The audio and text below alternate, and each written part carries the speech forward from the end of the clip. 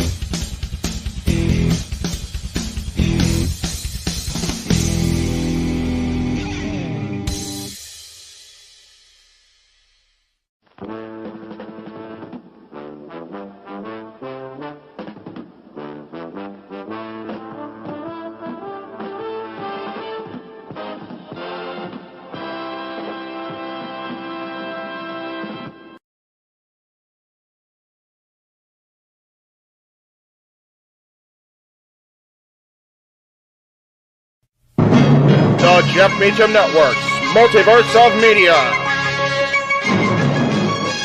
For over 15 years, the recognized symbol of excellence and the standard bearer in coverage of sports and entertainment.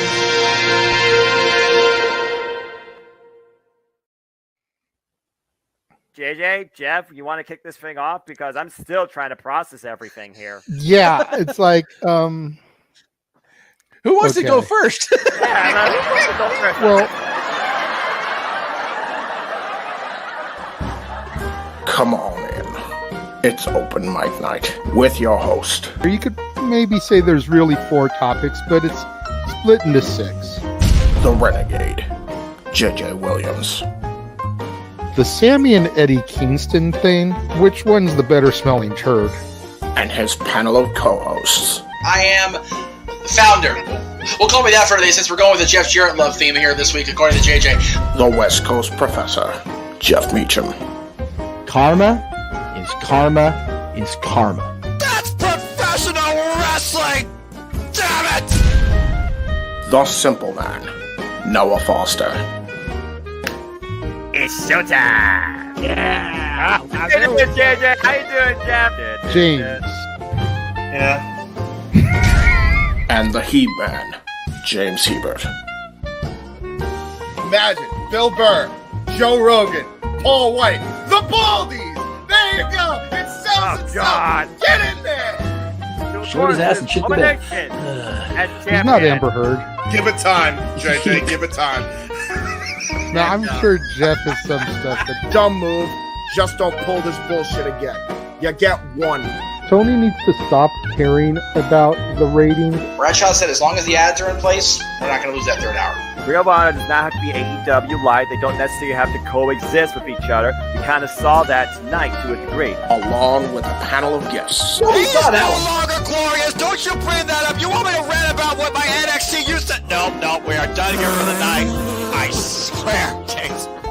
Because you never know who may show up for open mic night. I leave our company in the capable hands of an extraordinary group of superstars, employees, and executives.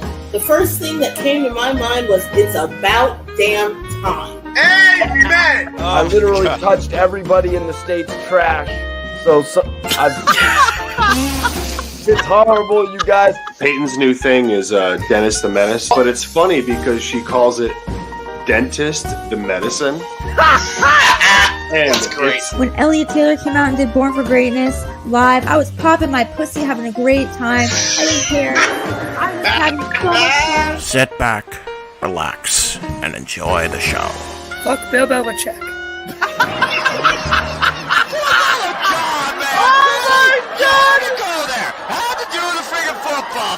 We ended on wrestling, and then you bring in that shit. That's just how the fan goes off the damn rails. Brilliant, bloody brilliant.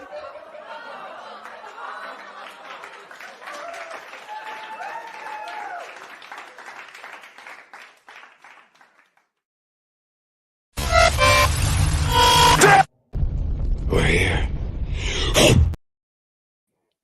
What is going on, everybody? Welcome to the Saturday night shenanigans that are open mic night. I am your host, your ghost host, if you will, for Haunted Hangman this evening, as well as your merry moderator, the renegade of wrestling, JJ Williams. How is everybody doing? What an Impact Wrestling pay-per-view that we just witnessed. But we have no time to dwell on the past. We need to look to the future. We need to look to tonight's Haunted Hangman. Let's go ahead and begin bringing in the panel. First up, a man who has not been here for a while. Going to go ahead and bring in the Heb man, James Hebert. I have returned. You have. It's only been a month. Yeah, right. It's good to see you, bro. How have you been? Better than I have been the last week. I'll be real with you. For obvious reasons. Obvious reasons. Lord knows I need the positivity tonight, so hence why I'm here. I'm here for Haunted Hangman. It's going to be a good time. There we go. And speaking of Haunted Hangman, let's go ahead and bring in our MC extraordinaire for the game, the simple man with the spectacular, albeit maybe raspy voice, Noah Foster. Hello. I'm so good. James, good to see you. Good to see you, brother. What a phenomenal night. I love this industry and love this company. Oh, man. Scott, if anyone's going to have a freaking strained vocal cord, it's going to be Scott D'Amore after his preach of the gospel of total nonstop action. I heard about that. I did hear about that. Zero literally called me like right before I came on the air, and he's like, "Hey, they're TNA again." I'm like, "What?" Yeah. What the hell? It was a hell of a video package. Very much horror movie vibes. You know, Frankie Kazarian was carrying a box that had the TNA emblem on the side of it. They opened it up and it kind of cut to a video package of TNA past. It was pretty cool to see, man. I'm not gonna lie. It got me hyped. It got me hyped. And I haven't been hyped about the Impact product for a while. But seeing that got me hyped again. And I don't blame you. There you go. Let's go ahead and bring in the rest of the people. The man with the stats is here to enjoy Haunted Hangman. Stat boy Mike in the house. Hello. What a sports day it has been. Oh, I have been, I love the concept of a day off where you're supposed to just sit in your chair and look at your TV screen and enjoy life. Yet I've done so much crap today that I don't get to do anything but work. But now I'm here. Thank goodness. There we go. We've also got the reliable one popping in, Walter Cruz, here to help enjoy the Haunted Hangman festivities. What's up, guys? Full house here for the show. James, good to see you. It's good to see you, bro. How long has it been since we've been on a video together? I feel like it's been ages. It's been a while. I'm trying to look down the biggest botch I've done today. I did the biggest botch in history. What did you do? I was supposed to go live to do a watch along with UFC, and I forgot they were in Abu Dhabi, meaning that it aired at 2 p.m. today, not 9 p.m. See, you should have done the East Coast feed anyway. Just play it over and be like, it's live to me, no spoilers. That's what you do. That's fair, to be fair. That's absolutely fair. There you go. And then we can't have a game show without contestants. So first we're going to bring in the reigning, defending open mic night game night champion, having dethroned my daughter in the last game. Emmanuel Dominguez is here. And I will do it again, Natalie. You hear me? This is a rematch clause. If I beat my sister, it's open. The door for you. $10. Come on. Hey, I helped in that. You did help in that. And then his challenger in the game night, his sibling, Arlene Dominguez, is here. What is going on, Arlene? I'm doing good. I don't know if Noah saw what I wrote. It says, when I lose, make Noah sing. What? Blow that up so you can see it. Hey, got it. Well, just remember, next month is Disney karaoke, and that's going to be a whole other kind of nightmare for him. I'm just saying, it would make me so much. This loss so much better if someone made Noah sing today after my loss today. I guess next month's karaoke, Noah, will technically be your nightmare before Christmas. You bring me from an all-time freaking high to this book nonsense. Yeah, you go. Damn it. Anyway, you can swear, bro. We're past the 10-minute mark. I'm not trying to this early. That's all I'm gonna say. I'm in too much of a good damn mood right now. No, your reply should have been, "What's this? What's this?" Nightmare Before Christmas. Oh, gee. Yeah. He wouldn't have gotten that reference, I'll tell you. I was going to say, we have to remember that Noah at least likes to pretend that he knows nothing about Disney. But we know that he has his angelic little Ella who loves to come over and make Uncle Noah watch Disney movies with him. So he knows more than he's letting on about. Actually, JJ, there's only one movie she's had me seen, and I pray to God I never hear that song again. As far as any other time she's been here, I've gotten her now to watch wrestling and play Mario. So, nah. I agree with the Mario bit. What do we think about Josh's suggestion that Noah and Arlene should do a duet in November? I'm down. If I'm free, I'm down. Why is this a thing? Why am I here suffering this? Are you torment? suffering, brother? Are you suffering?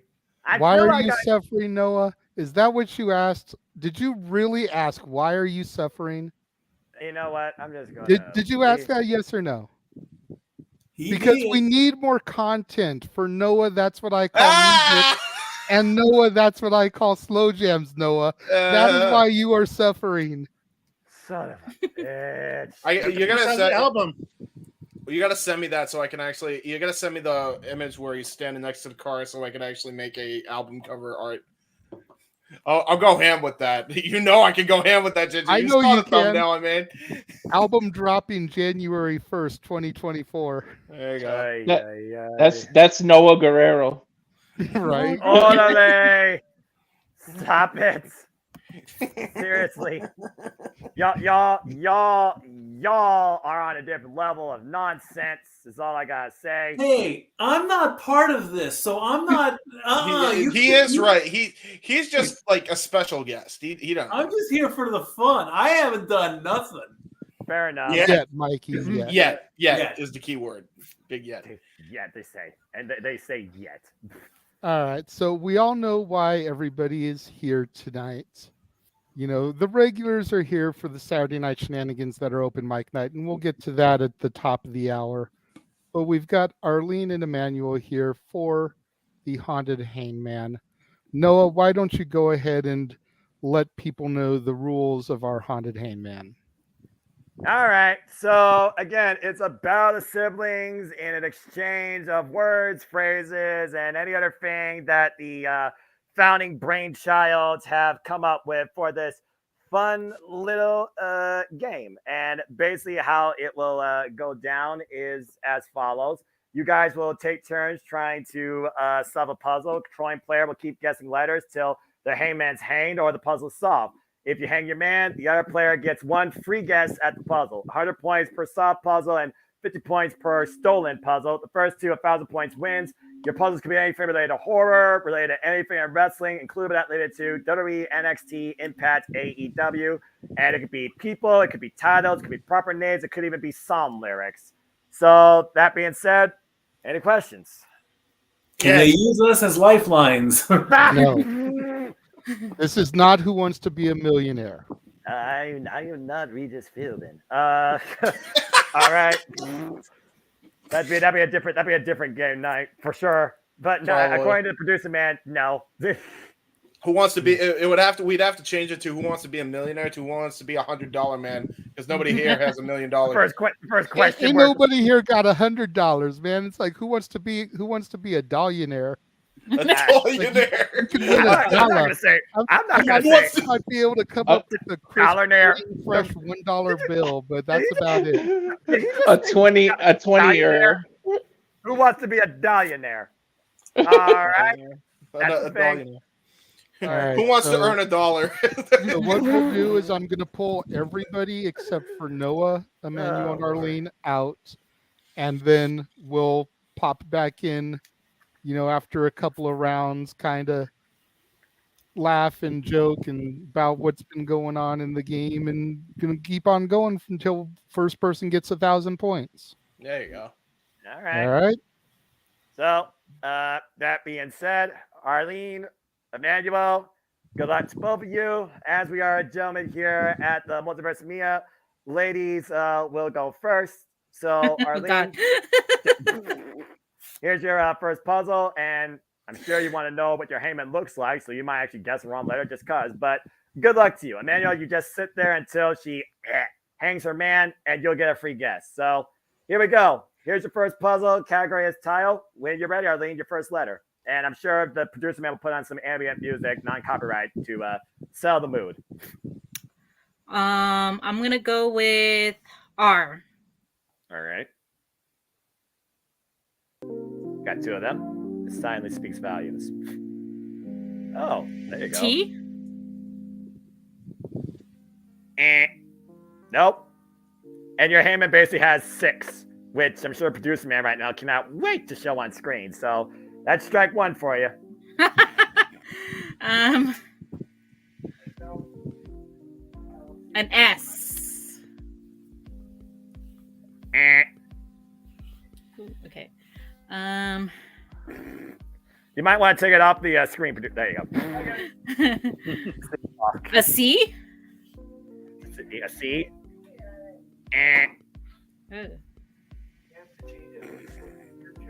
An H. H. Jesus Christ. This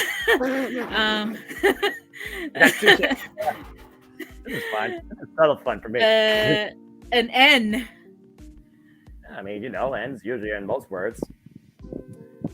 There you go.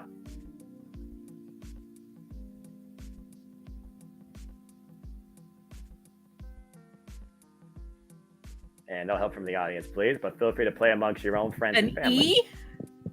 E?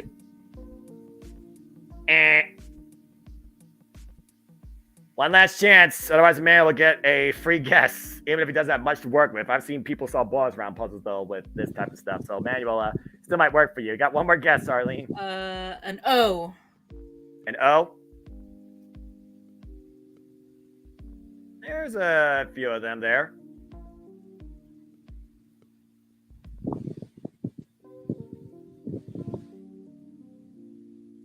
Bound for Glory? Very good. Exactly. All right. So Arlene solves her first puzzle and claims 100 points. So pressure's on you, Emmanuel, to match that, Mr. I'm going to beat her so easily. I was gloating earlier. All right. I was wondering if she knew the pay-per-view at all.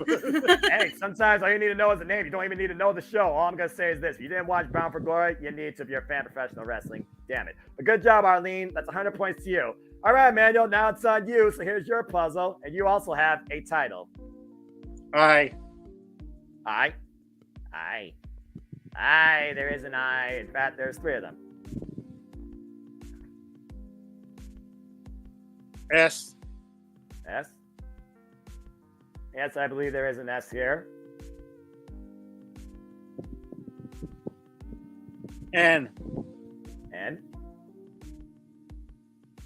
Never a bad idea to pick an N. You got a couple of them. G. There is a G.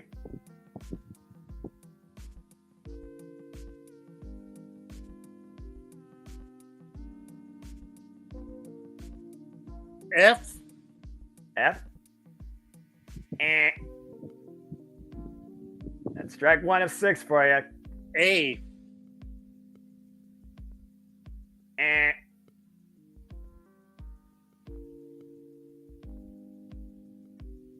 E.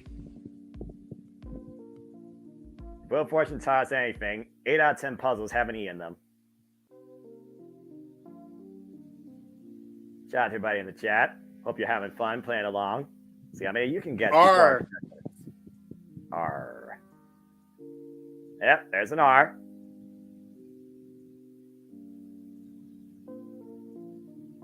Dinner's coming.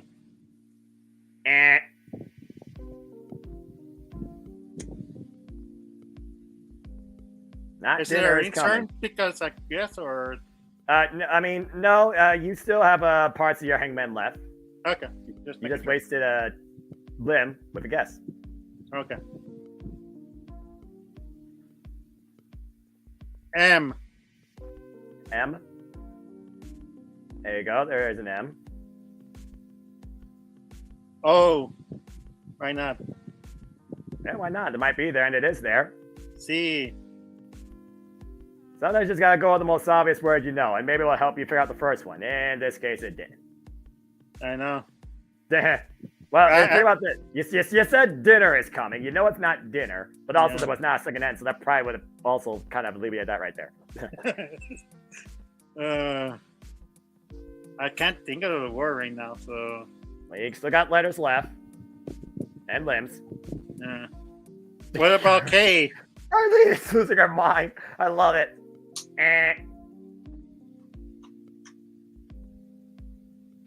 W? W? Yes.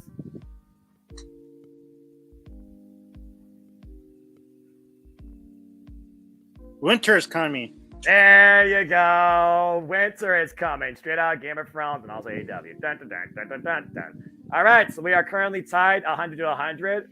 Both so far are 1 for 1. Arlene, it is now back to you. And these puzzles, by the way, will range in very small to stupid big. So keep that in mind.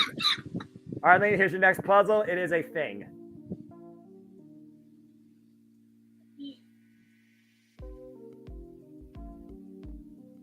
Sorry, E. Sorry. Yeah, I figured you were muted. But you said yes. Yes, King Mike. I don't see AEW, so. Yeah, and I don't hold it against anybody. We're all fans of our own design, but also these people don't just watch wrestling; they watch entertainment, and there might be some puzzles sprinkled in regarding that. Then again, this is a thing. What is this thing? That's for Arlene to figure out, and for y'all to figure out at home. Continue, Arlene. An N. All right.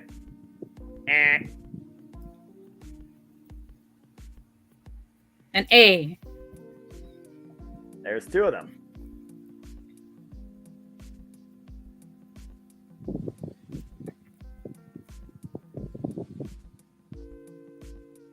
Cleaver, hope you're doing well. Good to see you, brother. A T. T.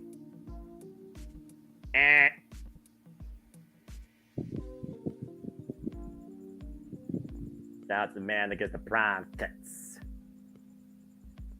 And happy anniversary to him and his wife. And birthday. Actually, I think it was her birthday, but I might be wrong. Continue. An H. H. I feel like JJ's just having the time of his life right now, literally hanging An the hangman. S.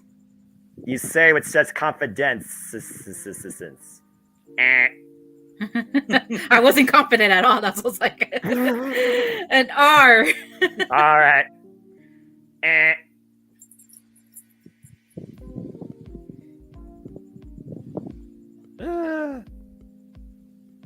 A P? I don't know. P? And JJ's like, I don't think that's there. And JJ would be right. All right. Well, your hangman's been hung. Emmanuel, you get 1 free guess. I remember suggesting the puzzle. I'm sorry, I jumped the gun on that. Okay. Well, don't go to producer, man. Botch on his part. Anyway, Emmanuel, what's your free guess? Good luck. Just say the first thing that pops in your head. You might get it. I got no clue, so.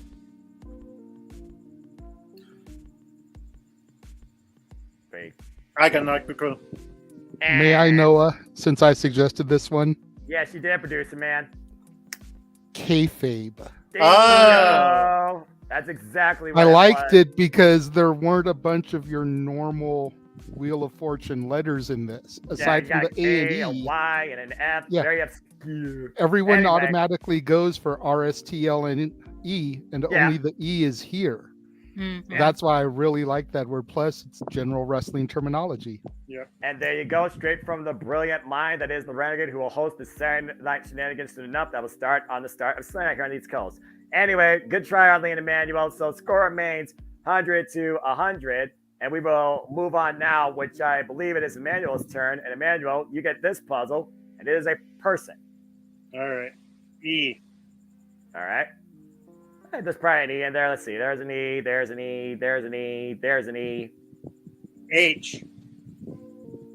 Oh. Wheel of Fortune 101. The three-letter word is usually going to be the most common three-letter word. Mute yourself, Arlene. Arlene. Trying to take advantage. D. D. I said T, but it's okay. Oh, sorry. My bad. But you also It's said okay. T, so It's okay. It's okay. It's okay. Yeah, you know, like how Wheel of Fortune does that. I'm sorry. Yeah, That's why people are like does and do. But anyway, maybe that better help me. Sorry. But also, yes, there was a T, so you're fine. Anyway. Oh. Oh, all right. There's an O. I.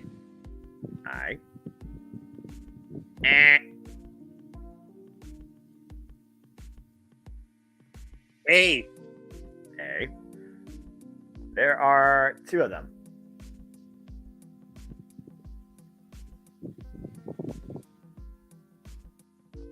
S. There are two S's.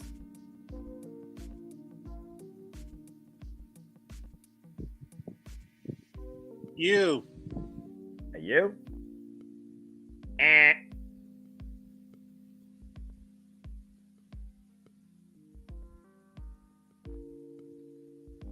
King Mike apparently has it.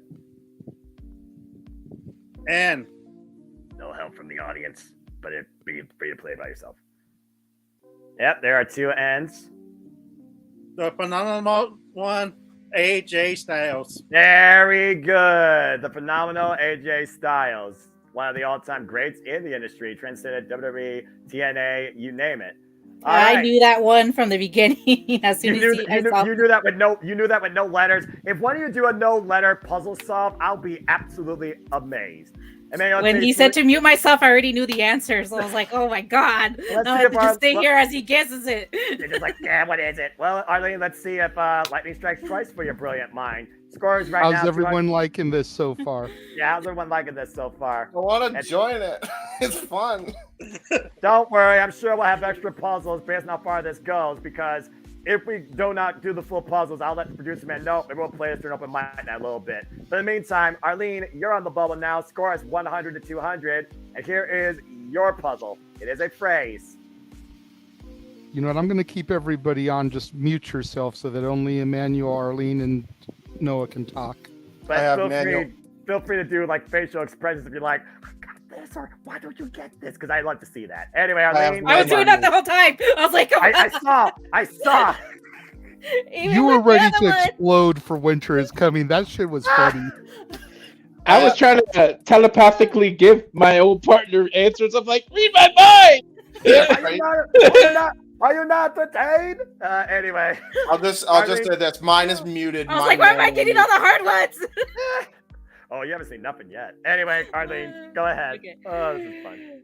T. This is my favorite game yet. Yes, there is a couple of T's in there. There are three of them. An O. All right. Yeah, there is an O.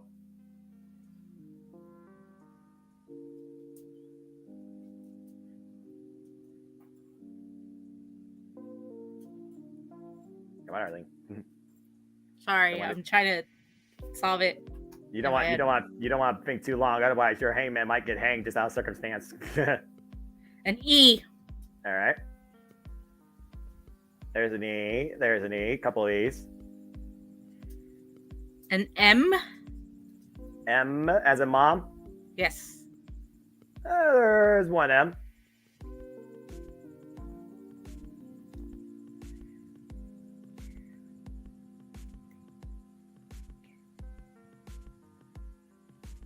Come on. An L. Sorry, I don't L? do well with. An L? An Yes. L? I want to make sure I heard you clearly. Apologies for that mistake earlier. There are No, two no, of them. okay. Let me tell you some. Let me tell something too. Let me talk to you. Let me talk to not talk to you. Let me talk to you.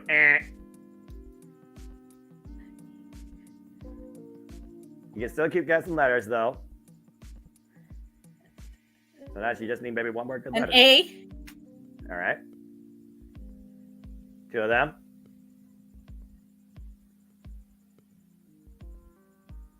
Well, sorry. K. A what? A K. A K? Okay, yeah, there's a K. Oh my god, I don't know. Well, you gotta guess one more letter if you don't know. You don't know that many two-letter words, just keep guessing letters.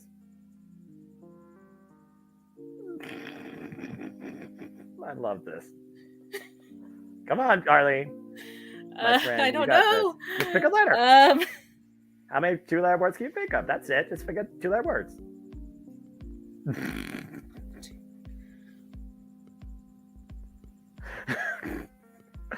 We're gonna buzz you if you don't get a letter soon. What? A P. P. I have no idea. I'm gonna give it to my brother. I have no idea. You're just gonna give up. You're just gonna hang it up. Yeah, I'm gonna give up. Yeah. All right, Emmanuel, you get a free guess at the phrase. What's the phrase? Let me talk to y'all. Yeah. L.A. Knight.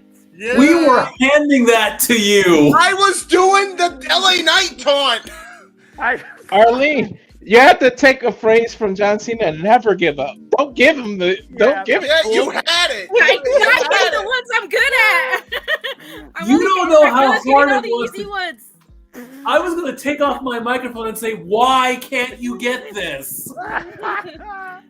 You got. Let me talk to you, and then you're like, "Oh, all right. Well, I don't know now."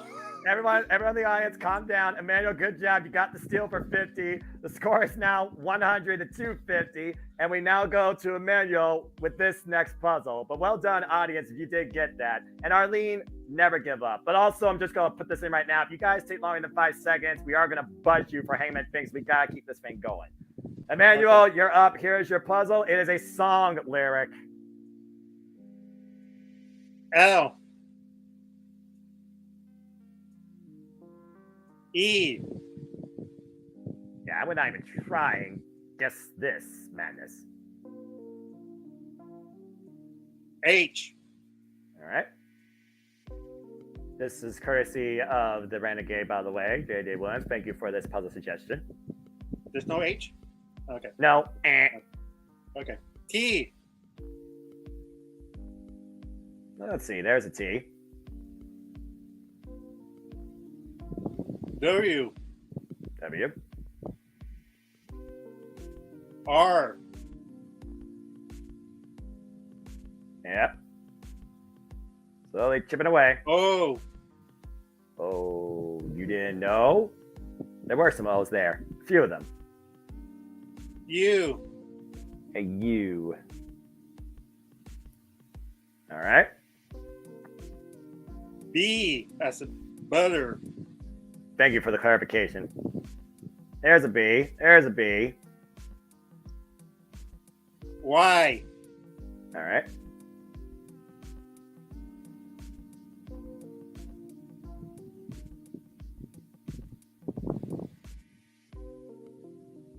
Still in good shape.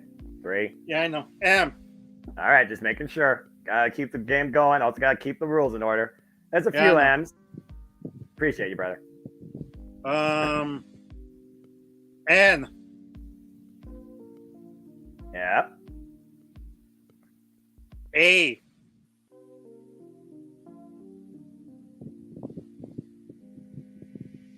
D. Giving away. There's a few D's. B. Valentine.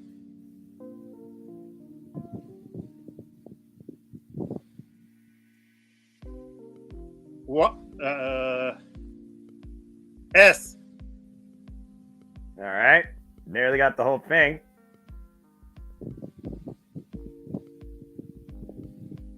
You say what it is yet, or do you still want to try another letter? I. Yeah, just go ahead and say it. Okay. A, but we're loved by our mommies and dads. Very good. Drink up me hearties yo-ho. Oh, I never heard of it. So. Thank you You've again for never that. heard Yo-Ho, A Pirate's Life from me from Disneyland? Oh, okay. The Pirates of the Caribbean ride? It's probably one of those. I was singing it this whole time.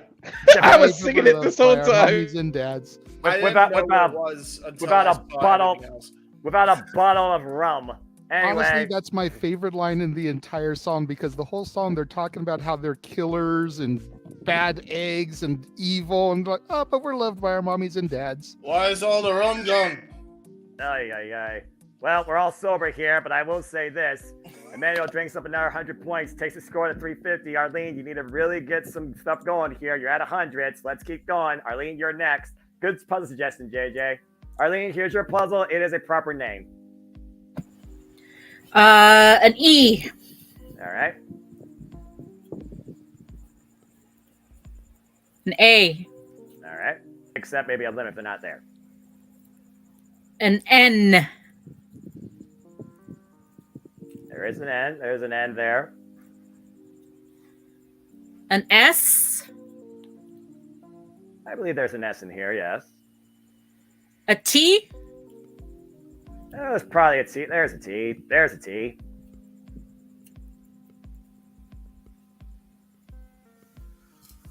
An R. There is definitely an R. L. A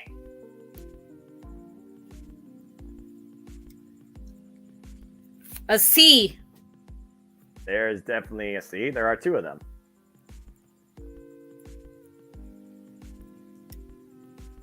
Welcome to Saturday Night. An O. There's probably an O. There's at least one O. There's two of them, actually. An M. There is an M. There are two of them. An H. There is an H. An I. There is two I's. A Y. There is a Y. A G. There is a G. You know, at any time you could also say it, by the way, my friend. I wasn't sure. I didn't want to go for it because then I get very confused when I don't get it right. Yeah, that's it. What letter? A U. Okay, well, you got it in front of us. Go ahead and say it. Motor City Machine Guns. 200 to 350. I thought the LA Night one, I was like, I'm not guessing because then I get She's not guessing until she knows the whole face in front of her. I was going to say, it's not like you get more points by getting more letters. Exactly. No bankrupt here either, or lose a turn. Anyway, score now is 200 to 350. We go back to Emmanuel, and Emmanuel, here's your next puzzle. It is a phrase. Okay. E. There's a couple of E's there. There are three of them. R. Okay, there's an R. There's an R. There's an You R. already. Well, I mean, I built the thing, but I'm not playing. Continue. A. I believe there's an A. I. There is an I. O. There's probably an O in here. There are two of them, actually. Three of them. N. Yep. L. There is an L. There are two of them.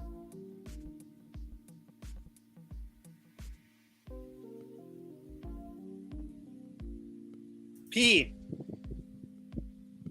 There is a P.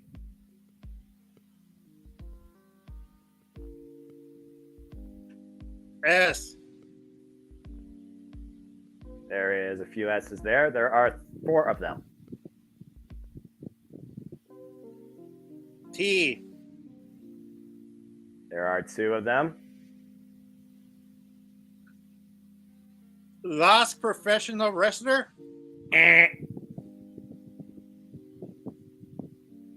Most professional wrestler. There you go, Brian Myers, most professional wrestler. You got it.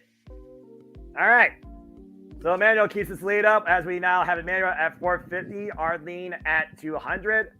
Arlene is back to you. Still anybody's game at this point. How are you all doing out there in the chat and also on screen? Have you been getting each puzzle right before our contestants? Hope you are having fun and enjoying the shenanigans. All right. Yes, I have. Okay, I have to ask because I haven't been able to ask yet. What does everyone think about the fact I was able to get an Adam Page for Hangman? Like, that's awesome. I was gonna say no one should have said "damn it" after that professional wrestling. He should have just went "damn it." I was thinking about it, but I was like, it's not wrestling, it's wrestler. Damn it. But I'll say it. Plus, Brian Myers sometimes rubs me the wrong way. I mean, I was able to find a picture of him with a rope around his neck. I was like, that is just perfect for Hangman. It is Hangman Adam Page with the rope around his neck. No Red Dead Redemption for this cowboy. Anyway, and that's why you're a producer. That's why you're an awesome producer. Thank you. I just gotta say that I've known all of my brother's ones, and I have not known any of mine. I don't know. It's so frustrating. It'd be like that sometimes, Arlene. Maybe she might know this song lyric. Whoa! Good luck, Arlene. An E.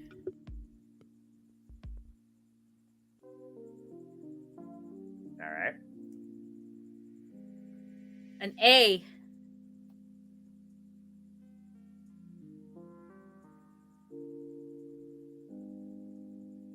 A T.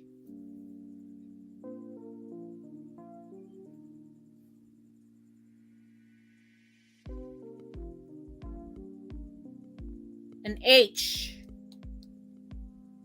There is an H. There is a couple of them. An N. As in this letter. And there's a few of them. An O. I can tell you there's definitely an O in here. There's a couple of them. 3 of them. An S. There might be an S here. Let's see. There's 1. There's 2 S's.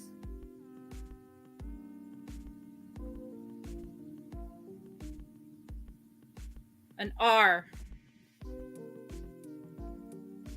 I believe there are 3 R's. An M as in mouse. Considering the M was already picked too. 2 M. Sure. I appreciate that because I don't want to botch you.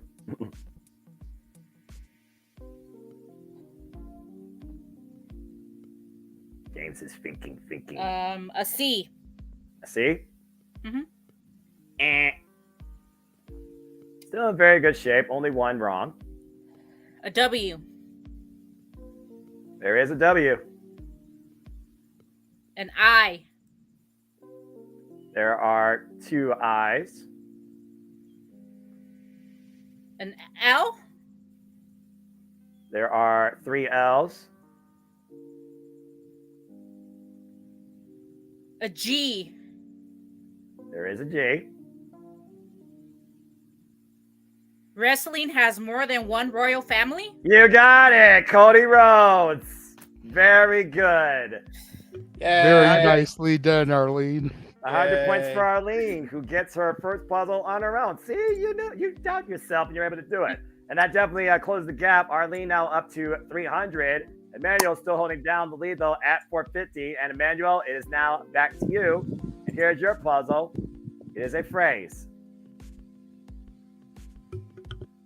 E. There is an E.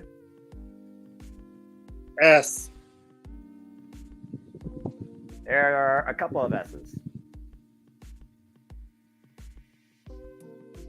A.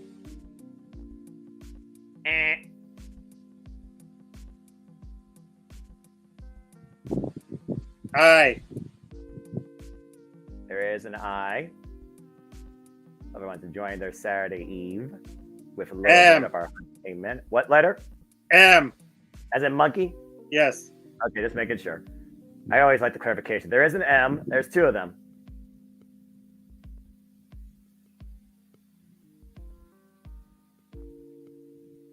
N. There is an N.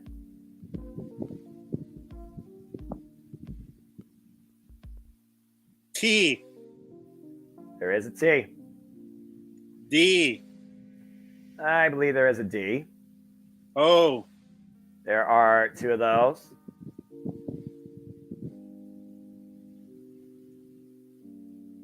Meadow, don't miss. Very good. Carmelo Hayes, you got it. Emmanuel continues to extend his lead. Emmanuel up to 550. Arlene at 300. Arlene, it's back to you. And yes, folks, that puzzle was, of course, endorsed by the Renegade JJ Williams and his NXT. Stay tuned for our call of Halloween Havoc Night 1 on Tuesday. Arlene, you're next. Here you go, my friend. Your puzzle is a proper name. E, sorry. I'm sorry, what letter? E. E. Gotcha. Oh, you're good. I'm just making sure I also hear you clearly, too.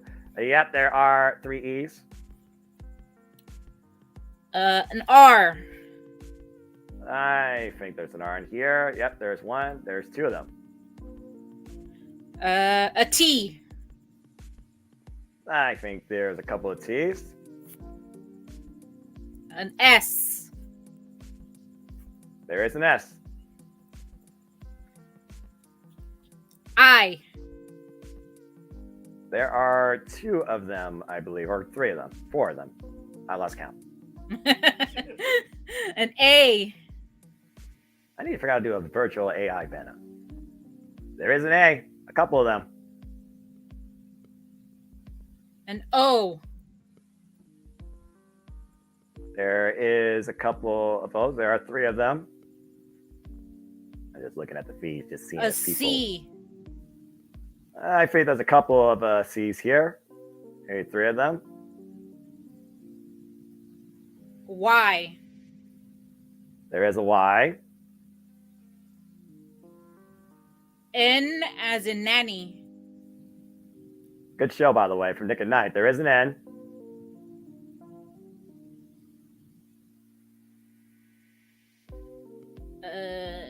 An L.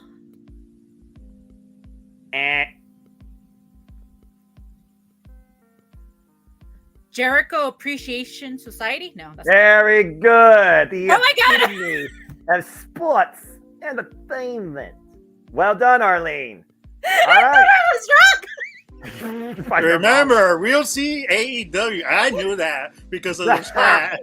Arlene closed the gap. Arlene up to 400, Mail up to 550. All right, Emmanuel, it's back to you. This is a very tightly contested game. If you all want to be a contestant on a future version of Hangman, please super chat Cast the 18 Studios, and we'll be happy to do this at another point in time. All right, Emmanuel, you're up. Your category is a title. E. You said E. Let's see here. There we go. A little bit of glitch there. There is an E. O. There is an O. N. As in Nancy? Nancy, yes. I just want to make sure. I know there's a distinction. There is an N. I.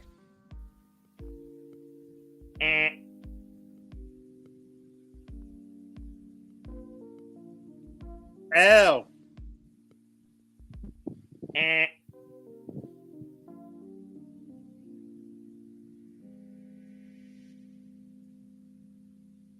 S.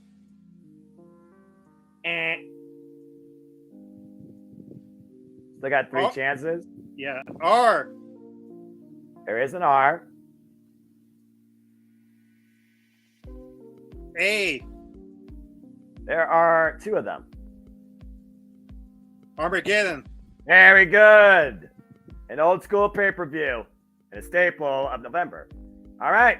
So Emmanuel continues his lead on his road to 1,000. The score remains, if the producer man can keep me updated here, the score remains with Emmanuel in the lead, 400 to 650. Arlene, it is back to you, and you have a song lyric.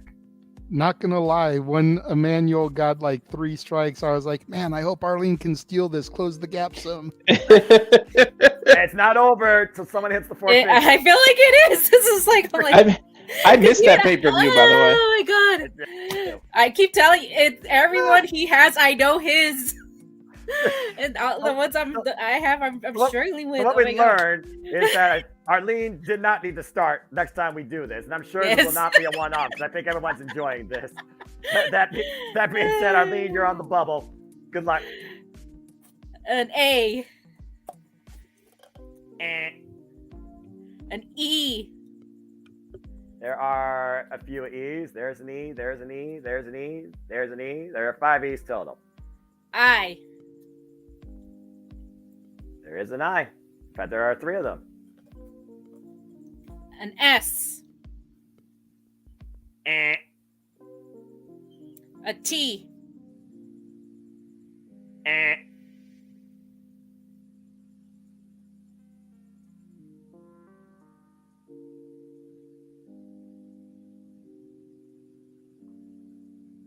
Take a letter, pal. F. An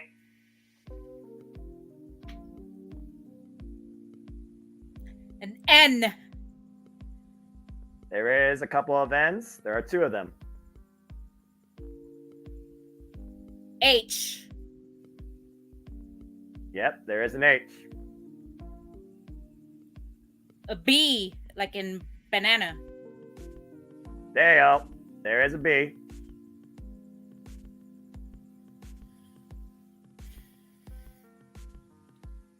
A Y. Damn it, James. Yes, there is a Y. I'm just looking at James.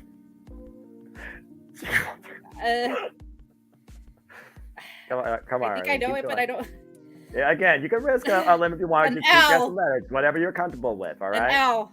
An L. All right. There is an L. A V. There is a V.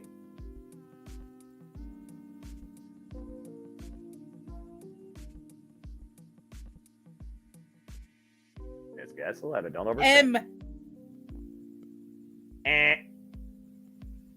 An O. There is an O.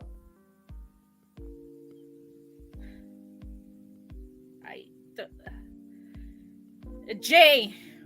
There is a J. I don't know if I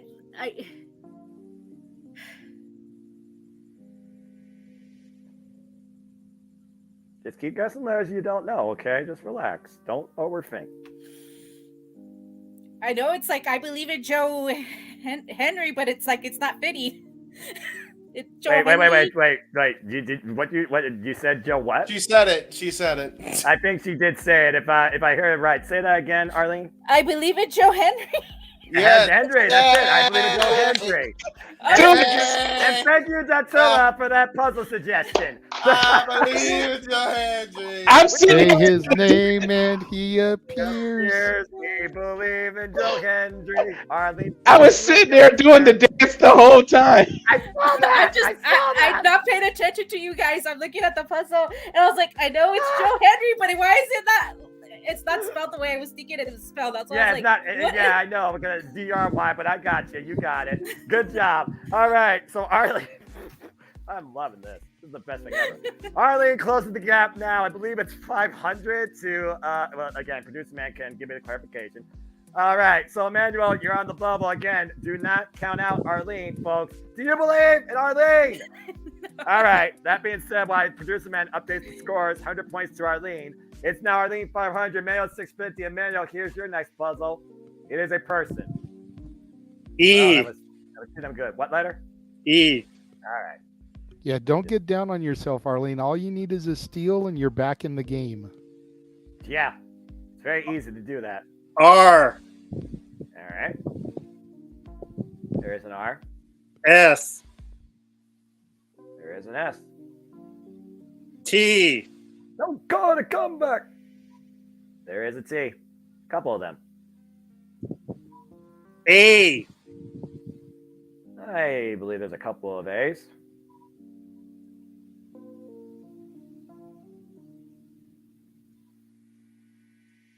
M.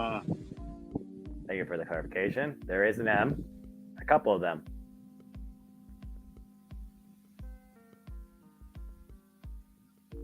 J. There is a J.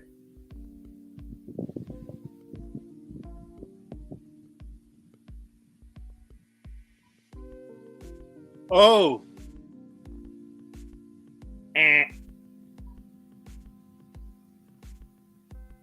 I. There is an I.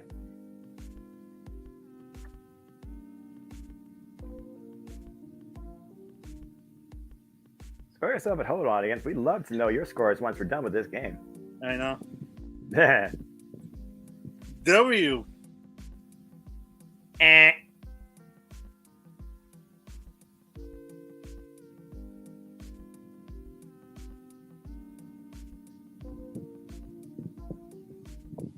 What are we thinking now? I need a letter. H. I believe there is an H. There are two of them.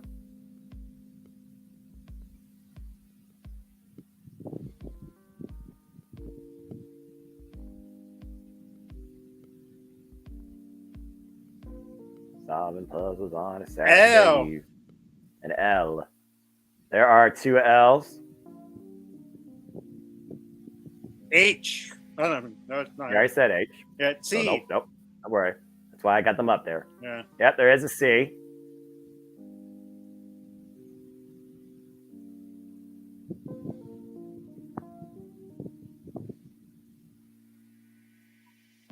Need a letter, I guess. K.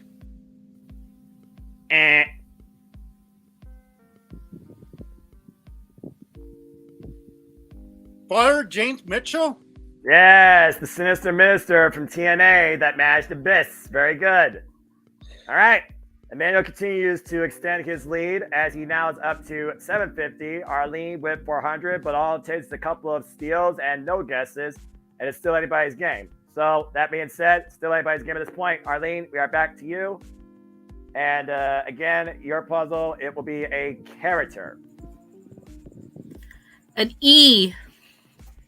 I feel like E is probably the most guessed letter in puzzle solving history, but someone can double check that for me. I'd love to hear the actual standpoint. Anyway, continue. There are three E's. An R. There is an R.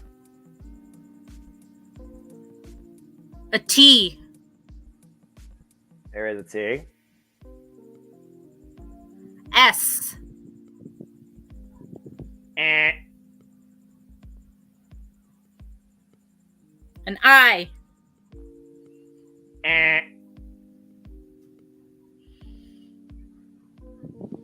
Oh, give An up. O.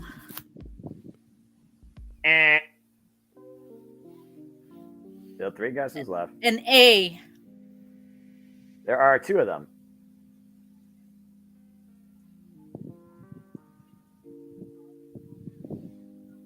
And apparently, well, An M. As in monkey? Yes.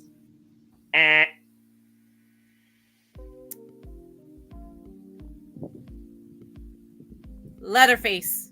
Very good. The horror icon. You got it.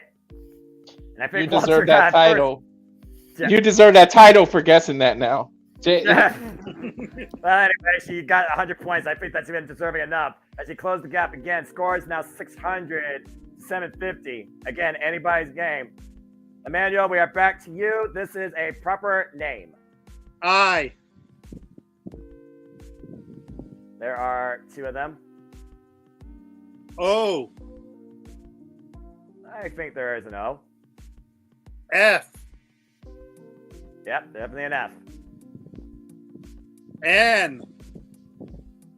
There are a couple of them.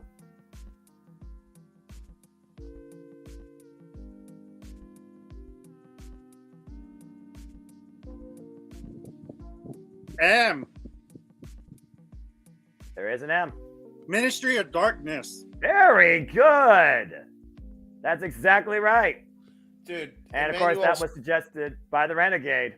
Dude, Emmanuel's brain is too OP for these games. I swear to God. I swear to God. I had it too. I already had it. Oh, let's see. I was going to say, I'm not surprised that Emmanuel got that one quick, considering they went and met The Undertaker earlier this year. There you go. Yeah, Okay. there you go.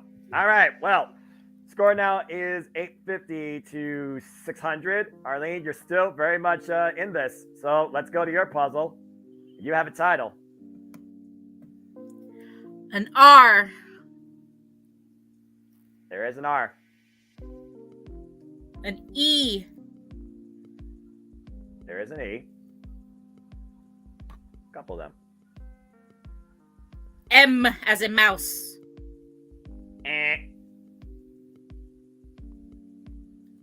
I. There is an I.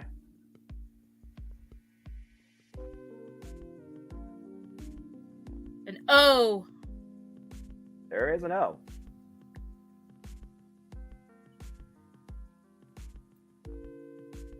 An N. There is an N. Al.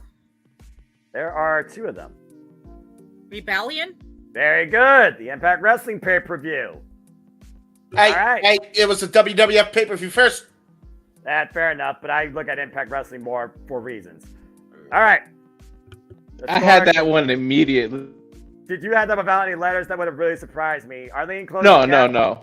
Okay. Arlene closed the gap now. Score is 700 to 850 as we once again turn over to Emmanuel. And again, we hope you are enjoying the open game night. Stay tuned for more of these in the future. You might be a contestant on Hangman down the line. All right, Emmanuel, to close the gap and only be 50 points away, solve this puzzle. Your category is a movie title.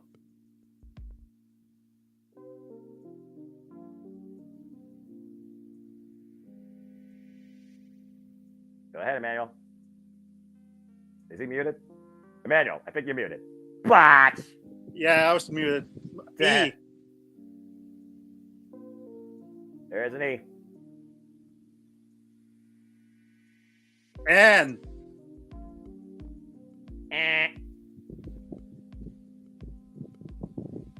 M. S. There are 2 of them, or 3 of them, excuse me. I can't count. You sure? No, I can't count. T. There are 2 of them.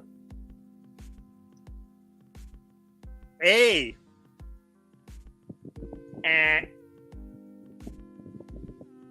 I.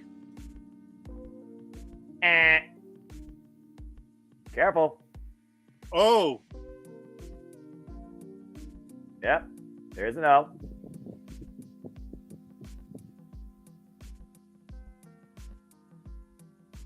I see everyone thinking highly in anticipation. R.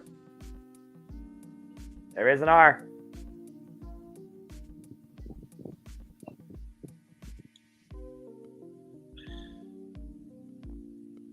L.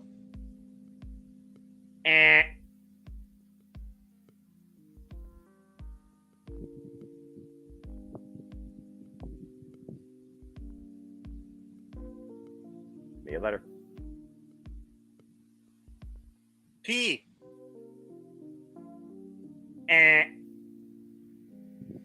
I think he has hung his hangman, JJ. Is that correct? That is correct. Arlene gets a chance to steal. Arlene, for 50 points, you get no letter guesses, but you get a single guess. Can you steal and solve this puzzle? The one I don't know. I was trying to figure it out right now too. Give you a few seconds.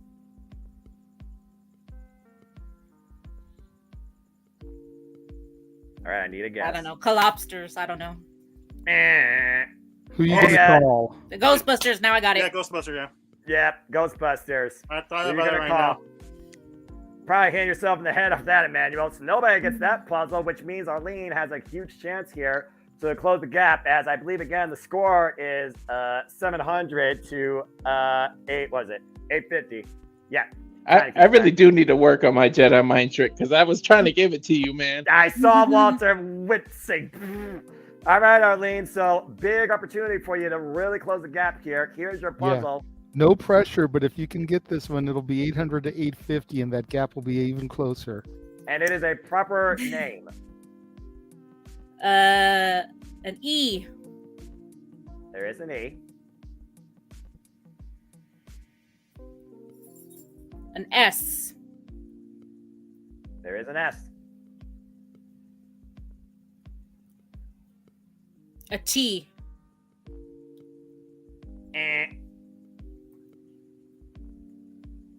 An R. An N as in Nancy. An O. There is a couple of O's. An F. There is an F.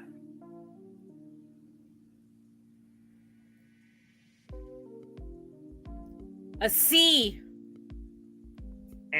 Oh, I'm kidding. There is a C. Tricked you. Still got 3 chances left. You're in good shape.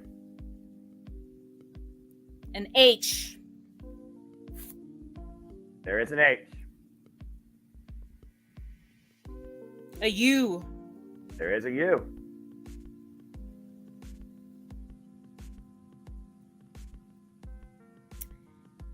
No idea what the last one is. Just start guessing letters if you have to. An A. There is an A.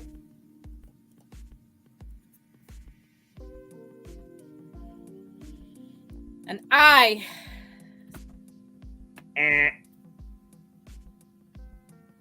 got 2 guesses left. Emmanuel could steal. Appreciate all y'all for tuning in. Hope y'all are having fun as well. An M. It's your last chance, or otherwise Emmanuel gets a chance to steal.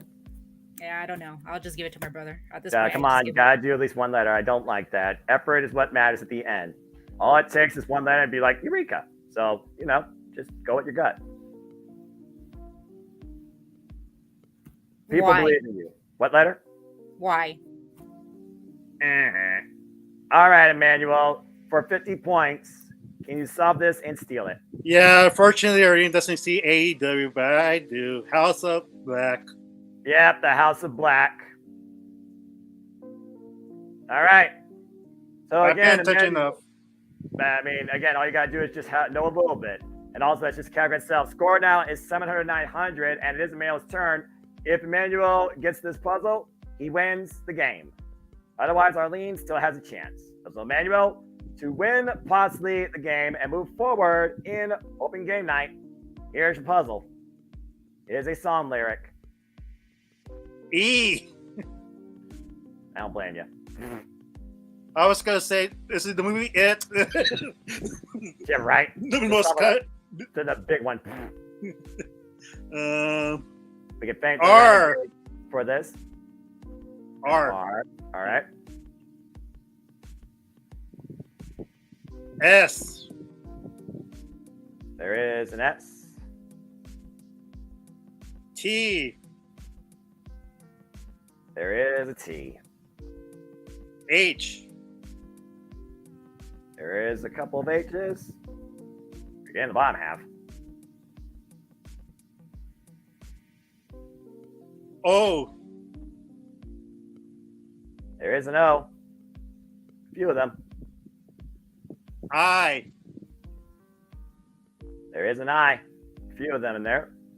D. Is it dog? No. Boy? No. Yeah. D. Dog. Yes, my bad. Okay, again, Yes, clarification. It's Yeah. all right. I just want to make sure that I don't botch you. Yeah. You're good. There was a couple of D's. F. There is an F. N. There are a few of them in there. Y. There is a Y. U. There is a U. C. There is a C. A. Yep, there are 2 of them.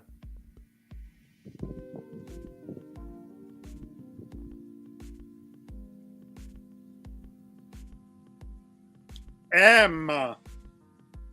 There is an M. A couple of them. You can't blame my friends on the other side. And with that, ladies and gentlemen, Emmanuel is the winner of the first ever session of Haunted Hangman. Congratulations, Emmanuel. Arlene, it was a well-fought effort. The final score will stand at, I believe it was 700 or 1,000. Emmanuel, you will continue to advance in the ongoing marathon that are open game nights.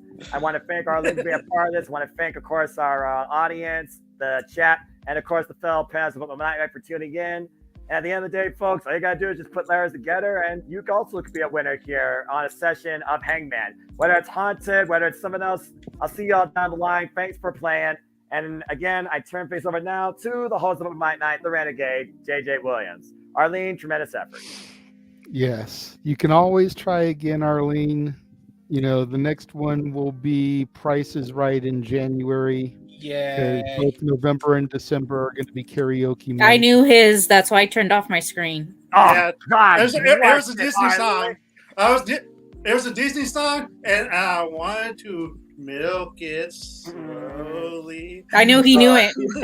That's why I turned off my screen. That's such a dick move, dude. Come on. How dare you? Come on, Arlene, man. Arlene, again, you always can have another opportunity down the line. Wow. If you all want to be a contestant on some form of Hangman, just super chat Cassie 18 Studios, and we'll see what we can do to set it up. And JJ, don't worry, I have a ton more puzzles if you want to do this just for fun later on tonight. What's up, Emmanuel? I will challenge any challenger to Price is Right. Anytime, anywhere. I don't care how many contestants. I will whip them and play them. I'll be the one and only Roman Reigns. Even can't be grown. Damn, Emmanuel wants everybody to acknowledge him. I'll play. I'll not do more than Roman. I might absolutely bomb, but I'll play. Of course you will.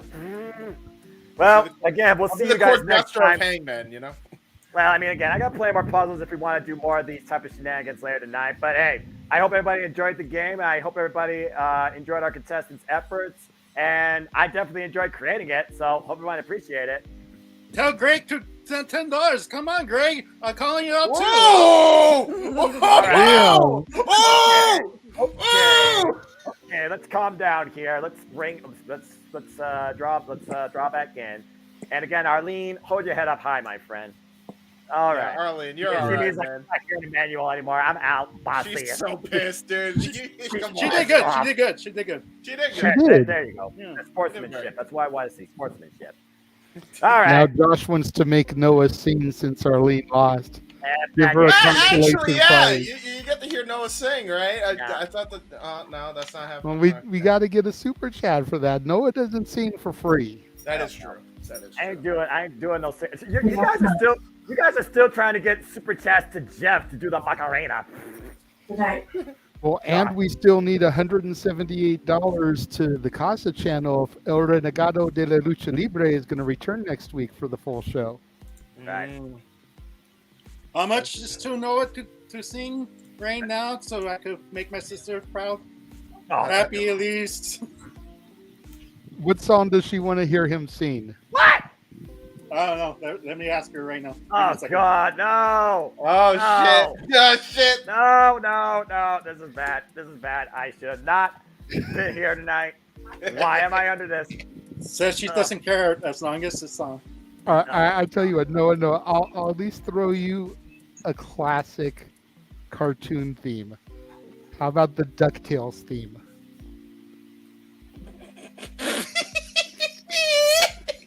Come on, bro. The DuckTales theme, $20. No, $20. Oh man. Fine, that's actually something I can tolerate a little bit. Fine, I'll do it.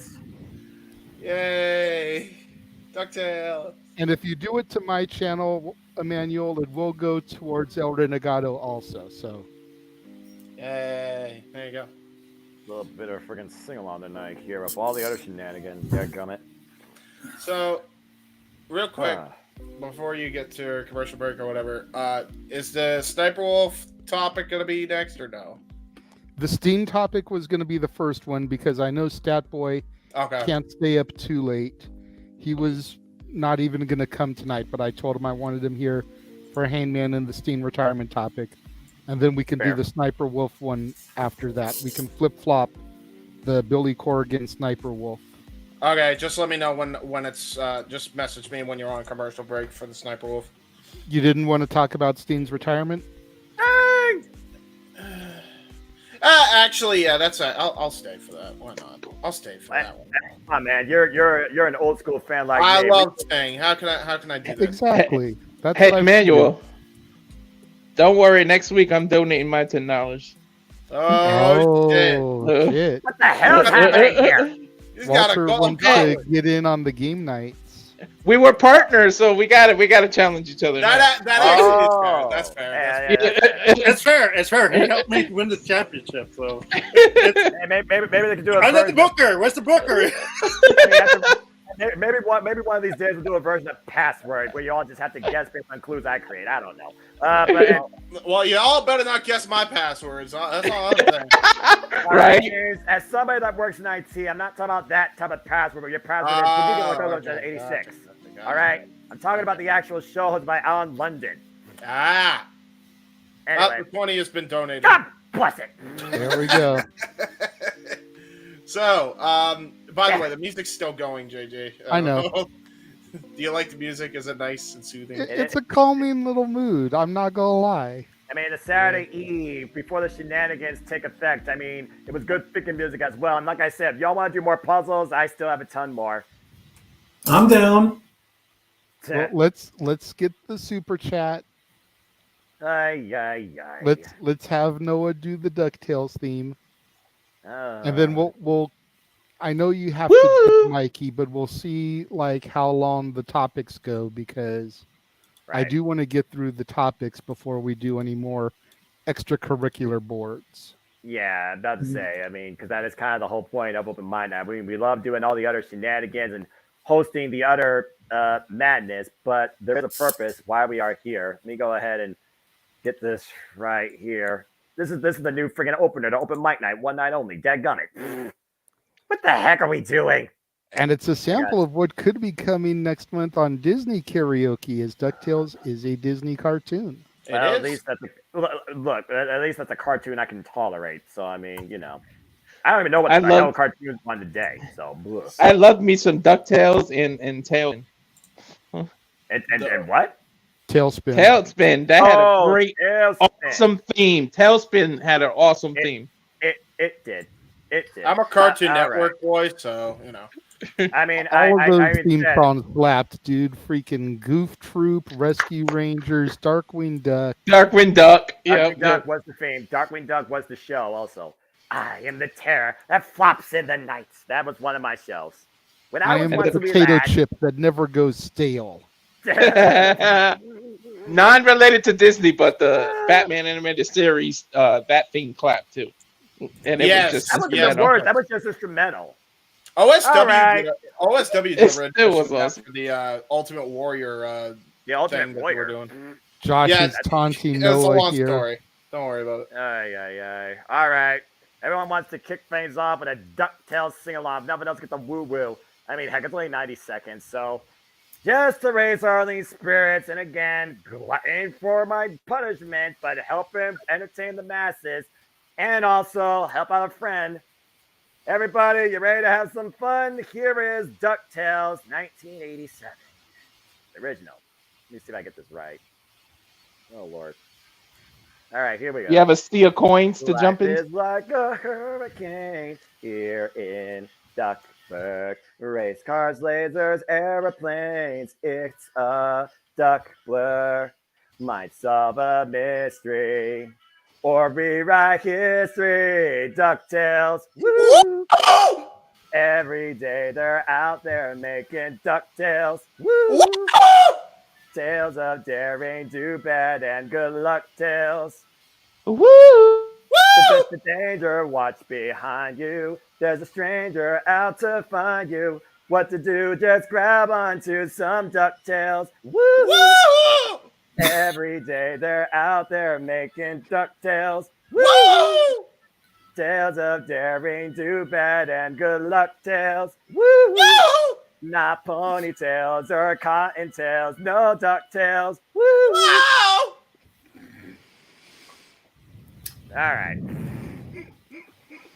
Ay. And that'll be found on January 1st on Noah. That's what I call music. Stop it. Oh, baby.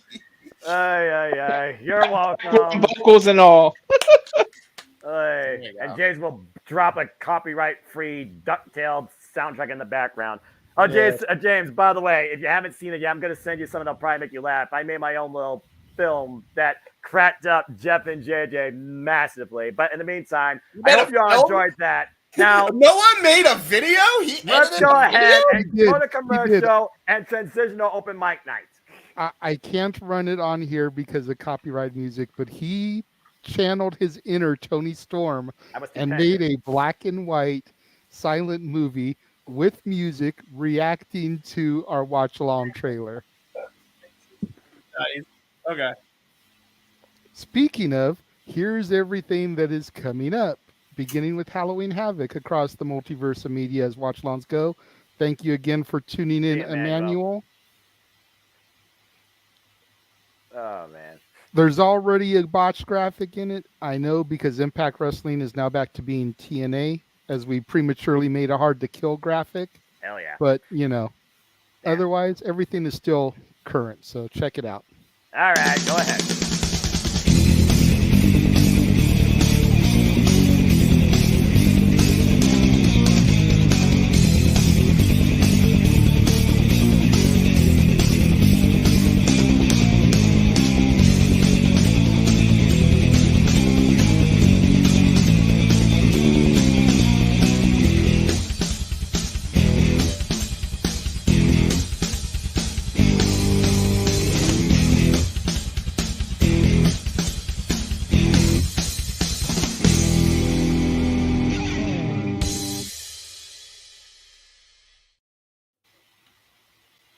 Whoever wanted to come into a sports bar where the barkeeps know their game? Well, the Jeff Meacham Network Multiverse of Media has got a production just for you. Sit down and relax as the stat boy and his partner break down the statistics in all things sports. Whether it's football, basketball, motorsports, baseball, hockey, soccer, professional wrestling, mixed martial arts, boxing, and much, much more. All are welcome. Your barkeep's here. Keep you up to date and in the know of everything going on in sports, while also having a pleasant conversation about it all. Your host and owner of the bar, Stat Boy Mike.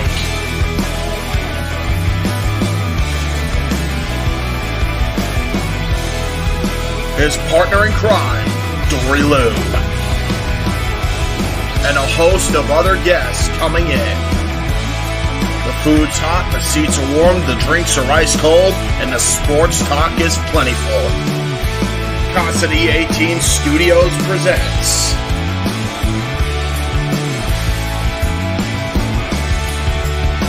Stat Boy Sports Bar. Take a bar stool and enjoy the show.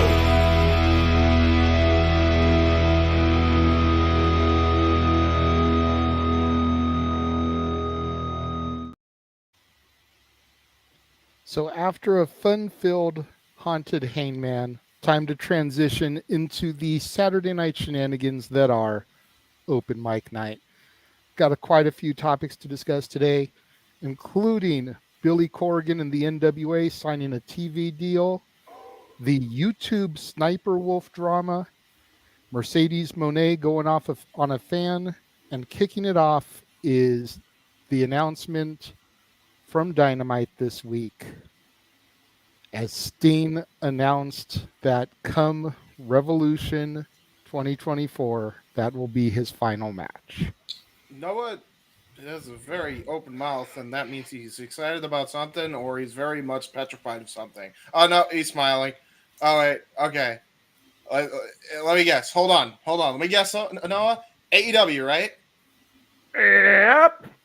What is it? Bryan Danielson, Claudio Castagnoli versus Kazuchika Okada and Orange Cassidy. What the the fuck?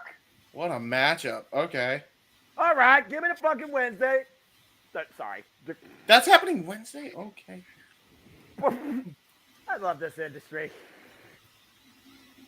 All right. Anyway. Oh, wait, that's right. You played the trailer, too. I forgot. All the wrestling. Oh, the professional wrestling. Damn it. And sports next. Okay. I swear, I was just going to remind you. I say, hey, man, what happened to all the wrestling thing? And pro sports. It's because I went into the Stat Boy trailer afterwards, so you probably got a little sidetracked. But it's all good. Okay, I'm fine now. I need to get a drink. Oh, let's start the conversation. It wasn't a botch. I needed to go take a leak ski. That's why I hit the Stat Boy trailer afterwards. The other ones are only 40 seconds. Well, there you go. Hey, Noah, with what I did today, don't mention botches, man. Yeah, Fair for real. But yeah, so Wednesday night on Dynamite, Sting came to the ring, cut a nice little promo talking about how at Revolution 2021 he had his first AEW match, and come Revolution 2024 it's going to be his last match for good this time. How the retirement from 2015 in WWE didn't sit right with him. How if you paid attention when he cut his promo, he said something to the effect of, if you can bet on one thing when it comes to Sting, don't count on anything, or don't bet on anything. Kind of leaving it open-ended. But he said that this time it was going to be permanent, that he's getting too old to be jumping off of balconies and doing crazy shit. I figure the dude's been wrestling since the 80s. Yeah. Like, for real. And the fact that he can still go out there at his age, put on bangers.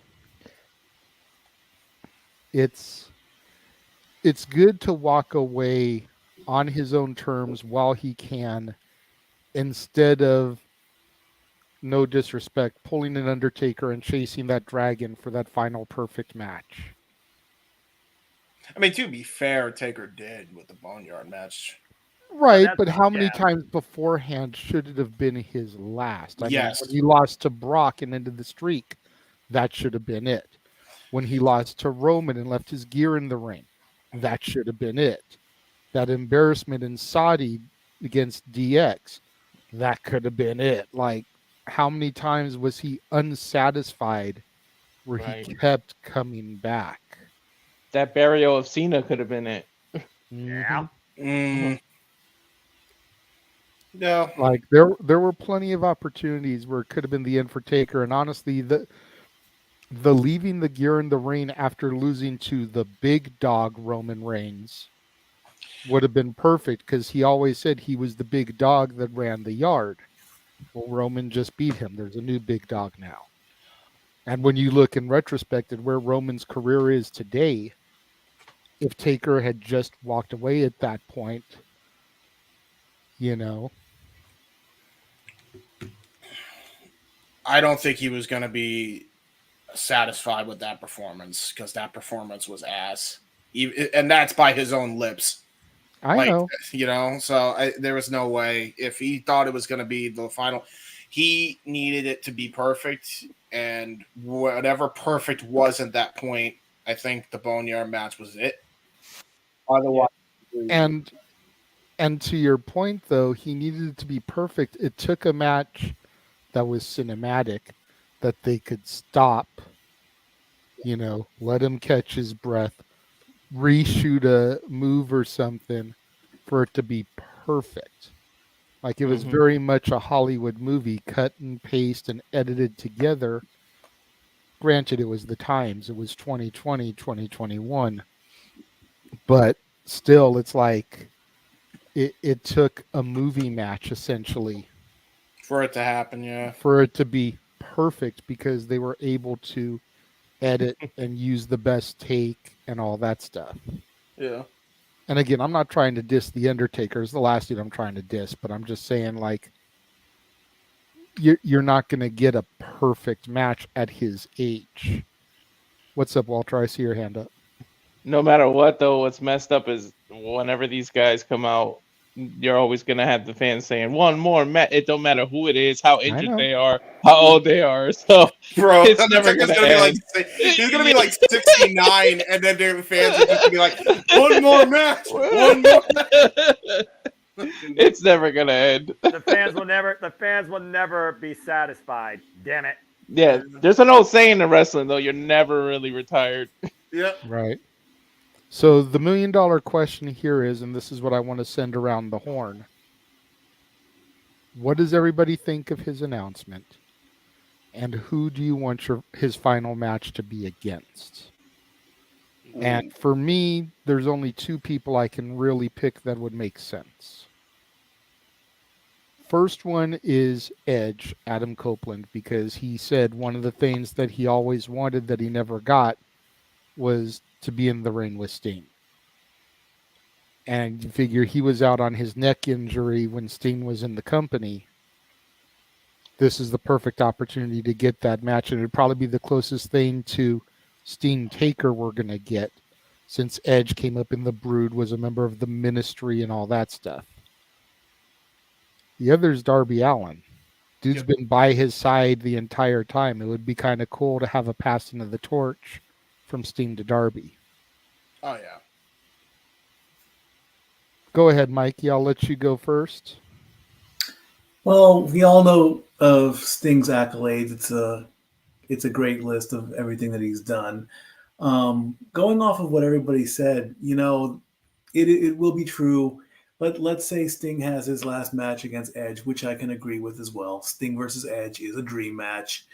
So that'd be a good way to go out as well. So I can agree with that. So he has his match, puts his boots in the ring, walks away. And then something will kick in where he'll want to make another appearance somewhere. And I agree with, yes, fans are never satisfied.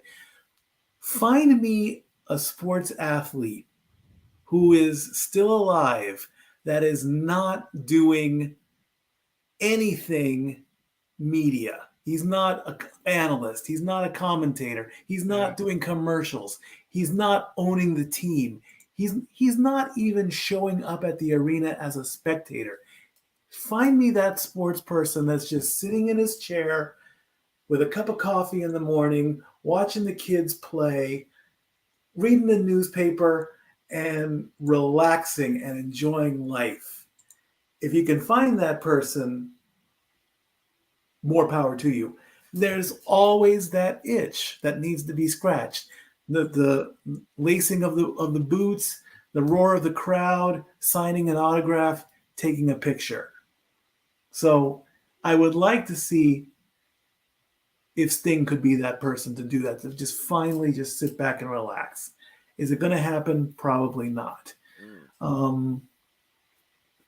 I'd also maybe, I don't know if it's happened since I don't follow AEW, has Sting faced MJF? No. That could be a good one. Problem with MJF now, though, is he's a babyface and he's like on the ride of his life right now. So I don't think that's going to be the case.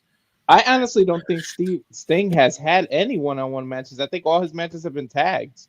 Yes. To be correct, he has not had a single one-on-one match in AEW history. Nope.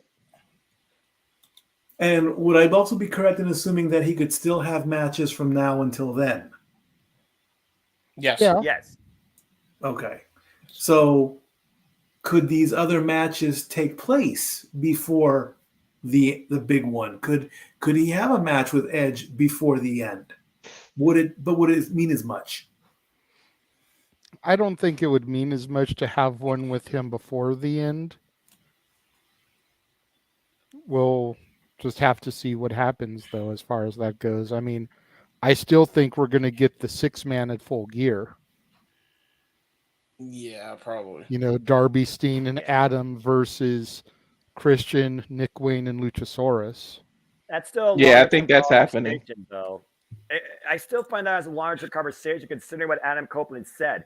He refuses to fight Christian Cage, but he will be there when he faces his ultimate downfall. So they might throw us a curveball on that, where it might not be a 6-man, it might be 2-on-2. I can honestly see it being right now Nick Wayne and Luchasaurus versus Darby Allin and Sting, because that's how personal it got. And Christian Cage is not going to fight Sting. You know he's going to do everything possible to avoid that, but again, that might be a sleeper conversation for another day. Anyway, continue.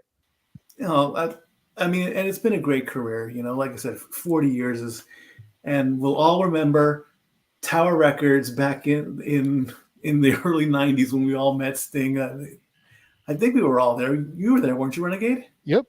Yeah. First wrestler I ever met. I believe Sting was the first one I met as well too. Great First stories. wrestler I ever met, and I wasn't even watching wrestling at the time.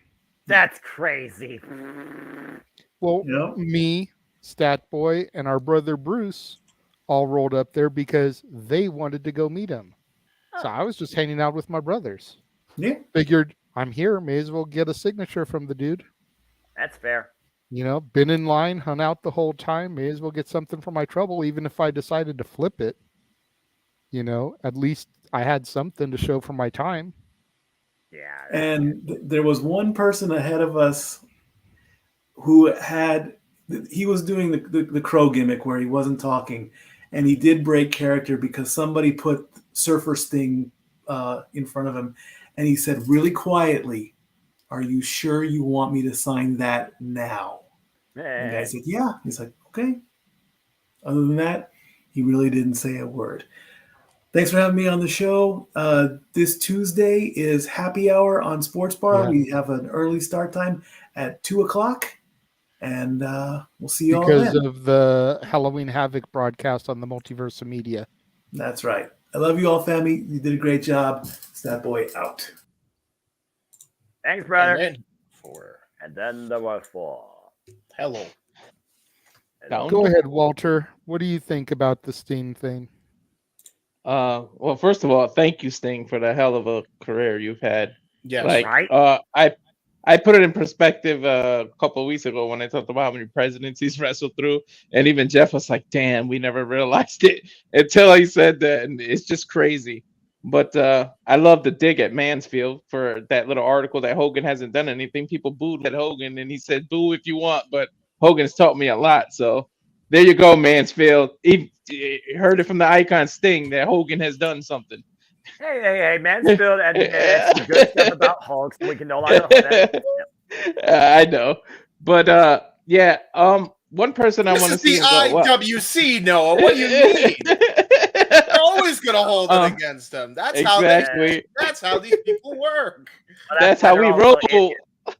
So stupid. I agree, though. But you already said Darby Allin, and I would love that passing of the torch. But really, since this man is on his own farewell tour, I would love him and Bryan Danielson to go at it and hug at the end. And you just left the path that I'm doing, and I'm next to retire. But I got to give you your moment first. Bryan wins, lets him retire, and then whoever's going to retire Bryan does that next. Maybe that's Adam Copeland. So who knows? But I would love to see those two go at it since they're both. You might even see. I kind of wish he didn't pre-announce it because then you wouldn't know who will win if they're both on their last little tour. And he said this is it. When I lose, I retire. And Bryan has said that too. So imagine if that stipulation was in place and these two lose, and then everybody would be like, "Well, who the hell is gonna win?" But because he pre-announced it, it kind of takes the, no pun intended, the sting out of that. Yeah, I would love that, man. Bryan Danielson and him to go at it. 1-on-1 for Sting's first, and it's funny because Sting's first 1-on-1 match is probably going to be his last because everything he's been involved in, like I said, was tag. So it's like one and done for him. But he's an icon. Thank you for everything. He's one guy I wish I met, but I haven't met.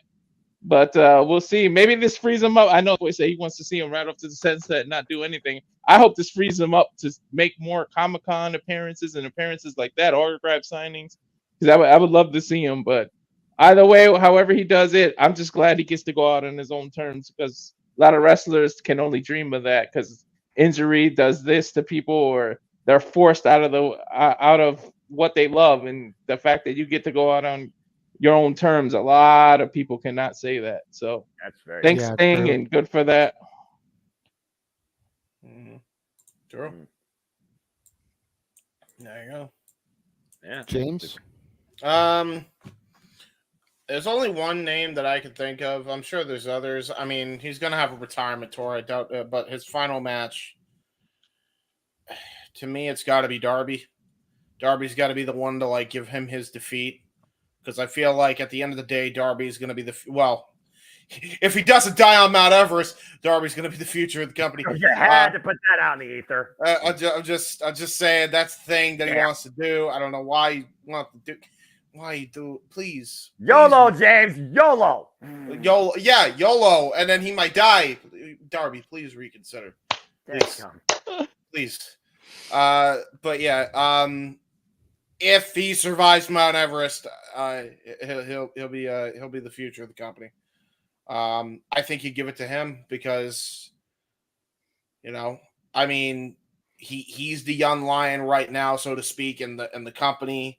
He's the one that's going to be down there in the long haul unless something like really drastic happens. I feel like he's kind of an AEW lifer. He's kind of the heart and soul of the promotion. I can see that. As far as everything he's been a part of, like you look at the historic events that Darby has kind of been a part of already. The 3-match series he had with Cody, the matches he had with Punk, the matches he's had with Christian Cage of late. You look at the match he had with MJF, the 4 Pillars match. There's a lot of stuff that he's been a part of. He's a big time star player there. And a lot of people like Darby. I think if you tune in and you're a casual fan, who's going to catch your eye? Darby Allin. Who else is also going to catch your eye? Sting. And I think that, for the mentor, so to speak, to be beaten by the student in the case of Darby Allin, that it's such an easy story that you'd be foolish not to make that his final W, Right. That's just me. Keep it simple, stupid. Basically, is kind of like my whole thing with that. Because you can have your dream matches on his retirement tour and you'll be good. I don't think you need put this in mind, right? Here's a good one. Nobody remembers Jushin Thunder Liger's last match, right? Like for being this classic, but they'll always remember one of his last matches during his retirement tour with Minoru Suzuki, because that match was freaking awesome. Like that match was awesome, and the respect that which at that point in time was very rare for Minoru to give to Jushin Liger after a hellacious war of over. I don't even know how many years that feud went on. Yeah, it was awesome. It was Noah would know. Noah would know. You know what? I'm sorry, I was working on church stuff. Fair enough. Jushin Thunder Liger versus Minoru Suzuki. Everybody remembers that. God. They don't remember. They don't remember his last match, but they remember that match during the retirement tour of Jushin. Well, I mean, you could talk about all the times that Minoru Suzuki faced Jushin Thunder Liger when he wanted to face literally not the wrestler Liger, because Minoru Suzuki was on this whole escapade about mixed martial arts versus the art of pro wrestling. There's a whole entire story about that on NJW1972.com. We would be here for another hour probably to cover that. But yeah, I still go back and rewatch that retirement match because, again, Suzuki asked for the man behind Jushin Thunder Liger, and he got just that. And Liger hasn't wrestled since. Yeah. Was that his retirement match then? Well, against Suzuki, yes, but his retirement was actually up to Wrestle Kingdom. We had those. That's what I'm saying. Nobody remembers that. Everybody remembers that match that he had with Suzuki. So yeah, it's kind of odd when you think about it. And he lost all 3 of those matches, and yet the most memorable match is him versus Suzuki. Exactly. You got Walter. He's got his hand up. What's up? Go ahead, Walter. Yeah, an idea just popped in my head. I would love each of your input. What if you do Sting's last match as a cinematic match, and you get every iteration of Sting in the match, from blonde hair to the Crow to the Joker and you do that all in one match? I think that'd be pretty cool. Like if you did a cinematic match like that. Yeah, Plus, he's older. He's injury. You know, he might get injured, so you might want to do some editing and some magic in this match. You know. Wait. We are not going to talk about men and their age in the industry when Sting literally does New Jack ... Yeah, I was going to say. I know. You're a freaking table. Look. I know. Nostalgia to see each iteration. Darby can be reckless, but put with the particular opponent, the dude can also be safe. There's a lot that, like, people very much underestimate Darby Allin as a professional wrestler. Like, he can wrestle. Definitely. The man is not just a one-trick pony where he does freaking suicide dives where he looks like he's about to kill somebody, you know, and coffin drops. Right. You know, coffin drops on aprons because he misses the dive. Like, you know, he can wrestle. Like, we've seen him being able to have some chain wrestling matches. So, Christian Cage challenged him at Wrestle Dream to wrestle him, and Darby Allin did that. Christian Cage went Darby Allin on Darby Allin. Right. So that's pretty much a hell no for you, James, huh? Yeah. What was the match idea? Like a cinematic match where you get no. Where you get like every iteration of Sting in one match, like, from the blonde to the Crow. Personally, if it's me, I think you do Darby Allin does video packages and cinematic intros for both, for himself and for Sting. I think that's how you do it. I don't think that's how I think it should be done. Personally, I think because Darby, I mean, Darby's got a future. Even if he survives Mount Everest, I have to I pray.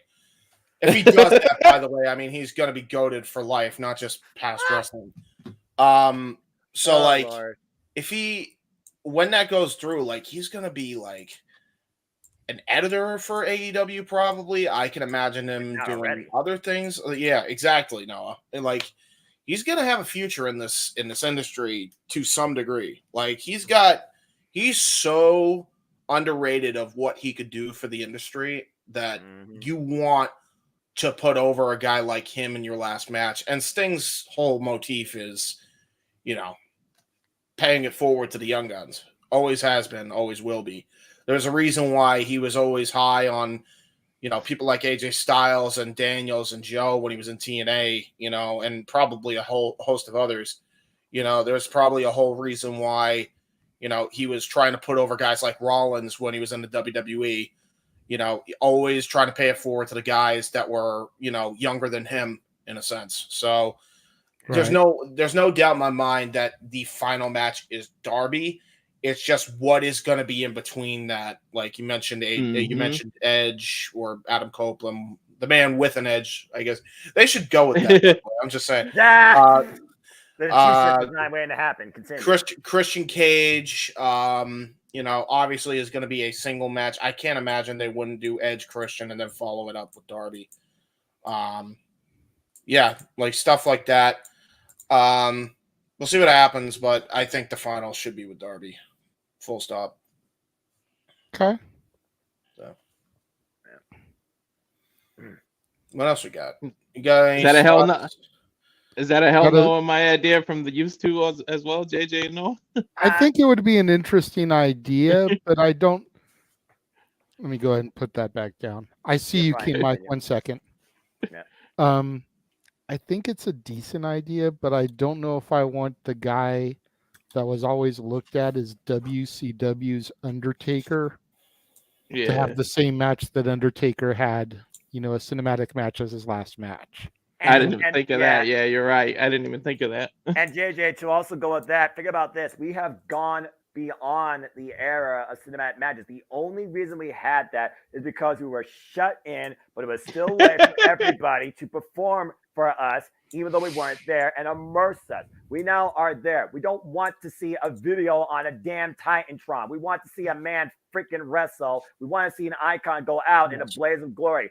Darby Allin was backstage with Sting one time during Rampage. And Sting literally said, Darby, you and me, we're going to go out in a blaze of glory because it's time. So for me, I look at what has been seriously when it comes to big, pinnacle, finale-esque moments. You do a video package that pays homage to the timeline, whether it's Joker Sting, TNA, WCW, Surfer Sting, the Crow Sting, whatever Sting you want to put in front of us, the man behind the face paint, and you have Darby Allin create the cinematic behind it. I think James hit the nail on the head. Darby Allin has all the tools and skills to be a top-tier video producer for AEW content. There's a reason why we got that entrance for Adam Cole, which was also freaking ridiculous awesome. But that being said, Darby Allin is the reason and the motivation Sting decided to come back to wrestling in the first place. He still got it, never lost it, period, point blank, simple. For me, it feels perfect as a passing moment of the torch to see the way that Sting was inspired by Darby Allin or vice versa.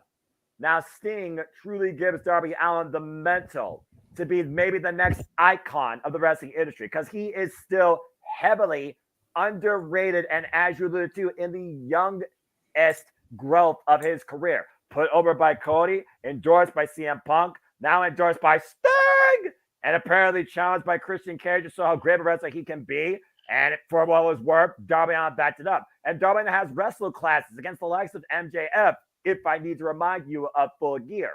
The bottom line, in my opinion, there is nobody on that current roster that should be more of a finale for Sting than Darby Allin. Now, what do you do in between? Dustin Rhodes, legacy match, homage, tag match, Darby Allin and Sting versus Nick Wayne and Luchasaurus, or Christian Cage if he chooses to get involved, because people probably still want to see Christian Cage and Sting mix it up one more time because they haven't done that yet. So I can understand also that. I don't know, but in my opinion, there's not a greater finale to usher in a revolution for AEW's top rising stars than Darby Allin getting the rub. I agree. And like I said, man, I still see that 6-man happening. I know you brought up what Adam said and how he doesn't want to fight Christian. Yeah. But there's ways to work around that in the 6-man. That's fair. You know, I mean, you figure Adam is in the ring, he's fighting Luchasaurus or he's fighting Nick Wayne, and one of them gets the tag to Christian or Christian tags himself in, and then you got that stare down. Yes. And you even can have Christian slap him, try to provoke him, and he just goes and he tags out to Darby or to Sting. Hey, Taker said the same shit about Kane. Look what happened. That's the storyline I think they're going to build off of. Yeah. And again, the domino effect will be naps, and it's just like, dude, yeah, you've pushed me to the limits. I have to beat your ass now. I honestly think they can string this to Double or Nothing if they play it right. Oh, hell yeah. I agree. They might hotshot it and do it at Revolution and do it at the same show that they do Sting's last match. Edge versus Christian, Sting versus Darby. Like, dude, that's a hell of a double bill. And we ain't even started talking about the world title yet. True that. And also Christian Cage came in at Revolution. So it almost would be like a full circle moment, literally 3 years later. So to your point, or 2 years later, excuse me.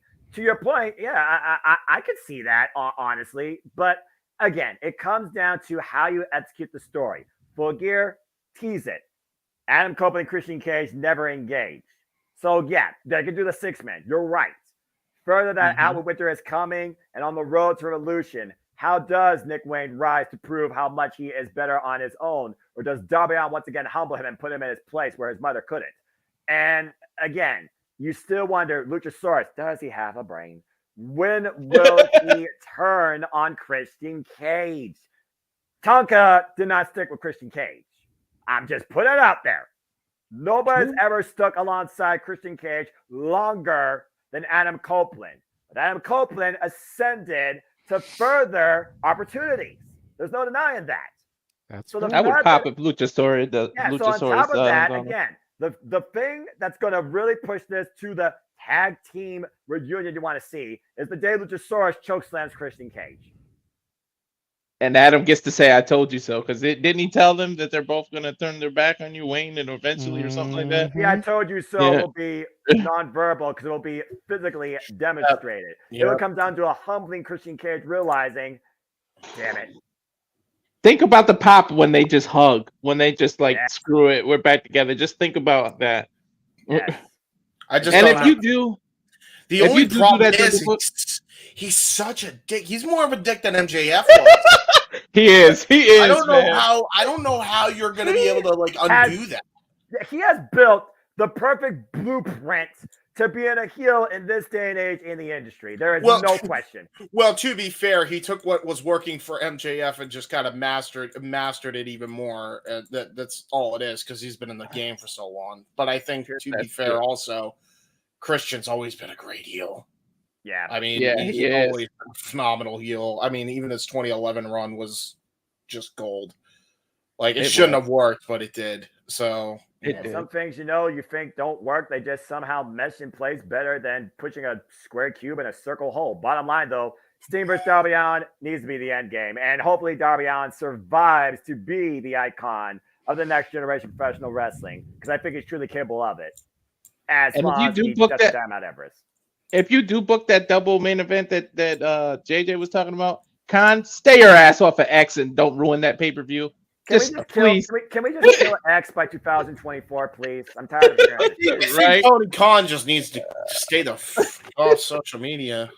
That's what I'm saying. Oh yeah, Twix. Oh yeah, that's right. Twix. Two for me, none for you. Yeah. I'm getting tired of this. I'm going to eat my Ritz if we don't move forward. The bottom line. Damn it, X! Die in a fire! And the 250,000 idiotic people are also tired of this shit, not just the founder. Anyway. Sting versus Darby, period, point blank. Yes. Yeah. We did get a super chat from Keen Mike before we go on to commercial on the next topic. So he placed his topic in the chat. Thanks, JJ. He says, if TNA signs a big name like Mercedes, Ospreay, Punk, and a great supporting cast like Wesley, Mustafa Ali, Cardona full-time, with what they already have, could they take over as the second company over AEW?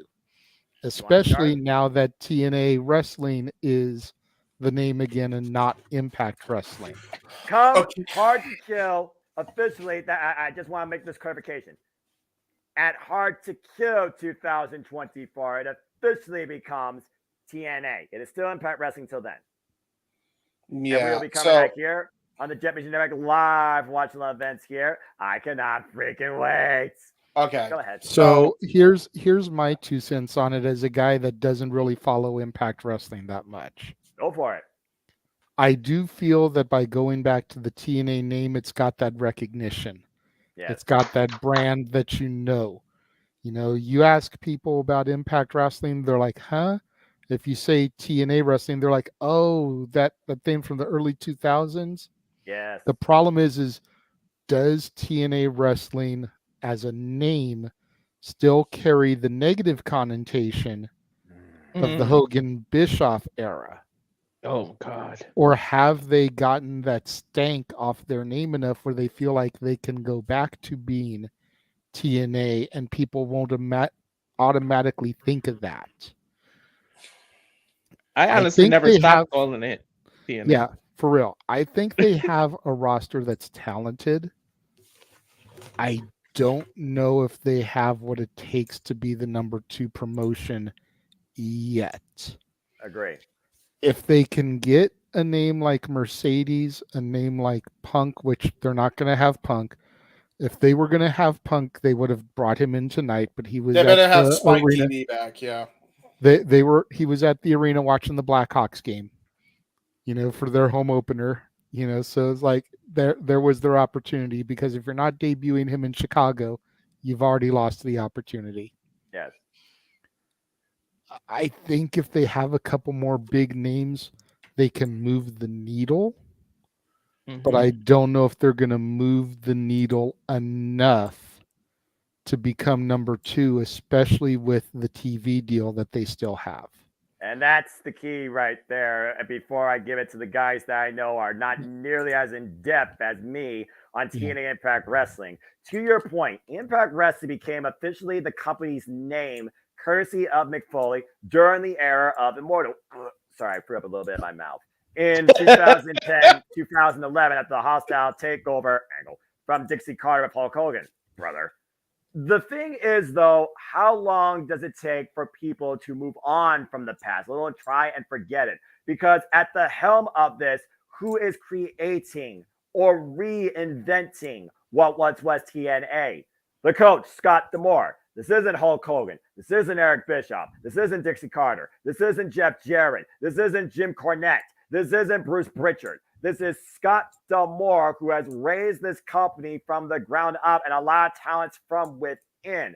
Not just as coach, not just as manager, as general manager, as executive, now the damn freaking president, who has cultivated a, dare I say, completely toxic, politically free environment in TNA, now called Impact Wrestling, with a roster of great vets that came back to this company or stood around in it with the rising generation of talent. The biggest factors, like you said, will be name recognition of talent known versus talent becoming, and location. We say it all the time. What's the greatest flaw to Impact Wrestling? Marketing, marketing, marketing, marketing, marketing. Awareness. They were playing hot potato more than the TNT title when they were trying to figure out what the hell they were doing under Anthem when they went across Destination America and pop. And who gives a fuck about those two channels?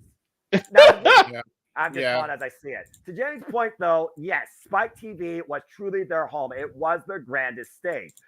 I don't even know what Spike TV is anymore, and I don't know if people even watch Spike TV for what it's worth. You look at media again. What do people watch more often? What are the biggest channels? It's those mainstream channels with all together damn pointless nonsense. And a lot of them are ruled by the other companies that have, at the end of the day, the biggest wallet. Scott D'Amore is not a billionaire. Anthem Entertainment is not a billionaire enterprise. Tony Khan and Khan family owns the Jacksonville Jaguars. Don't get me started on WWE, Paul Levesque, and the Vince McMahon family.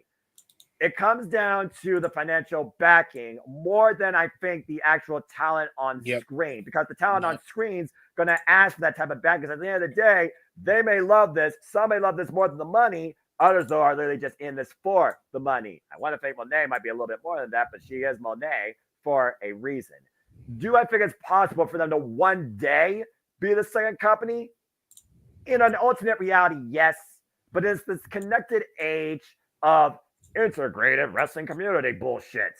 It's hard to argue with the global juggernauts that have been for the last 50 years, WWE, and what's slowly becoming now in its 5th year, despite the controversy abound, still a huge talking point. Publicity is everything, negative or not, from one asshole, AEW.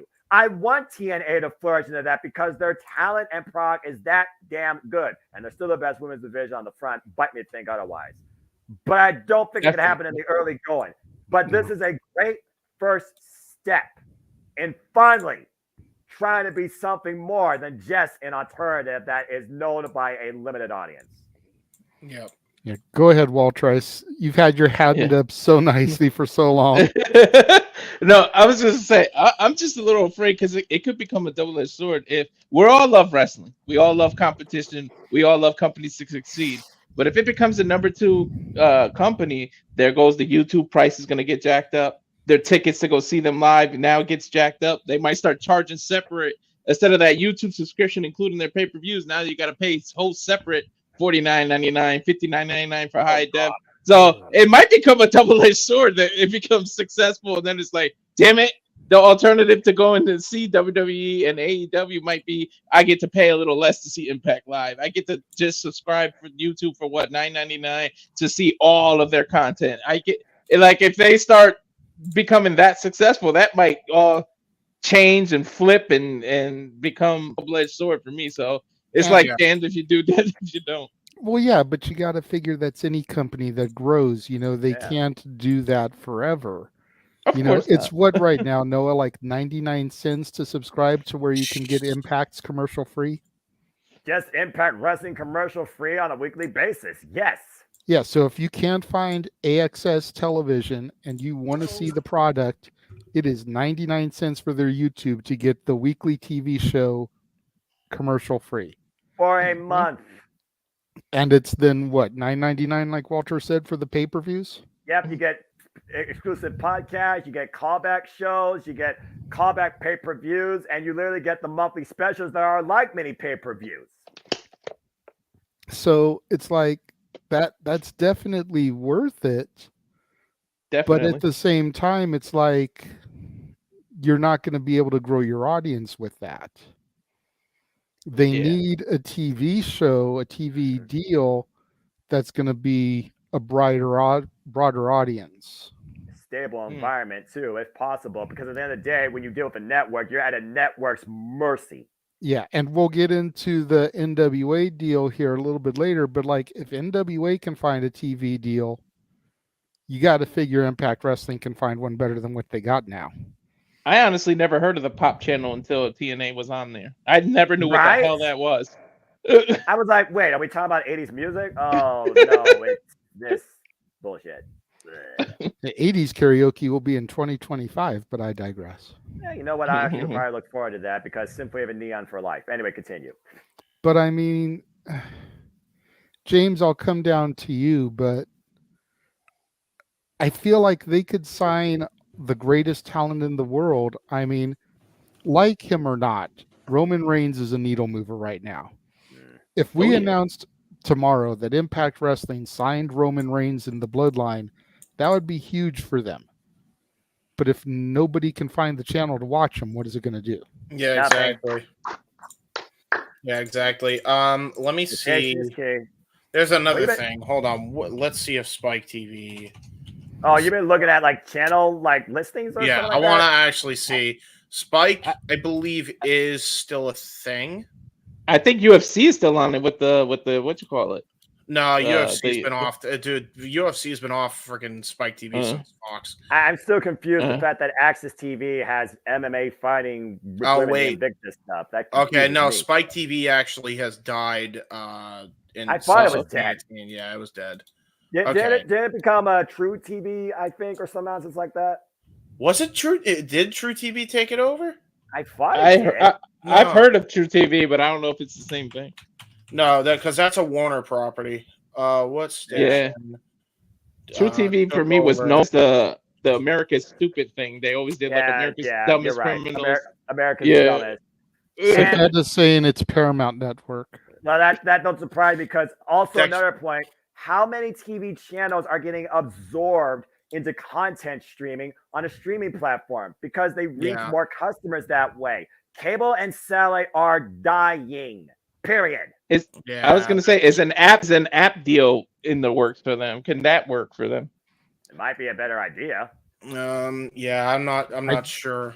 I definitely think that would help them. I mean, you figure they've got content going all the way back to 2002 in the weekly pay-per-views.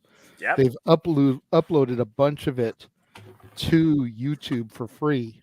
Yep. You put that behind a paywall, $10 a month or whatever to have access to it, just like they're charging on YouTube. Yeah, but that might be a cool way to do it and have navigation. You can find all the old Impacts. Oh yeah. Pluto TV literally dedicates to Impact Wrestling's old library. As Walter said, you literally can watch old seasons of TNA Impact Wrestling for free on most streaming services, and that's just old episodes. I would pay $10 for a TNA streaming just to be able to have access to all the old pay-per-views. I was gonna say though, here's the issue, because we're talking about streaming and all the stuff they could put on streaming networks. They already have that in Impact Plus right now. Yes. I think what they need more so is a concrete TV deal, and it needs to be viewed by a bunch of people, like a huge audience. So here's my question.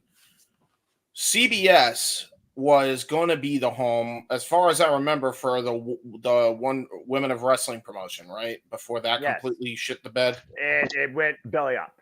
Okay, so since that screwed up, why not reach out to CBS, try to get a TV deal with CBS, Because if anything is going to have a lot of eyes on it, it's CBS, even more so than TNT, USA, and even Fox. CBS is right up there, if not even surpassing all those viewerships. So I try to score a deal with them, number one, because they were trying to relaunch a promotion and it shit the bed. So if you get TNA on CBS, there's where Impact Wrestling can go as far as a weekly television product goes. Fair. The second thing they need is an investor that has a lot of money on top of that. Oh, yeah. This is where I think Freddie Prinze Jr. needs to come in, and he needs to come in now. Because he's not going to get another chance. Like, screw trying to start your own company in this oversaturated market. You got a brand with name recognition. You are an absolute buffoon if you don't take that. You want to start a wrestling company? Fair. Go back to the roots of TNA, purchase the company, keep Scott D'Amore and whoever else is in charge, right? Gail Kim, and you manage everything, and you manage everything else as far as the business side of things as a promoter and all that. And you already know the business. He already knows the business. Fair shout. That's a very smart business plan, actually, at the end of the day. Because, all that Freddie Prinze needs to do is invest in the property. And boom, they have the backing they need. And here's even the better part of that. He has his hand dipped in so many pots that he has a lot of income. And he's got a mark when he talks online. Any take I've ever heard him speak, he sounds professional. He sounds like he knows what he's doing. He doesn't sound like he's talking out of his ass. So he's perfect. He's perfect as your manager and all. Like, this is the guy you go to. If you're Scott D'Amore, you reach out to Freddie Prinze Jr. Freddie Prinze Jr. then reaches out to CBS. Bada bing, bada boom, all the things line in place. Well, he pretty much just tells the truth. I'm about to say, the only other factor, though, and JJ, you can speak on this, how easy is the transition or, get out of a contract with a current network to go to another network? Remember, they're under Anthem right now, Anthem Entertainment, and we don't know the extension of that deal. Yeah. And CBS is isn't that one of the free cables? Like, if you don't have cable, you can still get it. That's my point. It's a local provided service. It's a local provided channel, yes. It's a local provided channel, but they wanted to relaunch WOW. It doesn't matter. The more audience members you have, the more ad revenue you get. So the keyword there is revenue. That's my point. That's the reason why SmackDown is no longer on Fox. The revenue was. Emmanuel says TNA wouldn't be successful because I don't believe in Joe Hendry. Blasphemy! Blasphemy! Blasphemy! I have a question. What did I hear? Are they off Fox finally? So to clarify, come next year, SmackDown will be going to USA. So yeah, that sounds about right. Yeah, all right, we predicted that anyway. But as of right now, neither Raw or NXT are locked down on USA. Those deals come up next year. Oh, okay. So we're not sure if they're going to be able to lock in a deal to keep all the brands on the same channel. If Endeavor is trying to shop around to other channels, but SmackDown is on USA next year. Raw and NXT are still question marked. Oh dear, what am I going to do about 3 hours of advertisement for Chrissy Knows Best and Temptation Island and Pizza Hut? And JJ said it. That's the other reason NXT stacked their roster that day. It wasn't just to compete with AEW; it was to let the networks know, hey, look, the kind of product we can put on. Yeah, and look, I'm not gonna lie.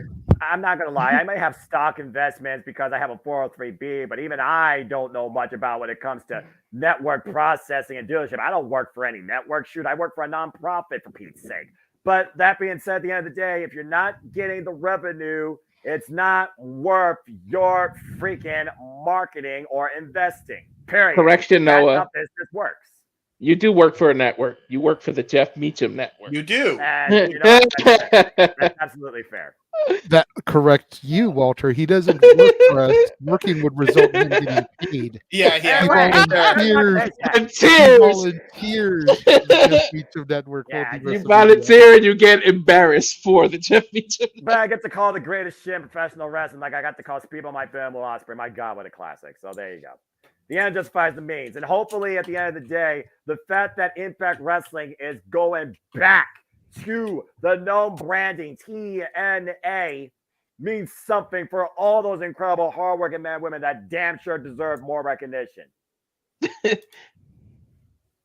Like JJ and I said, we never stopped calling it TNA. So for real, it was always hard for me to call it Impact. You know, that was the name of the TV show, not the company. Exactly. Yeah. It was always TNA or NWA TNA. I was those able to drop the NWA. That was cool. I was able to deal with that when that happened. But going from just calling it TNA Wrestling to Impact, nah, it's always difficult. I'm just glad, knowing what we know now, that Tony Khan didn't purchase it, because then he would have just been as much of a troll as he has been about. Let's go away from that, James, because that'll lead to toxicity, and You're right. trying to keep you away from toxicity. Protect your mentality. The fact that you are still on the show right now talking about a second wrestling topic, that speaks volumes, bro. Like, right now, yeah. I'll be seeing my way out after the Sniper Wolf shit. Oh, I know. So we're gonna take a brief intermission. I know, Walter, you asked for a long commercial. I don't have any long ones, but I can run a couple of shorter ones to try to strain it a little bit. So we will be back after this brief message. Sounds good.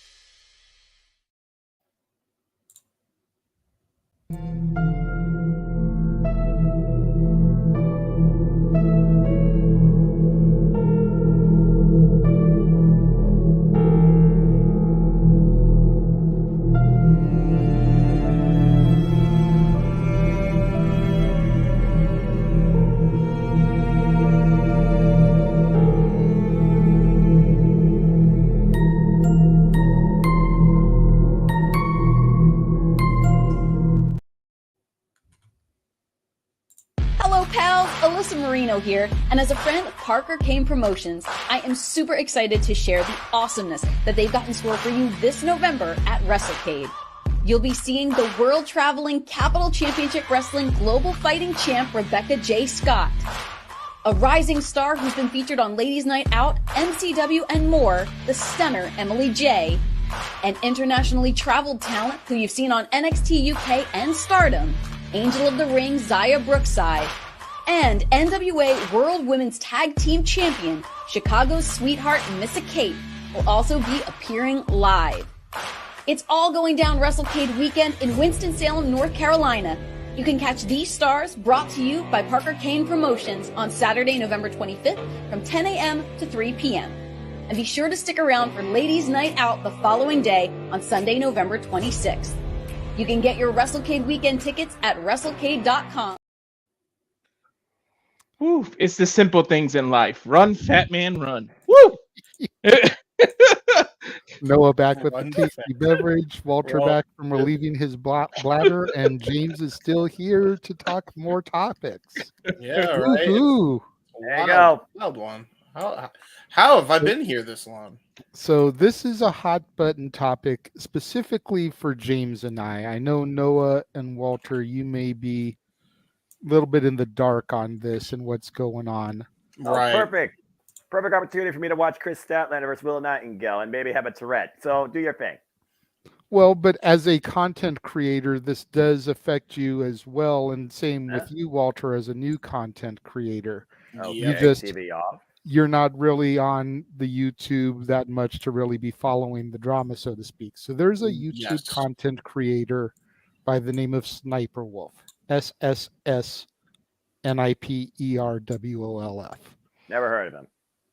My son watches him, I think. No, it's not a he. Yeah, she is what people call a reactor. What she does primarily is she plays people's TikTok videos and she reacts to them. She comments on them, that type of thing. And she is one of the golden girls, if you will, for YouTube. She makes millions of dollars for the platform. She gets millions of views on her videos. She just rakes in the cash. So that's who she is. Then there's this guy on YouTube, an account by the name of Jax Films. Yep. And over the past few months, as far as I know, I haven't been following him for a long time. I do occasionally watch Sniper Wolf because one of Cece's kids likes watching her videos. So I kind of saw who she was, and I'm not going to front. I thought she was kind of cute. So it was like, okay, let me check her out, see what she's doing. And apparently this dude, Jax Films, has been calling her out for months, possibly even a year or so. I'm not really sure. Didn't go that far back in his videos. Calling her out for basically stealing other people's content. Because when she uses their TikTok videos, she often puts her little head bubble over their username and doesn't even credit them in her description or nothing. Ooh, that's a red flag.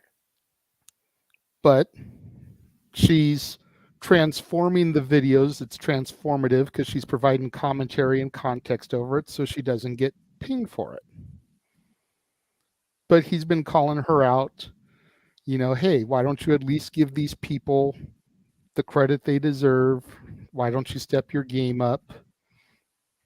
To the point where he's even gone on TikTok, found these people's videos, and credited them in his videos to try to get some recognition and some love back to them. So these two have been going back and forth with each other for a while on social media, to the point where 1 week ago, she went to his house, went on her Instagram, took a picture of his house and posted his address on her Instagram to her 5.6 million followers. Apparently this is called doxing. It's a term I'd never heard before. I actually had to Google what the fuck it meant because I watched all these YouTube's videos talking about, Sniper Wolf just doxed Jax Films. I'm like, what the fuck is doxing? Yeah. So I looked into this, find out what it meant. Basically, it means when you share somebody's private information over social media. Jeez, wow. So she basically put this dude on blast on social media. If I also may, JJ, because this is a key important thing you're forgetting, this is also humongously against YouTube's terms of service. I was just going to get to that, James. Yeah. I just want to make sure I was that's building emphasized. My story. I was building my story, James. Let me tell my story. Well, at least I emphasized it for you. Like he pointed out, this is insane. This is against the TOS. It's a misdemeanor in California. Yeah, it is against state law to do this type of thing. Yep. Wow. Damn. Yep.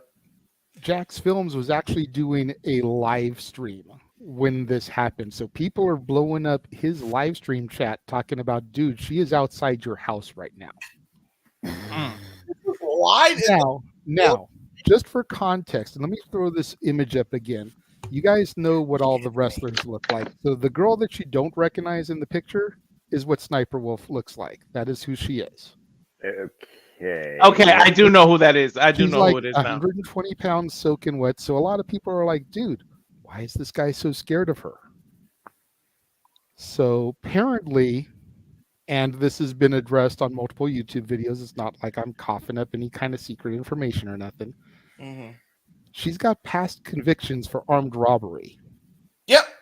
So this chick knows how to use a firearm and is not afraid to do something with it. So that's why this guy is scared. He is at home with his wife, his family, and this crazy chick with a history of priors is outside his house.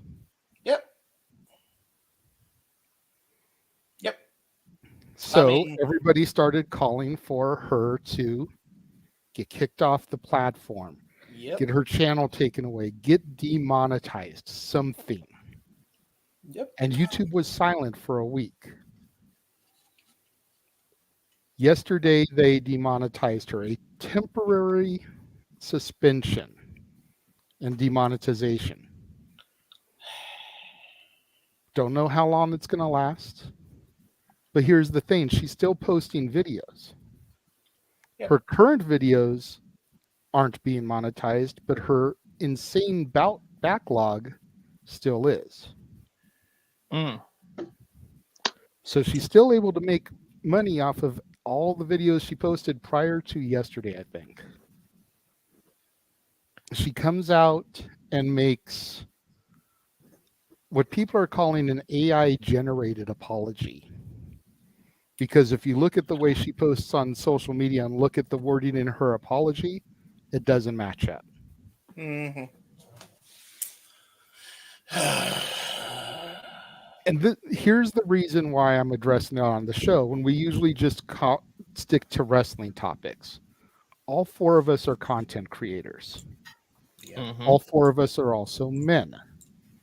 If we did that to someone like her, dead in the water right out the gate. Yep. True. We would not Double live standard. to see the light of day if it was up to them. Double standard. Is a huge moneymaker for the platform. They know that by taking her channel away, they take away revenue to YouTube. Because as we all know, well, I know you guys know because we've mentioned it, but every time me and Jeff get super chatted, they take a cut of that. They take a piece of what gets sent our way. Out of that $20 that got sent earlier from Emmanuel, I'll probably get 17 of that. So I still get a good sized chunk, but YouTube gets theirs too. And you got to figure someone that's bringing in millions of views to videos, how much is that bringing to YouTube? How much does that hit their pocketbooks if they lost that revenue? So this is an interesting topic to kind of discuss, because any of us do that, we're dead in the water. Yep. And this is something that's going to affect us as content creators going forward, whether we think it will or not, whether we realize it or not. Yep. The way YouTube handled this situation is going to affect every content creator from here on out. Yep. Because now it's a slap That's on the part wrist. of why James wanted to be here for this, because you figure everything he does, all his editing, his production. Yeah. You know, granted, his WYW kind of went the way it went this week, and I am sorry for that, bro. Yeah, it's all right. All the effort you put into that. But all the stuff he's done for the Win Productions, the production he's done for Noah's Simple brand. Yep. All the stuff that goes across the multiverse of media here. Yeah. By the way, you're coming in a little bit muffled. I don't know why, but that just started happening. Now you're good. Not sure. May have been because I was getting out of breath talking so much. I needed to stop for a minute, catch my breath there. Gotta breathe, brother. Breathe once in a while. Periods matter. But I've been watching videos about this develop over the past week because I've found it very interesting. Like I said, I didn't know who Jax Films was prior to this. Never watched him. Sniper Wolf, I casually watched because, again, I'll own it. I thought she was cute. You saw the picture. She's an attractive young woman. Yeah.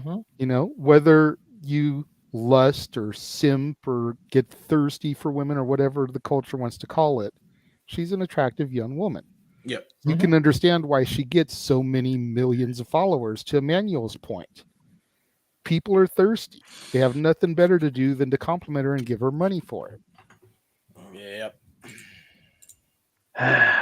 The world we live in. James, I'll let you take over, tag in if there's anything I missed, if there's any other context you want to add that I may have forgotten. You have covered just about everything that needed to be covered. I will throw in additional context. First is going to be my channel. I'm actually on the popular section, and the reason I bring this up is very key because Jax Films criticized her not linking content down in the description box.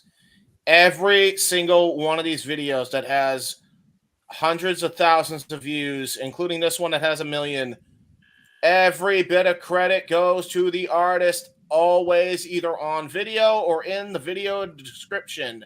I mention this because every single one of my top uploads, it is not difficult to freaking do. It was that simple. It's literally a day's work. You copy a link, you paste a link, and it's done, and it's settled, and it's over with. It's that damn simple. At the very least, and by the way, here's another scummy thing she does. She downloads a TikTok or downloads TikToks without the TikTok logo, so you don't even know who the artist was of the original TikTok. That's bullshit, you know? At the very least, find one where you can get that. If you're going to do a TikTok reacts, that's kind of the point. I've seen Simon reacts, Courage reacts. I'm very knowledgeable in this field when it comes to the reacting stuff. I'm actually going to be launching a couple series, hopefully by next year, that involve reacting. Don DeMarco show going to relaunch, and Content Review going to relaunch. So I know this game, right? It's not difficult to link the freaking original video if nothing else. She gets mad and butthurt because Jax Films is literally calling her out for the wrong she's doing, and her response was to go to his house, take a picture. That's ridiculous. Wow. Mind you, I'm not even kidding when this happened, because this actually happened. There was another YouTube drama yeah, I know. There's Noah right there. I don't blame him. There was another thing, and this is the reason why people are pissed. This is the main reason why YouTubers all over the place are pissed about this. There was a YouTuber by the name of the HANGMAN who made a commentary video who I essentially was calling somebody out and all this stuff, and rightfully, I think there was like some crazy accusations that were being thrown his way at the time. The person that HANGMAN was making a comment video on. Now, on Twitter or somewhere on social media, or it may have even been within the video itself. I'm not sure of the full context, so forgive me. But he makes a joke about doxing. Not even actually doxing anybody, just makes a joke. His entire channel's demonetized because of that one joke he made. Sniper Wolf, because she's a female and she's attractive, and a lot of these YouTube CEOs probably allegedly like to maybe get a little favor, slap on the wrist. Your current videos need to be demonetized for a month, and then you'll be back. See, here's the other thing that I found funny, and I forgot to mention this part. Like the day after, I think this happened on Saturday last week, so it literally was like happening while we were on the air, because I think I learned of it on Sunday. Yep. So like either Sunday or Monday, she goes on her Instagram after getting all this heat, and she posts this to her story. Yep. We show up to your house, what you do? Yeah, still making jokes. Basically taunting and teasing about it. Like, hey, if we show up to your house, what are you doing? Dude, I'm beyond annoyed. And especially when you consider the fact. Sorry, Jim. I'm not laughing at you, James. It's Noah. I know. I was expecting that. Now, look. this is actually a good time to bring this up because we've had discussions over FTW and quite frankly amongst ourselves with two people in the wrestling community that actually had this exact fucking thing happen to them, and it wasn't cool. Threatening of doxing, people actually being doxed, without mentioning names, right? Because Lord knows they've already deal with enough shit. We know they have actually suffered through this. There was at one point last year where we actually covered a story involving Bianca Belair where fans followed Bianca to her house or to the residence she was staying at the time. Sonya Deville had to stalk her. Yeah, Sonya Deville had a stalker. So it's like, this is more than just wrestling. This is more than just YouTube. This is a problem that should be unanimous and undisputed. It should be illegal. And as far as I know, Sniper Wolf is in Cali, is she not? I swear she's in California. She is. I think she's originally Canadian. Isn't she originally Canadian? I don't know about that. But her current residency, if Jack's films where is she in lives, Cali, where she lives is irrelevant. Right. I agree. I think it's illegal in all 50 states. I don't think it matters. Right. I agree. It probably should be, if nothing else.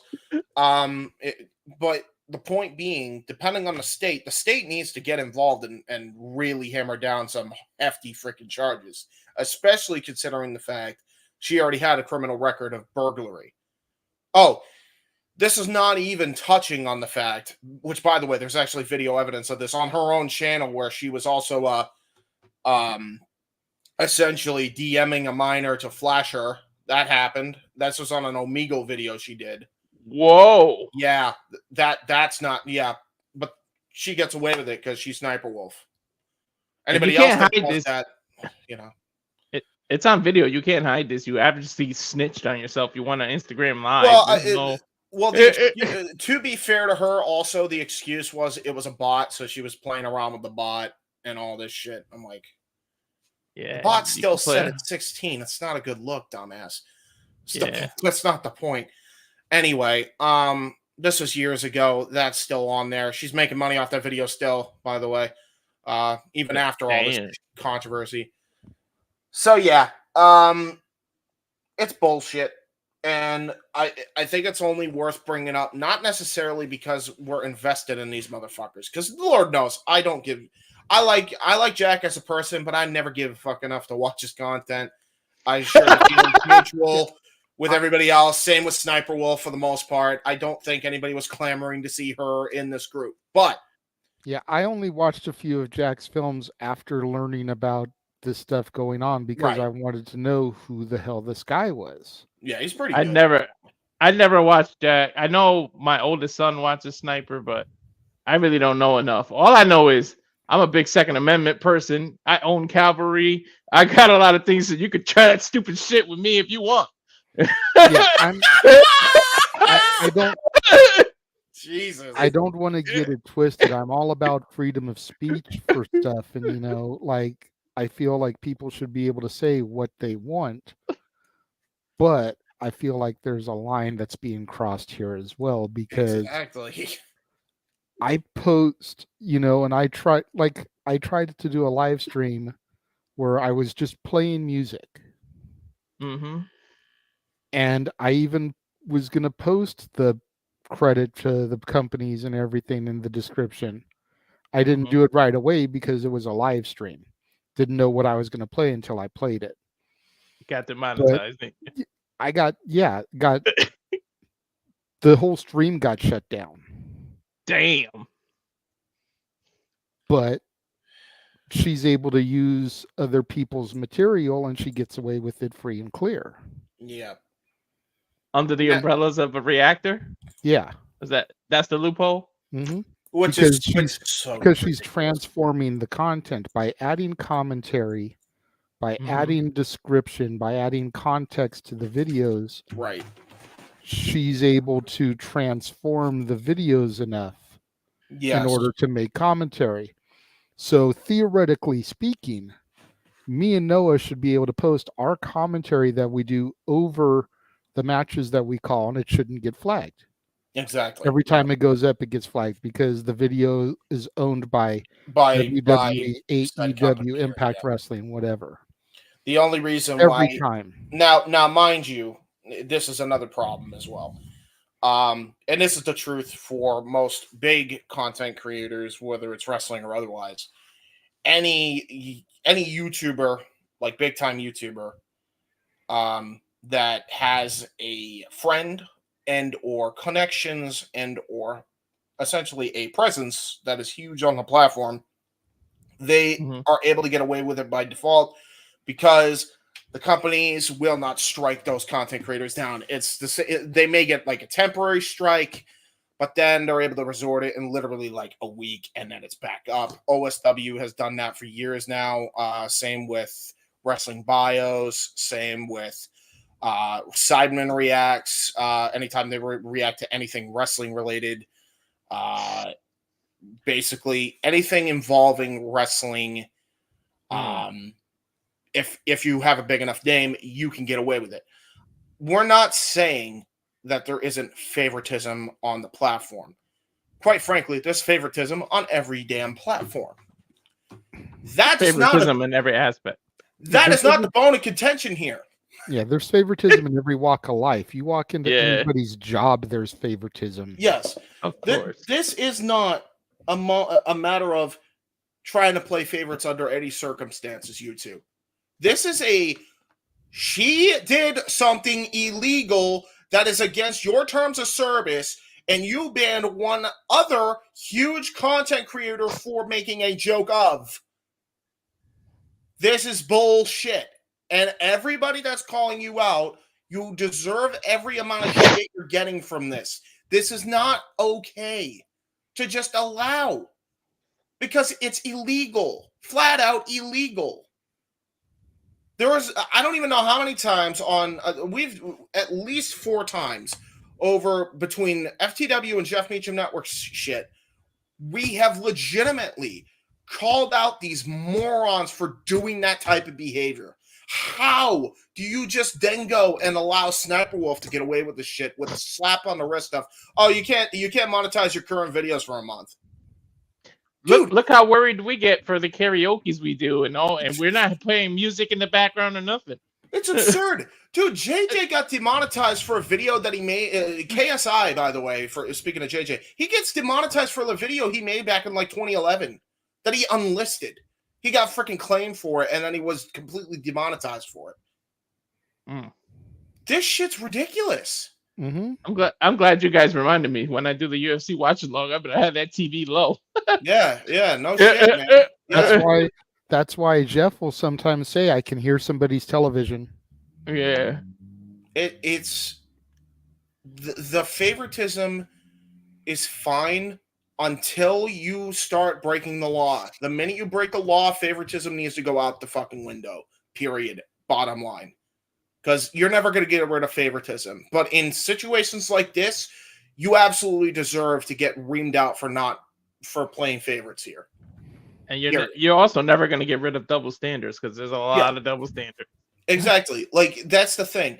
It's not, and again, double standard, non-issue now. Because, again, somebody broke the law and somebody needs to be held accountable properly. Not just, oh, you get demonetized for a month and every other video is fine. I just pictured in my head. Noah makes content. I make content. JJ makes content. Walter, you started making content. This affects all of us now. Now, like as content creators. And it affects Jeff, who's not here. Yeah. It affects Priscilla. Yeah. It affects ODQ.com. It affects Greg. Yep. Everybody whose logo is on the Multiverse of Media thing up there. It affects all of us. That's why I wanted to do this. Again, I know we normally try to stick to just wrestling talk, but when this started going down and I saw how it was being handled, the resolution of it, if you can call it that, I felt like this was something we needed to address because all of us are content creators now. I promise you. With one, Walter, but still, it's going to hinder your growth. Yes. Exactly. I promise you, if one of us did that, the FBI would have arrested us on that live. We would have been in handcuffs by the end of that live. Exactly. As we should have been, by the way. Yeah, for real. You know, not trying to make a big joke here, so take it with a grain of salt. No, notwithstanding, but especially since the three of us are heavier individuals. You know, going to a person's house that looked like her. Yeah. Exactly. Cops would have rolled up within 30 seconds, tackled us to the ground, arm behind our back. They wouldn't even given us a chance to question us. For that matter, even if it was another guy, we would have still got in trouble. You know what this really is? And this is really what it comes down to, even though he's since paid for his transgressions in recent years. This is really, honest to God, like the Will Smith, Chris Rock situation all over again. Just different type of pain. It really is. It really is. A big celebrity commits a crime, literally in broad fucking daylight. Nobody goddamn does a thing, and he gets to just collect his fucking reward. It's the same fucking situation, just different go to paint. That's Hindsight 2020. What reward did he collect? I mean, does Will Smith regret doing that now? I'm just saying. That's why we are commenting on it now as a community at large, so that way she gets the exact same type of treatment. I'm honestly tired of hearing about Jada, and I'm so sick of it. But I am too. But at the same time, more so than Will Smith, because I've been in his shoes. Fuck that bitch. Yeah, I don't like some her. of the jokes that are coming out about it are just fucking priceless, though. To tie this into wrestling, look how Vince McMahon gets in trouble, does hush money, right? Nobody's ever leaving it alone. If you have an opinion that differs from other people, what do they say, JJ, about us? Oh, you're defending that guy. You're defending. Sniper Wolf has done some stuff, right? I don't hear anybody saying, oh, you're defending her. Other than that, why doesn't anybody jump down anybody's throat who's on her side? Yeah, oh my God, don't even get me started on that from a couple weeks ago where I was actually like flat out saying, hey, rape accusation bad. It's worse than Tony Khan's calling people names. We get it. That wasn't the point Jeff was making. Cut the shit, people. Oh my God. Context is key. Jesus Christ. That's what's bad. It's so bad. Murder for how long? Wait, yes. Exactly. Oh, hey, what's horrible? Speaking of Jeff, speak his name and he appears. What's horrible before Jeff goes is that she can do that, right? All we can do as men is get accused of something and we can never get over it, even if it's not true. And that shit will follow us for the rest of our lives. But look at her. Oh boy, have I been dealing with that behind the scenes for a little bit. Ooh. You know who you are. I know Jeff's got a lot to say. Hi, Jeff. Time out for a second. Jeff, can you hear us? What? I can hear you. Can you guys hear me? Yes, we can. Yes, we can. Okay. I'm on the brand new JBL earpieces because I needed new earpieces if I'm going to be doing shit like this where the traffic is a nightmare and I don't have a cord longer than I don't have a long enough piece of equipment to pull off the job. So it is what it is. Anyway, so what are we talking about since I just came out from another King's loss? Oh, we're talking about the Sniper Wolf drama. He's not going to know what that is. Do you not know what that is? I'm grateful I don't, but if you want to fill me in, and I mean very briefly. Okay, I will try to give you the Cliff Notes version. So basically, this YouTuber has been taking TikToks from other people and commenting on them. So she hasn't been getting copyright dinged because of transformative. Another YouTuber called her out on her shit, not giving people credit on it. They've been going back and forth at it for a while. So last week she goes to his house, posts his house on her Instagram to her 5.6 million followers with his address. This is called doxing, apparently. Yes. Yes. It's a term that I learned in this situation. That's why I say it like that. Jeff recently learned. I did. Thanks to this bullshit with anyway, carry on. Yeah, true. And then people have been calling for her to either be removed from YouTube, demonetized, something, because of this is being a violation of TOS. Yes. Big violation. They finally issued a temporary demonetization. Her more recent videos have been demonetized, but her past catalog is very much still monetized. This is a person that brings in millions of views, millions of followers, clearly millions of dollars to YouTube. And the reason I wanted to bring this up here on the show is because all of us as content creators are very much affected by this. Yep. Indeed. You know, had we done this to her or anybody, honestly, we would have been dead in the water. Yep. She does this, and she's one of YouTube's golden girls, so she's basically gotten away with it scot-free. If you're looking at your camera, Jeff, I'm going to throw up the open mic night graphic real quick. The female who you don't recognize is who we are talking about. I was wondering about that. Okay, cool. All right. So you can kind of have an idea of what she looks like and why she has so many millions of fans. She's an attractive young girl. So you can kind of see why she's getting away with this. Yes. Yeah, that's pretty much it. That's the clip. Okay. All right. Well, let me see how I can dance around this. Good grief. Oh, it's so stupid that and I get the need to bring it up because you're absolutely right, Jay. Any one of us in this room does this. We're thrown off the internet. We're thrown in jail. Do not pass go. Do not collect $200. It's ridiculous, and this is the kind of stuff that there's a couple points to make here. I'm trying to make it over the 60s goal so we don't get ourselves monetized. Anyway, that's the other reason why it's important to us, because it's like you're constantly like, I can hear somebody serious. Yeah, somebody's in the background. Yeah, exactly. You know, or yeah. Or like I did my live stream playing music, and we've given credit to stuff. We've shown clips of videos before, and we get copyright pinged right away.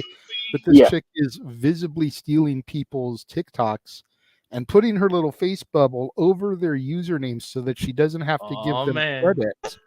That's shady. Stealing their stuff. Yep. But she gets to make all this money by monetizing these videos. I don't own this. More so working. That is more so where I feel like it's an issue for us. Not as Agreed. much of what she did personally, because we're all sound mind and body. We're not that fucking crazy. Yeah. But the fact that she gets away with stealing people's videos and making money off of it is where I really feel like this resonates with us. Yeah, I mean, after the last couple of weeks, it resonates on all the fronts, Jay. First of all, yes, the complete double standard is absolute bullshit, right? The other thing is, at the end of the day, you know, the thing that happened at the brewery a couple weeks ago, and James and I talking about the subject of doxing and how, you know, folks like our friend Jesse have been, you know, raked over the coals with people like that. And there is that. And then, you know, what happened with me and the con worshippers last week. It's just ridiculous that there's so much nonsense out there. And, you know, I swear, I remember starting out doing the videos with Aaron and everybody else that was involved in those shows all those years ago.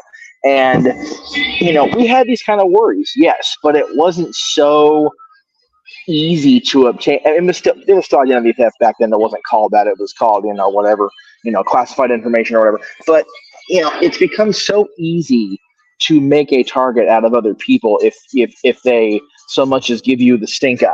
And it's a very scary thing. And that part is definitely a issue. And, you know, we're not going to sit here and have a morality conversation because we'll be here till next Saturday at 10:45 at night or whatever. But the money thing is definitely a issue as far as this show, these series of channels. Everybody in here has their own channel. 2 of us are monetized. James took a break from dealing with shit like this because of dealing with shit like this.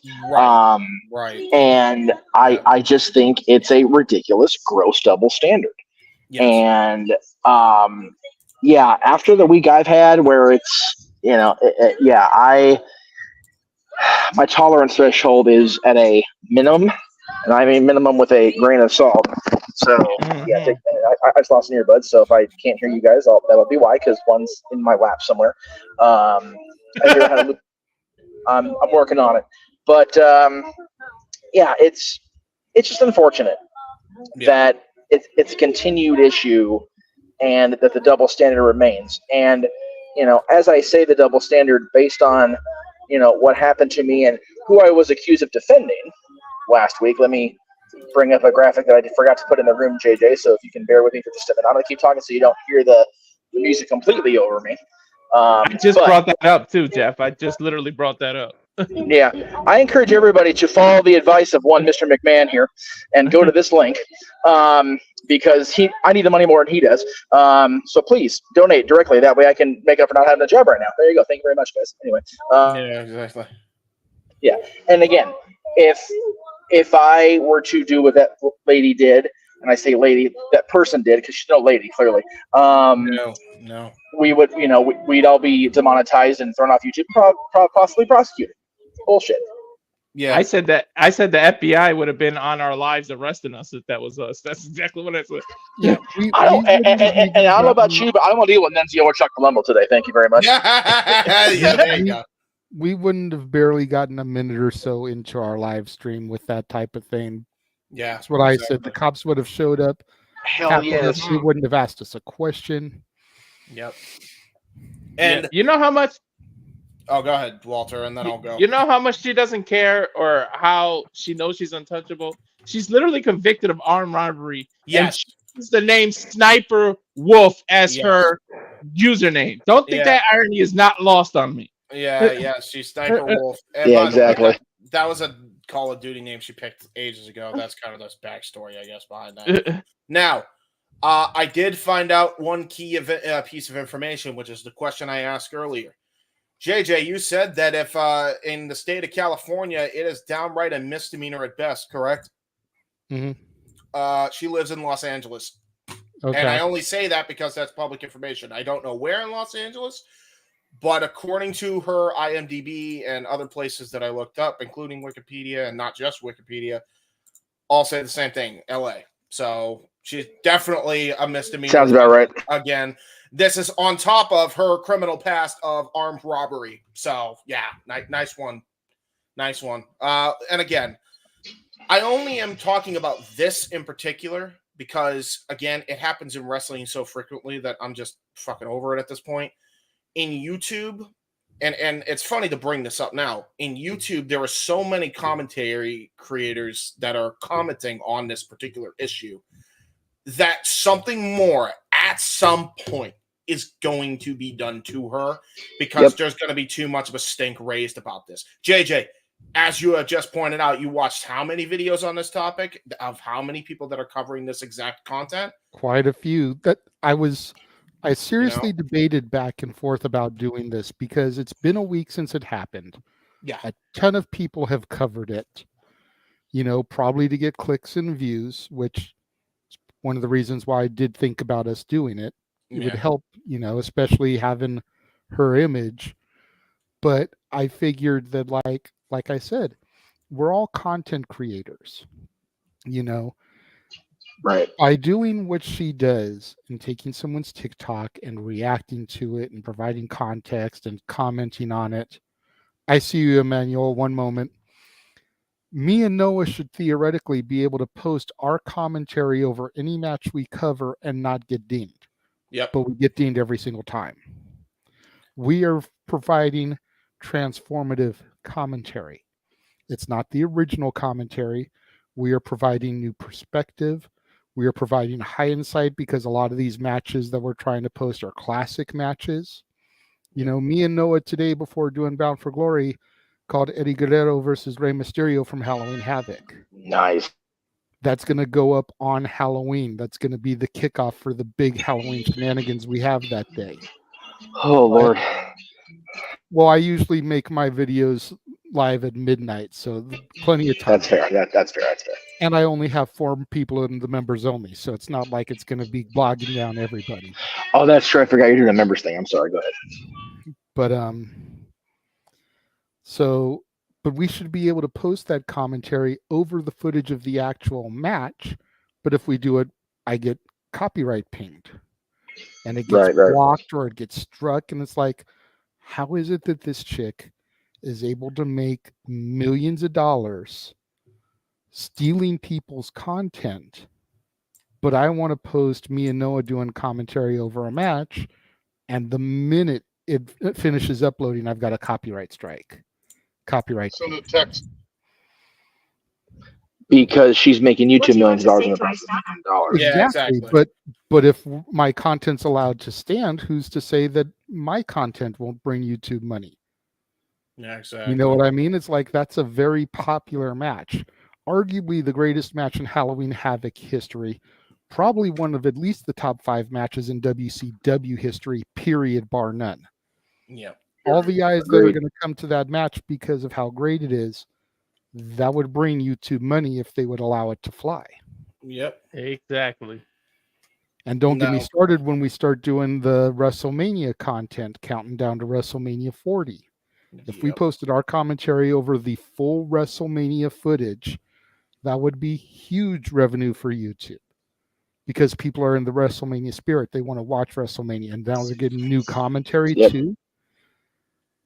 But every single one of those would get copyright pinged. Now, that's where the double standard comes in. And that's where I feel like it's really important for us to discuss this, because this affects us at the grassroots of what the problem was in the first place. Yes. The content she was creating, which is why she was getting called out by this guy.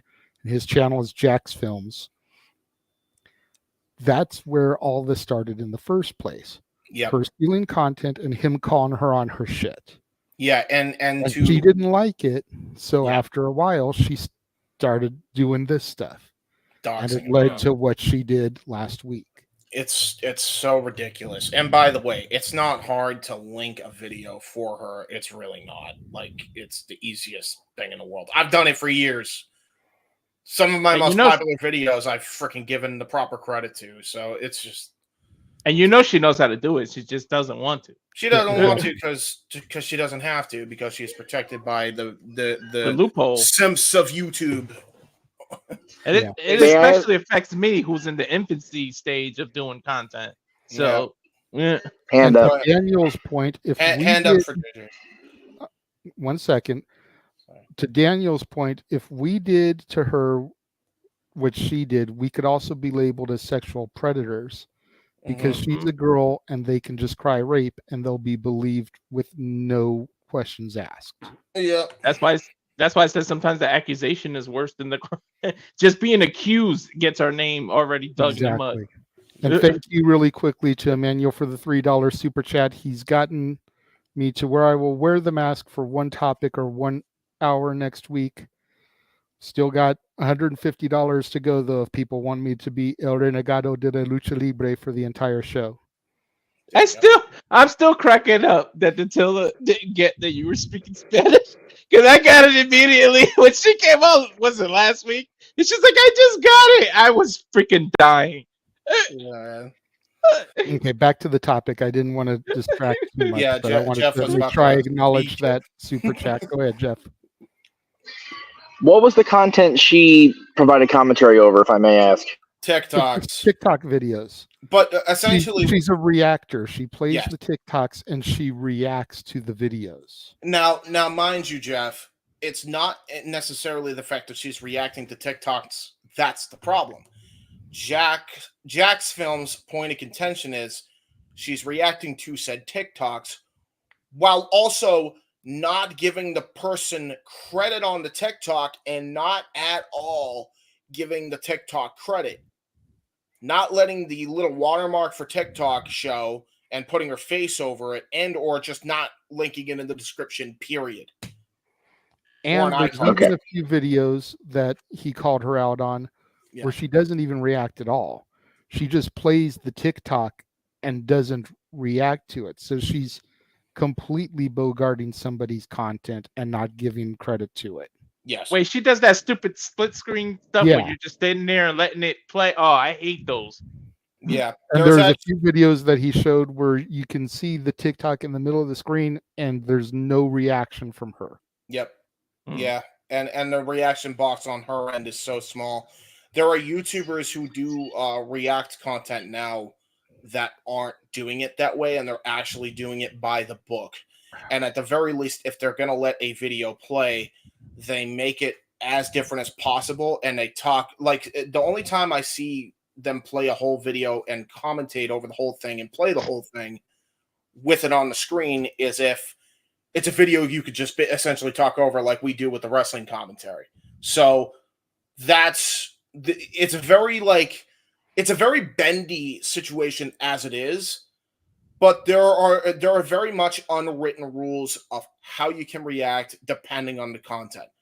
She just throws that completely out the fucking window. Like she doesn't. Yes. So. Okay. The reason I asked about what she's plagiarizing, for lack of a better term, right now, here's where years of my discussion came in, James. And this is, again, I'm saying this now. I would appear on camera, but my equipment's too short to pull off the job. I have a very small charger cord. The bottom line is this: yes, what she's doing it should not be allowed. 100% agree. Why did this person who ended up getting doxxed by her make the decision to quote unquote police her? What motivated him out of everybody she's plagiarized? What motivated him? And as a result of him making a decision to police her, he got doxxed. Again, I am 100% not saying she's in the right for doing that. She should go to fucking jail for that. I concede that. But you have to find the line. And, as a parent, most of us in this room are parents. Yeah. You got to pick your battles. Hang on. She's clearly, at least now because she doxed this guy, clearly has a screw or three loose. But had he not made the decision to police her himself rather than try to let the system work, we all know the system doesn't work 100% of the time. I'm not trying to have that conversation. But I just think that people making a decision to try to police somebody or stick their nose in where it legitimately doesn't belong is part of the overall problem of social media. Because it used to be, if you stuck into somebody's business in person, you get punched in the face and off you go. Social media world, shit escalates to the point of legitimately dangerous levels. Yeah. Yeah. Now, I will say, while I will say yes, that could be the case, and I would say it didn't involve him. However,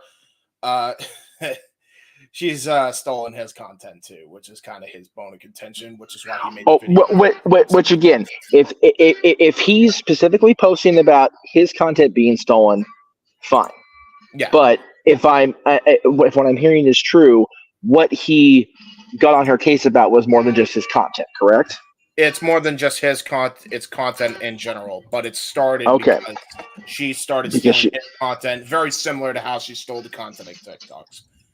Okay, so yeah, it's just a case of you did me wrong, I'm going to do you wrong, and it escalated to the point of dangerous levels. And again, I'm not. No, this is one of those like brawl out. Nobody's really right here. At the end of the day, right? She's much more wrong by a lot, like infinite amount more. But had he just gone through the system, talked to YouTube, talked to whoever, had them. You're right, because he actually has content. He actually has contacts to YouTube. I didn't even think about that. So you actually it's go ahead, Jay. I'm sorry. No, you're fine. You were talking and I didn't raise my hand right away. I think another part of it is the fact that he tried contacting YouTube to start off, and they weren't doing anything because she's such a cash cow for them. Yeah. So when he started getting no response, I think he was like, okay, I'm going to ride this pony until they do something. Okay. If we raise enough of a stink about it, and if so many content creators get in on this, YouTube is going to have to take notice. Yes. Yeah. So I will reply to that as carefully as I can, given my current situation. And I see you, Walter. You can put your hand down. Yeah, and I'm sorry if I'm not seeing hands. I'm talking over people. I just, we're on the freeway. Traffic's a nightmare, and I can't see a whole lot. Anyway, there comes a point where yes, if the system, if management's not working for you, you have to almost do something equally as stupid to get the attention of. That way, you can make your point in person. That happened to me at one point in my employment. I'm not saying recently. I'm just saying it happened, and. Yes, I did get myself in front of a manager. Yes, I did state my case of why I was doing this. It ended up not going my way, ended up losing the position anyway. But at least they were made aware of this is the way the system is failing everybody else I'm leaving behind here.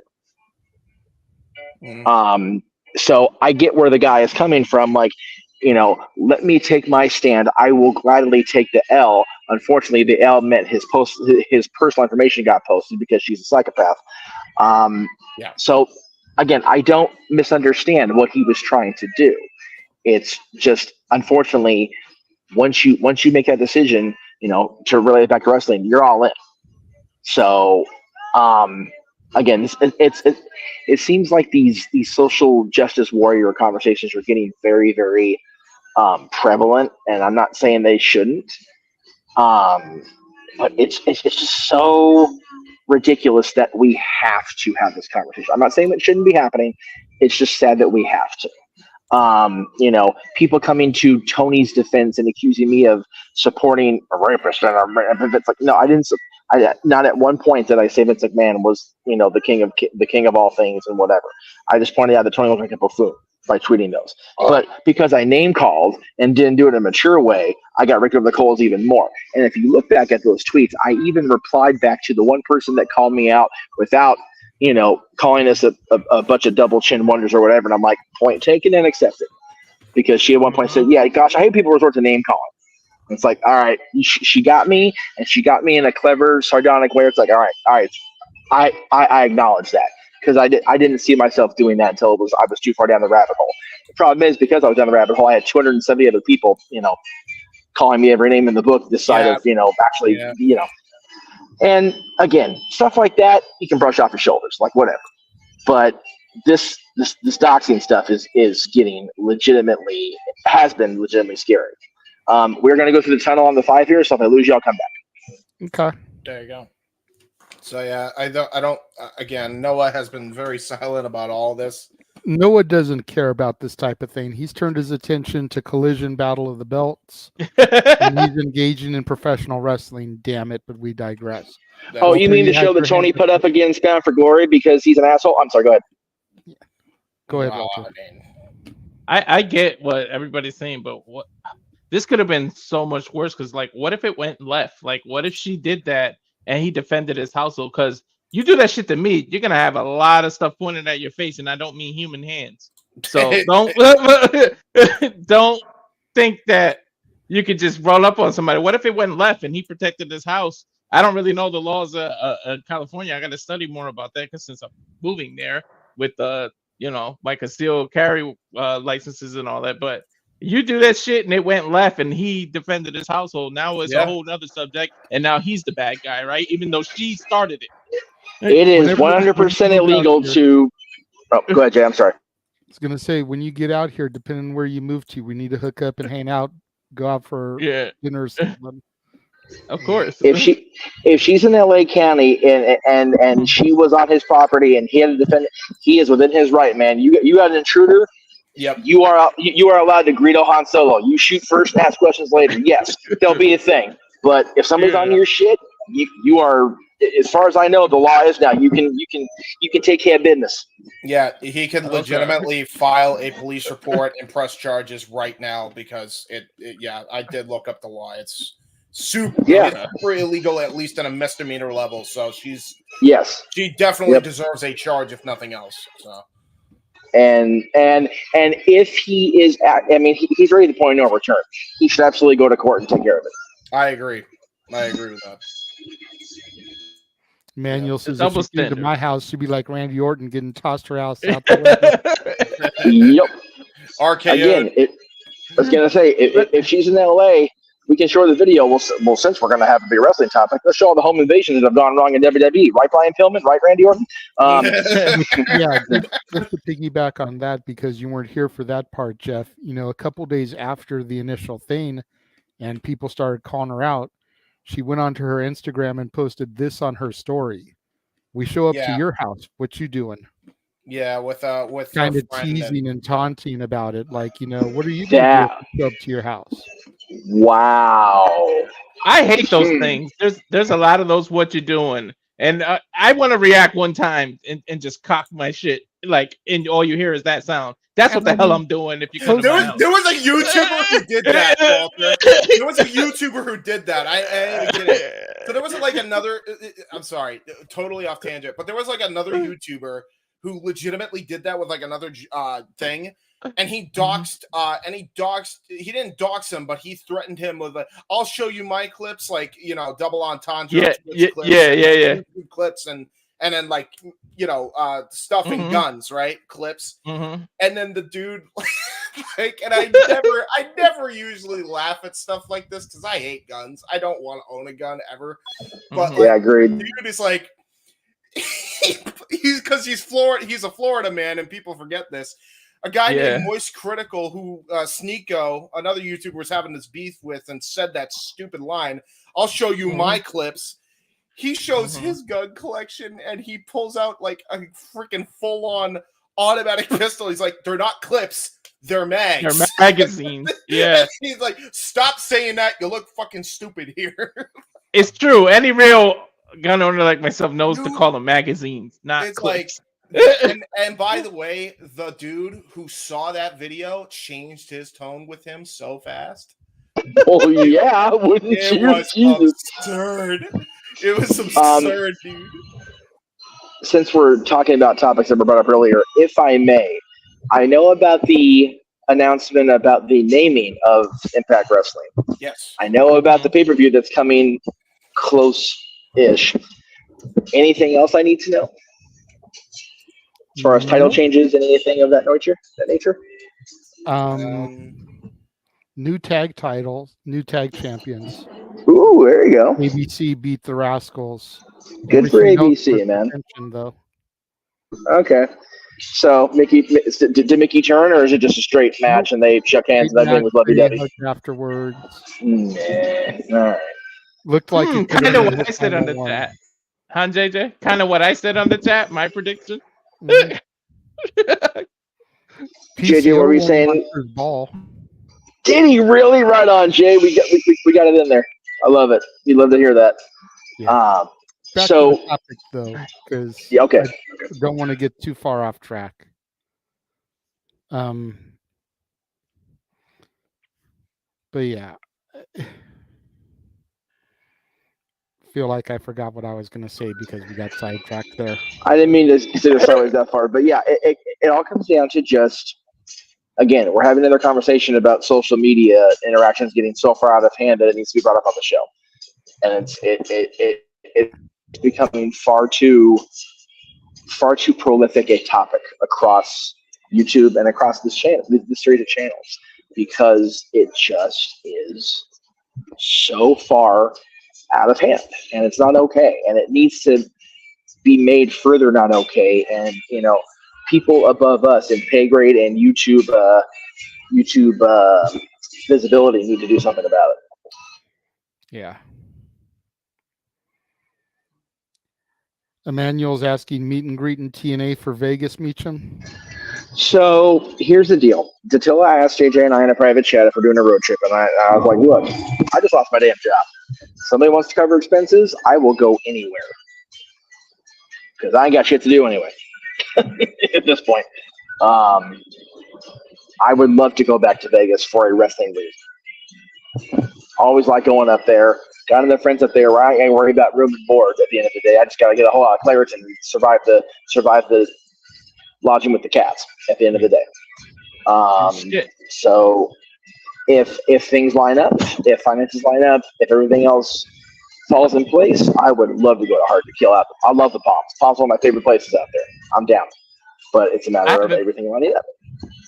I haven't been to Vegas in 14 Noah years. saw a I good think match. it's time to go back. Noah's giving whatever he saw a standing ovation. That had to have been. I feel like that had to have been something to do with Christian Cage versus Danielson. It had to have been. Or no, was that last week? I don't know. No, it was Danielson versus Andrade. Which was a good match from what I heard. So Flair was very quick to praise it. So, well, it's because it's his son-in-law. That's beside the point. Well, I mean, I was about to say. I mean, come on now. Okay, so as far as hell, now off my train of thought. Go ahead, guys. I'll come back to it. Hey, you got yours back, JJ. Woohoo! That was it as far as the Sniper Wolf thing goes. I feel like everyone made their point. Noah, I know you've been paying attention to wrestling. I know you've still had your headset on and heard everything that's been said. Do you want to add a one-liner or a comment about this before I throw to commercial, since you are a content creator as well? For the love of money comes all things evil. Corporate bigwigs only care about the dollar. They don't give a fuck about morals. There's not really a wrong. Oh my God! Damn. Malachi Black just dropped Bryan Danielson. Anyway, you both fucked up, and the world's fucked up too.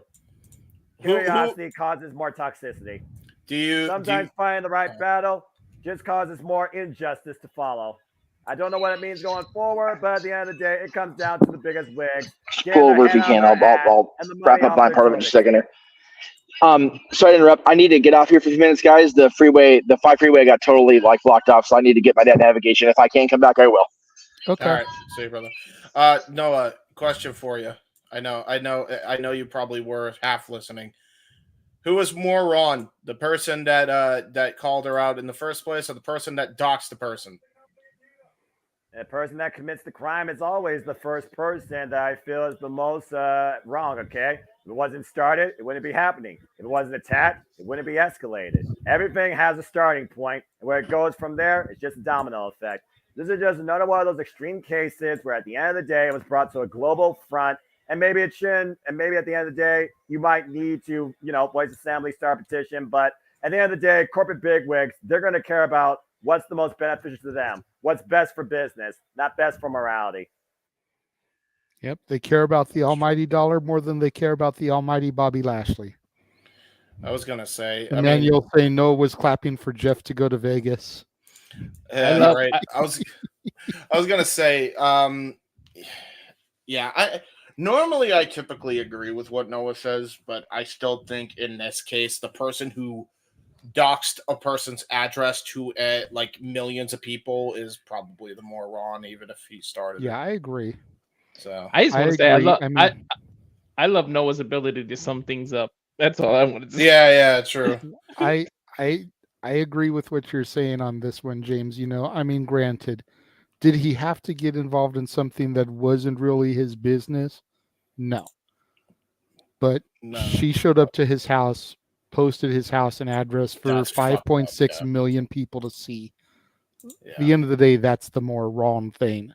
Yeah. He was just trying to get her to step her game up as a content creator and give credit where the credit is due. He was actually more, at the end of the day, he was more diplomatic, I guess you could say. Yeah, he may have been a social justice morality warrior, but if his content was stolen, he had a right to be. Yeah. If his friend's content was being stolen, he had a right to be. Yes. If it wasn't any of his content, he could have just minded his own business. Exactly. Now, Noah, do you concede with that or no? Because I don't know if you know that the person that was criticized decided to take it way too goddamn far and post his address. At the end of the day, some people just overreact. Foolishness is foolishness. Yeah. No, Reigns, I'm watching Sky Blue versus Hollywood Hale. They get to wrestling and then call me in the morning. There you go. Well, Emmanuel just sent a $5 super chat in just for you, Noah. He says, "Why is Bobby Roode so glorious?" Because it was my NXT, and he was the dominant it factor of TNA. He brought that title further prestige out of a dark era and he's one of the best to come out of TNA and one of the best in the industry. Now, producer for WWE, but again, WWE is still very underwhelming for me. Anyway, there's the answer to your question. Oh, big clubbing shot by Hollywood Haley. Nice to see Hollywood Haley on Collision. Sky Blue's still wearing the Scooby-Doo inspired Mystery Machine attire. For those that are fans of that old stuff. Makes me want to go solve the mystery. Well, we're still trying to figure out the mystery of what's happening inside Sky Blue, this darkness that is slowly consuming her. But that will come to light when Julia Hart takes center stage after her honeymoon. Maybe she's trying to become a black Sky. Why don't we just call her a dark Sky? I was going to say Sky Black, but actually that's a whole lot more clever, Walter. Well done. Anyway, back dark to my skies.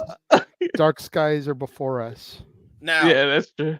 I was gonna say before you go to the commercial, JJ. Well, Walter has his hand up. Let him go real quick. Yes. I just want to say, on the topic, at the end of the day, someone, in order to bring attention to something, somebody has to step up and be that person. So we can criticize that he didn't mind his business or whatever, but he's just trying to bring attention.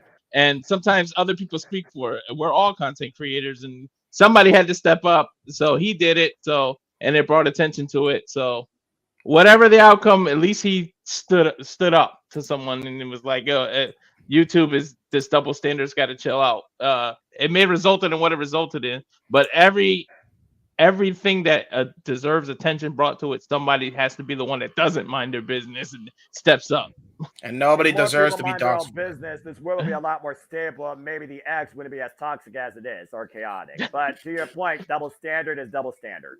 Yeah, and quite frankly, doxing is wrong even if somebody fucked with you. Stop doing it. It's not cool. It doesn't make you cool. Get on the block, for fuck's sake. Congratulations, James. That reverse psychology is going to influence even more negative behavior. But hey, keep trying to change the world overnight.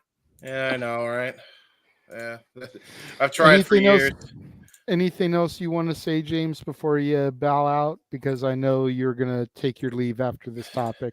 Yeah, man. I had a good time. I'm surprised I even stayed for 3 hours. I'll be real. I know you guys got at least a couple more topics to go. I doubt you're gonna do Haunted Hangman after when it's this damn late in the game. So. Yeah, no. I'll be taking my leave. You guys can tune into what will be my final piece of modern wrestling content that was kind of recorded 2 weeks ago, but fuck it, it's gonna be out there. You can check out Wrestling Rundown on the Wrestling 1444 Incorporated channel, hosted by Zero. So that will be fun, I'm sure. So yeah, go check that out. That will be the only thing that I got to plug, really, because I just things happen, so I'm just kind of rolling with the punches as I go here. So. You can follow me on Twitter at jhebertside95, on YouTube at jhebertside95. If you want to try to find me on Facebook, look for me at James Heebman Hebert. And yeah, it's really all I got for you folks. And I guess until next time, I'll see you on the J Hebert side. So, night, everyone. Awesome. It's been awesome having you back, James. I appreciate you staying for as long as you did. And I guess if not sooner, we will be seeing you for Disney karaoke. Yes, sir. Yes, sir. Take care, brother. Take care, brother. Continue avoiding social media, and then the word 3. Well, and then hopefully Jeff will be back too before we get to the final topic. We are going to take a quick commercial break. Even though I've ran through my commercials, they're so short, we'll just run a couple of them again real quick. And then we're going to come back and discuss Billy Corgan, the NWA, and their new TV deal. So stay tuned. All right.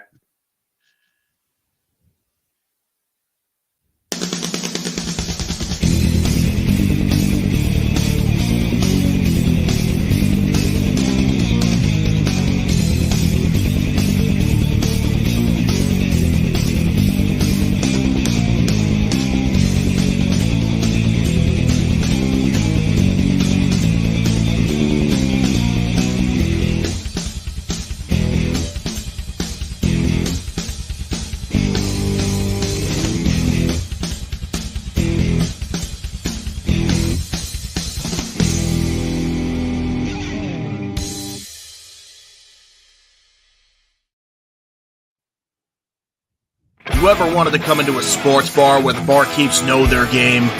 Well, the Jeff Meacham Network, Multiverse of Media, has got a production just for you. Sit down and relax as the Stat Boy and his partner break down the statistics in all things sports. Whether it's football, basketball, motorsports, baseball, hockey, soccer,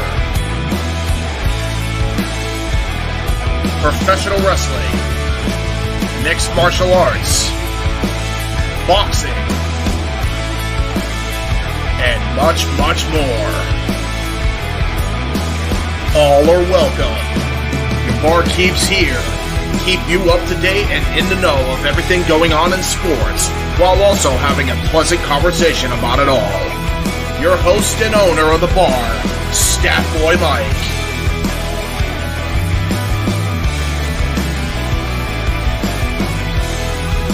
His partner in crime, Dory Lou. And a host of other guests coming in. The food's hot, the seats are warm, the drinks are ice cold, and the sports talk is plentiful. Constant 18 Studios presents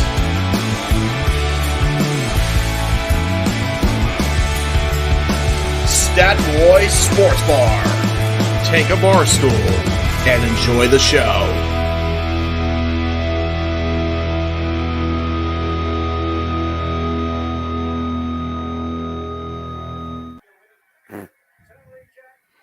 And we are back. Hey, look, it's generic Hulk Hogan, the Outrunners. Just before we get into the next topic, I do want to say one more time, thank you so much to James for coming on and being a part of the panel. You know, any way we can rope him onto an episode, I feel like is a glorious win for us.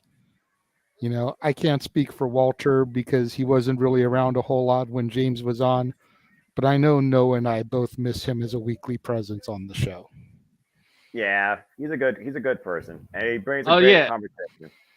Oh no, I miss him. I still watch. Before I came on, I used to watch it all the time, and I really like James. And it's just sad what professional wrestling did to his mental state, man. Jesus.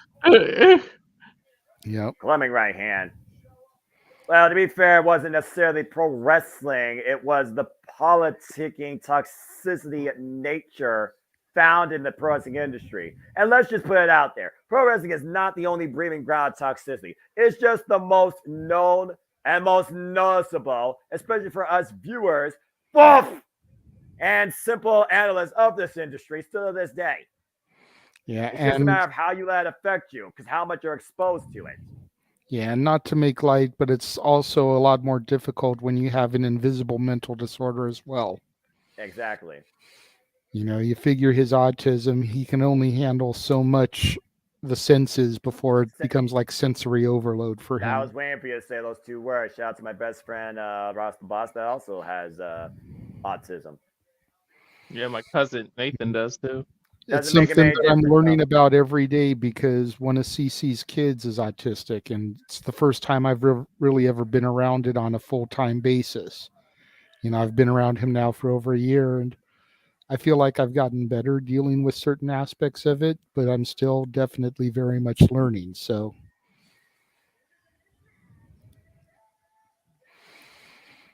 yeah, I grew up around it. My cousin's 3 or 4 years younger than me, so. And we always used to hang out, so yeah, I learned how to deal with it, but it's hard. All right, this is our last topic, so let's go ahead and bring this thing home because I'm tired.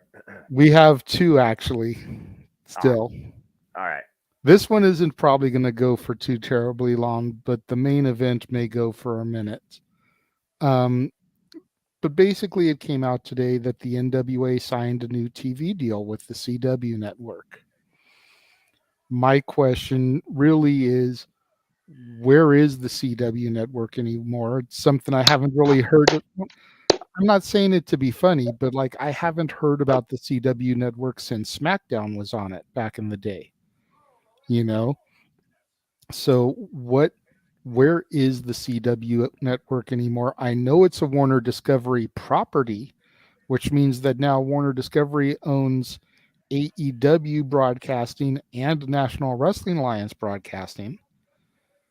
Could that be opening a door, to use a pun, a forbidden door for NWA talents to cross over onto AEW television? Because they're all under the Warner Brothers Discovery platform now. I feel like it's a big deal for Billy Corgan and the NWA, because it's on a network. Like, was Noah, you'll be able to answer this. Was NWA Power even on TV, or was it a YouTube exclusive? Because I never really. It was YouTube exclusive all the way since Power's existence. Okay, so it's already a step up because it's going to be on TV now. Even if it's a shitty network where only certain people can get it, like Access, at least it'll be something that can be tapped into by the right audience. Right. So that's already a step up for the NWA. And then, like I said, with it being a part of the Warner Discovery platform, could we possibly see it streaming on Max? Could we start seeing NWA AEW crossovers? Mm-hmm. I'm gonna throw it to you first on this one, Noah, because I feel like you're more knowledgeable about the current NWA product than I am. What do you see as the long-term benefits and disadvantages of this type of deal? Well, if nothing else, you're always going to try and possibly garner more attention on a streamlined network versus a streaming platform like YouTube. So it's one of those things where, again, they might get maybe a sponsorship deal or something like that from something that's part of the network as well. We've seen that plenty of times. Hello, Rey Mysterio, United States title. So if nothing else, it could mean more money, which means they might get a better pay, which means they might be able to bring in more talent. The NWA has kind of reshaped its landscape from the people that are on the commentary table to the look of their set. I think they're still at GBB Studios, and I think they have even more of a condensed audience inside the actual building. The CW, though, for me, the last thing I knew it for was freaking Arrow. I honestly don't know if it existed. Here on the Midwest, you want to call it that, because that's what Ohio is. CW was like Channel 5, and again, CW is the former WB. That's the same channel that used to have like WB in the morning with Animaniacs and Static Shock and Yu-Gi-Oh! And Freakazoid. Honestly, besides that, I don't have a flying clue what the hell WB used to show. And the first time I heard Blue Eyes White Dragon. Yeah, well, that's a card, not a show, to be fair. And I still think that Dark Magician is the better card. But it's one of those things also where NWA has that focused audience, but I don't know if it's enough to bring back fans of old school traditional studio wrestling with its up and down track record. If nothing else, it could mean a little bit more publicity because it could be for the marketing. But besides that, I don't even know what the hell CW is. I don't even know if CW is on Sling. I think they had a nice, comfortable spot in YouTube, but clearly they weren't expanding. So if nothing else, they're taking a chance. I wish them the best, but honestly, I don't see a lot coming out of it. Because CW and the NWA, with all due respect, are like the smallest players in the leagues of both wrestling and TV. Would it at the very minimum be able to help upgrade their production values? That's which could possibly garner a new and bigger audience? It's possible. I mean, if they can get like the rights to maybe the building or a bigger studio, like a studio lot, I would like to see the NWA grow in presentation because I do think there is potential. There's a reason why I followed Camille the entire run since Power existed. The 1X for a reason, no longer the NWA Women's World Champion. Now insurance policy for her husband, Tom Latimer, who was challenging EC3. Yes, folks, EC3. You heard that name right. Challenging EC3 at say how whatever the hell that show's called in Cleveland for the NWA World Championship. King Mike is asking if NWA is even any good in 2023. It really comes down to your perspective. If you followed it, if you recognize a name, if you still care about the legacy of the NWA World Championship, then yes. Otherwise, you almost might be flipping through it quicker than a commercial break between your regular show and WWE and AEW, or what's going to be TNA. Again, are you a fan of EC3? Are you a fan of Tom Latimer? Tyrus is now retired. Are you still a fan of Aaron Stevens? Do you appreciate Joe Gallery? And that's about the only names I can think of at this point that probably has some relevancy to people. It really comes down to, your familiarity and what you deem worthy of watching in what we call wrestling. It's like anything else. Give it a chance, check it out, and see if you like it. If you don't, there you go. At least you tried it. You can't say you can't knock something until you try it. Same thing goes with food. So, hell, I mean, your NXT is even bringing me back, and I see it's okay now, so it's already progressing.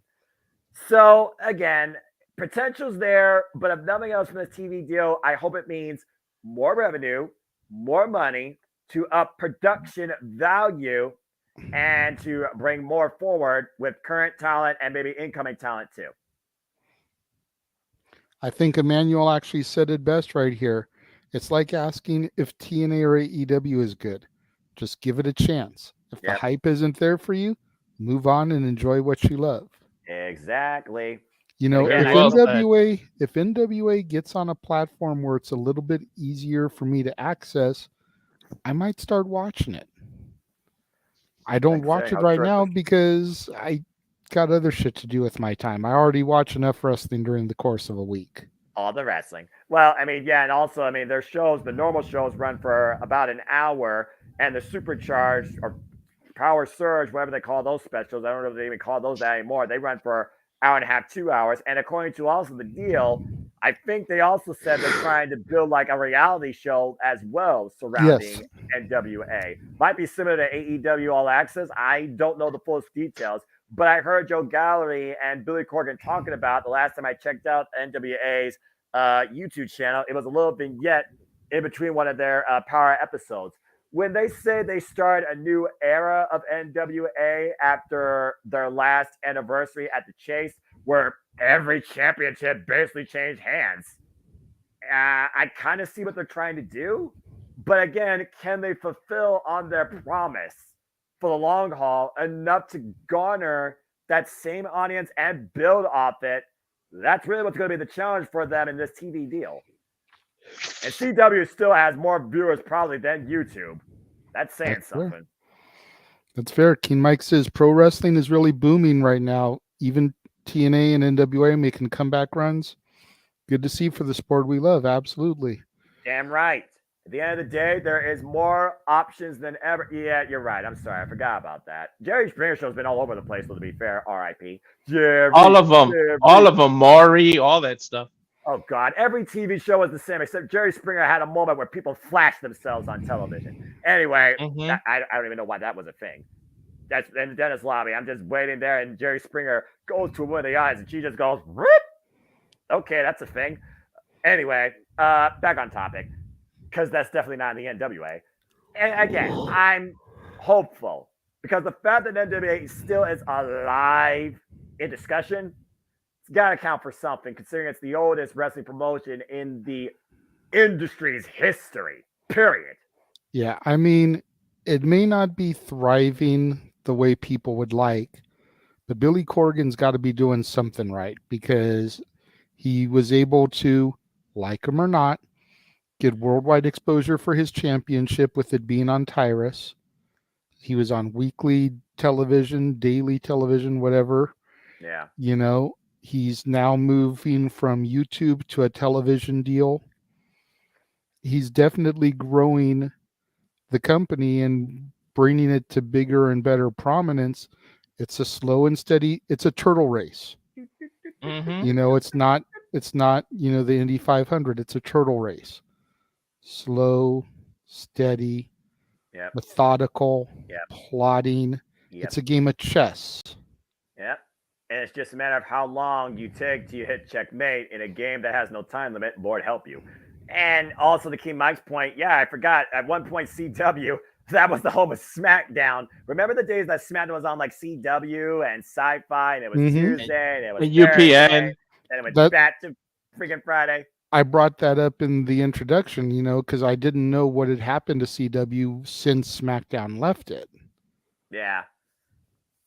I haven't. It's not a channel or a brand that I hear a lot about. You hear about NBC, ABC, Fox, Warner Brothers, whatever. You hear about all these other channels. Nickelodeon, MTV, TBS, TNT. Yeah. You hear about all that stuff, but you never hear about CW in the conversation anymore. That's because the last shows that were on CW of relevancy was not just 2.5 men. It was literally, I think, Friends, Smallville, and the last Charm. show. What?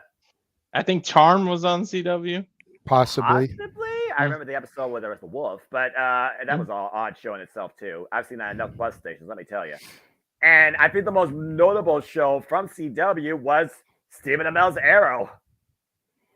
Probably. But yeah, I mean, if people know where CW is more familiar than Access TV, then we might have something. CW is basically DC shows. Like, I don't remember Superman being on there, but it wouldn't surprise me. Well, again, Smallville, right? Because that's super old school. That's super old school. You kidding me? I almost said Haven, but I would have botched that because that was only on Sci-Fi. And I saw like the final season of that. Interesting show. Weird, but anyway.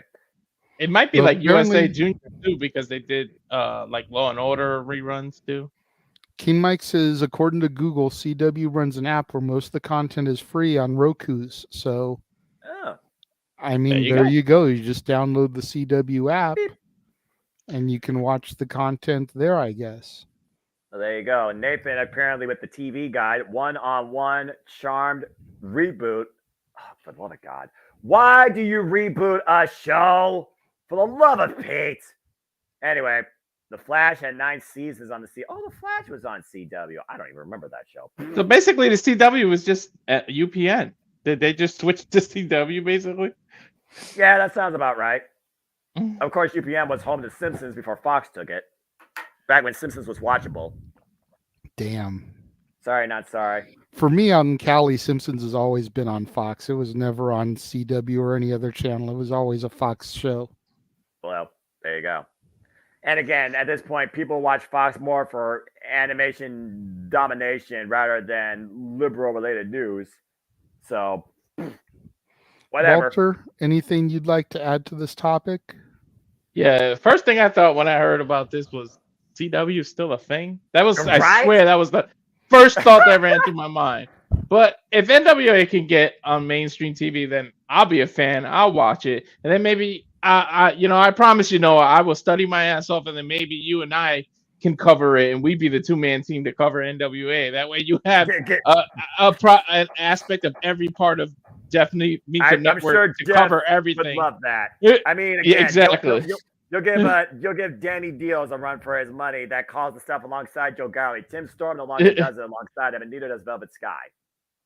Yeah, but it's good for the sport. Like everyone said, it's good for the sport we love. It brings attention to it. I just want to see any form of competition, any form of anything that brings attention to the sport we love, whether it's low stream, mainstream, high stream, whatever we can do. It brings attention, so I'm just glad. And you can say what you want about him, but he knows how to make things survive. He knows how to make Billy Corgan knows how to do business deals. So whatever he can do, and maybe like James said, Freddie Prinze Jr. can jump on this too, one or the other. Jump on this or TNA, whatever, and make something mainstream to compete with everything. But I'm gonna start watching. If I can somehow get the CW or whatever we got to do to get that app. Because I do have Roku TV and I have all that. So I'm going to study my ass off and get back on it because I haven't watched NWA in a long time. I think like 2007, 2008 was the last time I've even thought of NWA like that. The original cast, and most of them ended up in AEW. Yeah, exactly. The last time I watched NWA televised programming was when it was Championship Wrestling from Hollywood out here on KDOC. Oh wow, you went way back. Because we were going every month. They would film. They were hour TV shows, so they would do like a 4-hour taping, 4.5-hour taping, They'd film a whole month's worth of television, and then we'd be able to watch it play out over on public access over the course of the weeks. You know, there were no pay-per-views or anything, but every month they'd do a TV taping and they'd film 4 or 5 episodes and call it a day.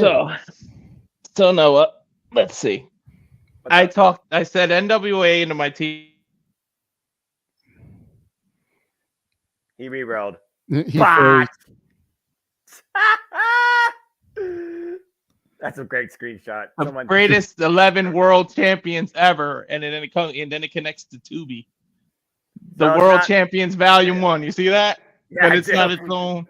It's all Nature Boy. It's all Dark Side. It's all old stuff. So yeah. Well, again, it's the longest running promotion in the industry's history. The 10 pounds of gold goes so damn far back. The freaking Burke goes all the way back to Mildred Burke in the 1930s. And for those that are wondering, how does this guy know this? He's only 31 years old. He's a young whippersnapper. Just Meacham. Thank you very much.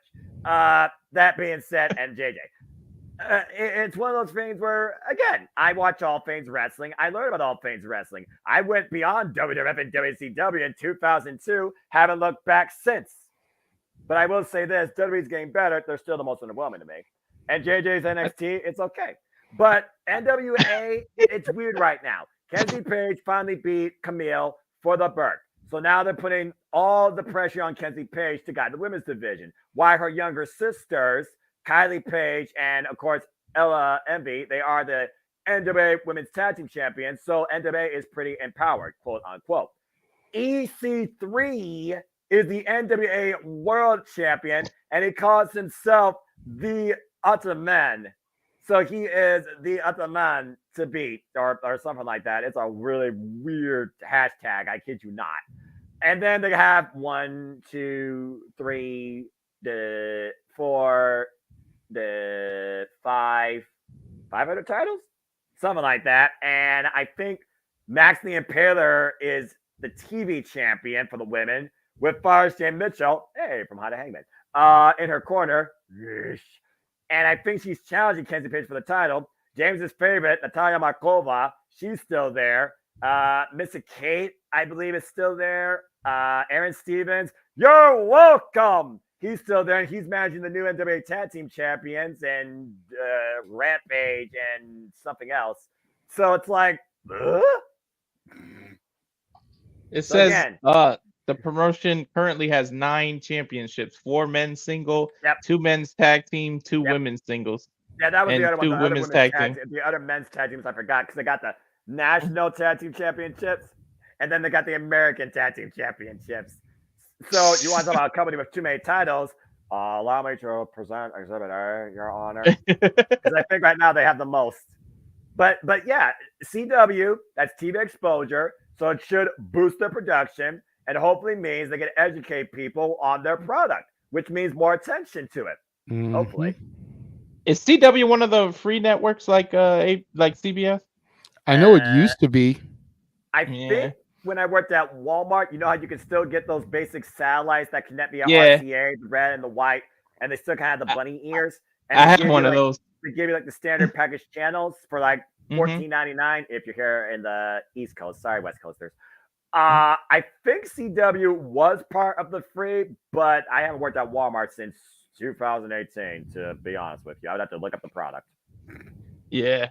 I know what I'm watching. Shit, now that I said NWA into the TV and that popped up about Ric Flair, I know what I'm watching tomorrow. Or Ric Flair is one of the most notorious holders of the NWA World Championship. So there you go. And what did Emmanuel ask about? Does EC3 have a mute gimmick like in WWE? Damn. I dare say EC3 has never been more vocal since becoming the NWA World Champion, if that counts for anything. So did he give up on his own basic wrestle promotion? Wasn't he trying his own? Oh, yeah, that thing died in a fire. Okay. Well, no, he has a promotion now. He just gave up on the Control Your Narrative thing because his promotion was the first affiliate promotion that NWA hooked up with. That's Remember right. we talked about last week about bringing back the territory system. Yeah. It was EC3's promotion that was one of the first ones to sign up as a territory for the NWA. And that's how they got Flip Gordon and EC3 out of that package. I don't think Flip, though, does NWA still. And at this point, EC3, I think he's a solo act. So, and probably better for it. Right? NWA is just in a weird... It's weirder than the Oddities. It's weirder than the Menagerie. If those remember that from TNA. It's a circus. It literally is... Doot, doot, doot. You just... Come on, take it. Danhausen, not your freaking ringmaster. But it's right now just one of those things where it's like, you kind of don't know what you're getting unless you recognize the people holding the championships or you recognize NWA in any form. And it sucks and sad to say because they were pretty much the grandfathers of wrestling if you really look at the history of NWA. The first exposure to studio wrestling for me, personally. Mm-hmm. Same. If I find CW, I'm definitely going to watch it, but I usually keep up with it still on YouTube. So this will be an interesting choice. Like I said, if it's a channel I can get, I may end up giving it a watch for at least the first couple of weeks, see what happens with the product. If I can't get into it, then I'll cut it off. But yeah, if I end up getting roped in, then it'll be something else I add to my weekly television, especially if it comes on a day that I don't watch wrestling already. Exactly. That's another thing, not to go off topic, but again, we kind of talk about, the market itself. At this point, is there a day where you don't find some form of wrestling content? I mean, let's just figure about this. WWE owns almost every day, every week. They own 3 days of television with their actual sports entertainment products, right? And then, of course, the weekends, they literally rule now for house show tourings. And Sunday, they have to deal with A&E for Rare Treasures, Stone Cold Takes on the World, and, of course, the latest documentaries that aren't exclusively on Peacock when it used to be on WWE Network. WWE owns virtually every day of the week for some sort of content. If you actually watch The Bump, Lowdown, and Raw Talk as well, you crazy buffoons. And then, of course, AEW, they own Wednesday nights. They have Fridays at their own little spot, and they have Saturday night. And who would have thought you get weekly Saturday Night Pro Wrestling again, since Saturday night's main event with Belly Up as now a house show name, which still kind of annoys me, if I'm being perfectly honest with you. And then, of course, you have TNA now coming back to our screens, where Impact and TNA have owned Thursday nights quite literally. And then, of course, you have everything in YouTube, whether it's MLW, whether it's freaking the Ring of Honor with their Honor Club, and NJPW has on-demand content, but has their own touring stuff too. The industry is so oversaturated. The fans here get burnt out, but the world has to be loving it. And that is a beautiful thing, but it's also a very positive, negative cause and effect.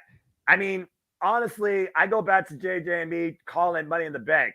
It took a moment for me to get back on the swing with a can of sports entertainment after calling how many damn shows in pro wrestling. Just saying. It's crazy right now how much there is.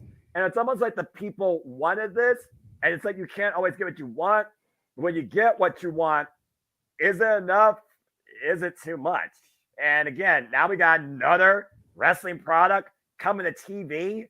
Think about trying to fit into our week. What? Yeah. So apparently CW is a thing. I set it into the TV, and it makes me download the app free. There you go. It doesn't. Does it say extra fee with cable or satellite or some dumb nonsense like that? Nope. Okay, then I'll be damned. CW is a free channel.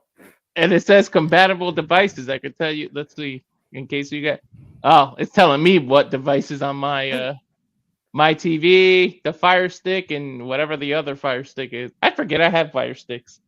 Oh, and just to go along with that, for those that have NJPW World, hi.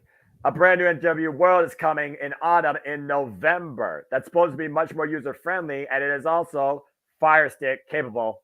Anyway, again, CW comes down to how much is viewed, but if nothing else, more revenue, should mean a better presented product. And that means more opportunity for the talent involved too, and maybe a higher payday. And honestly, there it is. It's immediate. Honestly, I would probably shoot for either Tuesday or Wednesday nights, and I would shoot for 7 o'clock Pacific, 10 o'clock Eastern. So after NXT or after AEW, not Mhm. prior, considering NWA is traditional. What do they usually do, JJ? 6:05 p.m. Eastern Standard Time. But you don't want to compete with either of the other products because you're not going to get ratings that way. No. What you do? Hold on a second, Walter. What you do is you've either already got the wrestling audience captured for those East Coasters that are watching NXT Dynamite, and they want to keep watching wrestling because it's 7 o'clock, so they tune in and they get an extra hour before you even get into prime time wrestling. Right. Or for us West Coasters, we get a lead in to that. That's our pre-show. We get NWA wrestling, and then we get NXT or Dynamite at 8 o'clock. Yeah. Yeah. Fair. That's a perfect bridge time. That 7 to 8 o'clock hour, I think it would be perfect. There is wrestling on Thursday, Emmanuel. You've got to worry about Impact. Granted, not everybody watches Impact, which will go back to TNA, but I have a feeling that with the name change, their ratings are going to increase. That's recognition. Recognition speaks volumes, especially for an audience you lost that you may be trying to draw back. Not just the diehard, dedicated fans that's been with the company up and down for the last 20 years. Yeah, I think that would honestly be the way to go, because you're either hitting that audience, like I said, the East Coasters that already watched 2 hours of wrestling, and maybe they're like, oh man, that was a good show. I wish there was still more wrestling. Oh, the National Wrestling Alliance is on the CW. Let me watch that. There you go. Or us West Coasters, man, I really wish there was some wrestling on. I didn't have to wait till 8 o'clock. Oh shit, the NWA is on the CW network. Let me check that out. There you go. Mm-hmm. What's up, Walter? A couple questions. First question: do we know when this deal takes effect? I think it went into effect the day the news broke. I'm not 100% sure, but I think it is in effect as we speak. Maybe since the fall lineup has already started, maybe it goes into effect in the spring. Maybe. But I'm not fully certain on that. Looks like Noah's looking that up. Yeah, I'm gonna figure it out. Remember a couple weeks ago, a topic was what if Raw or WWE changes Raw off of Monday nights because of the deal they come in? Mm-hmm. Like, would you like to see NWA take that Monday slot if that ever happened? Okay, I'm just gonna say this for the record right now. It's already dumb enough they fucking made it 3 hours. It has been Monday Night Raw in its whole fucking existence. We all said that. The weekly longest running episodic television show in television history, period. You change it, you officially break that moniker. And there is not another spot in the week that I could see that red brand on my screen. Are you kidding me? I said the same thing. Think about this for a second, though, because this is something that I seriously started thinking about when I heard that rumor. Mm-hmm. We know WWE has been trying to put a lot more focus on the families, especially if you look at the draft and how they were trying to keep couples together. Yeah. They've now been sold to Endeavor. We don't know what their core values are, but I'm sure family is probably big with Endeavor also. Mm-hmm. What if, hypothetical here, what if Raw ended up moving to Thursday nights? Hear me out on this. Go ahead. NXT doesn't change because it's local, it's in the Performance Center, it doesn't travel except for pay-per-views. Thursday night Raw, Friday night SmackDown, Saturday nights PLEs when they have them.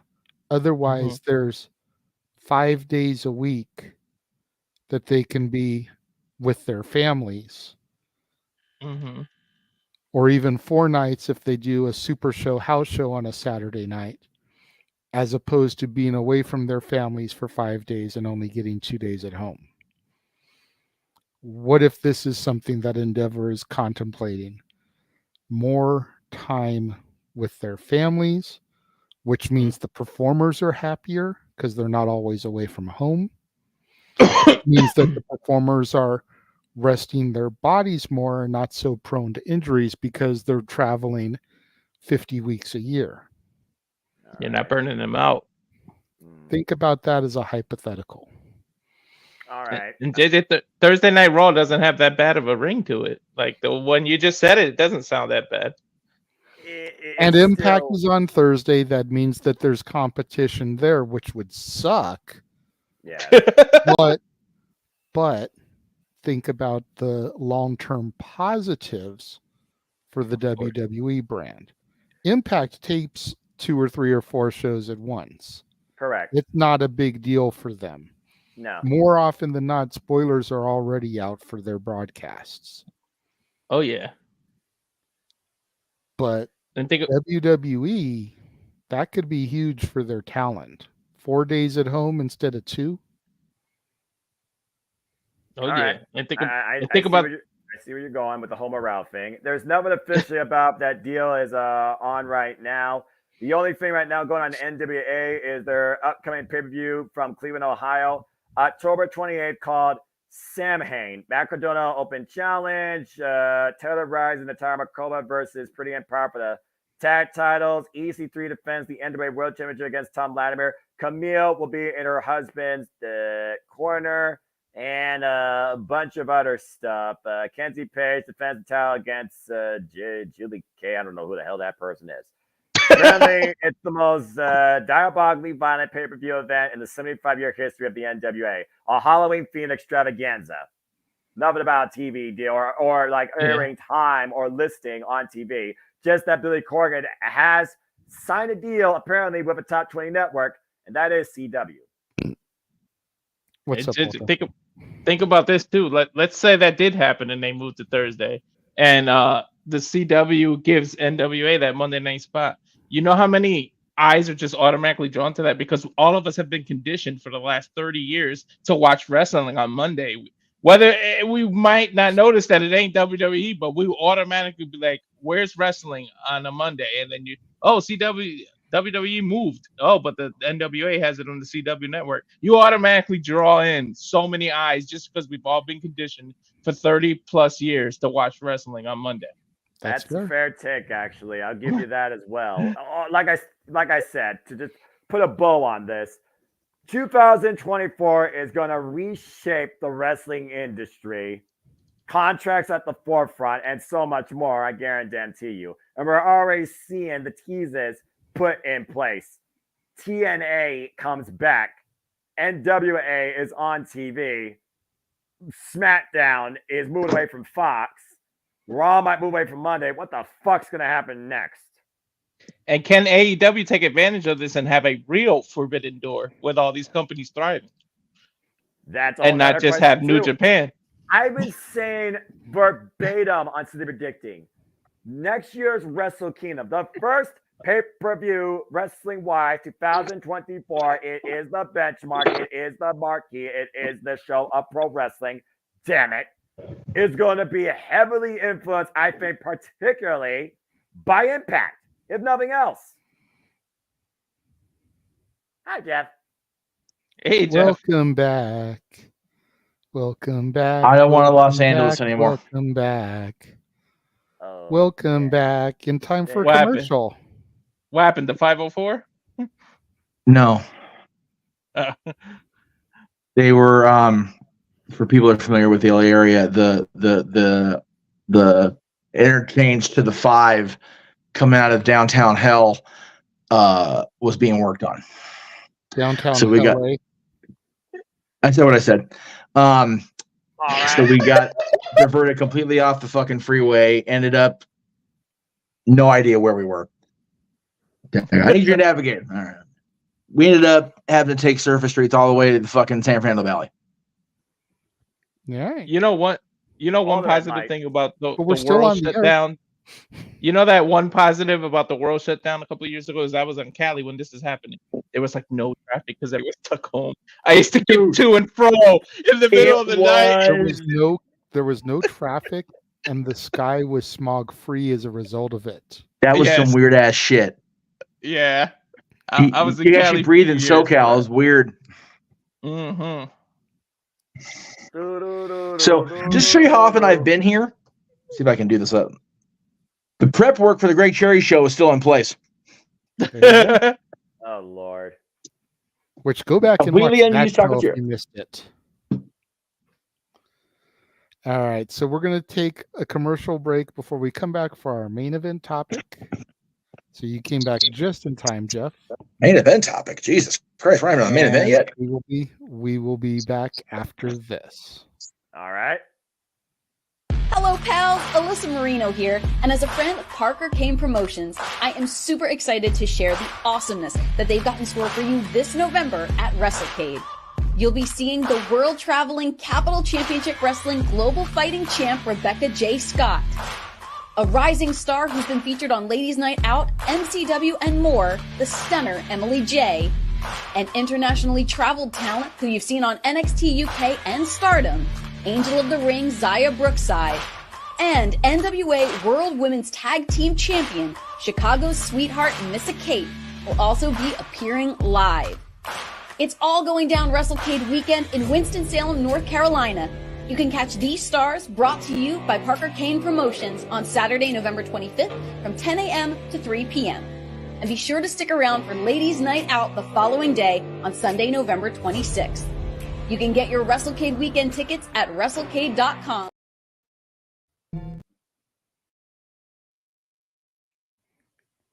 What happened?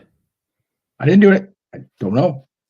I didn't throw up the Trish graphic. I didn't pull the thing down. I didn't pull the thing down for sure. I actually did.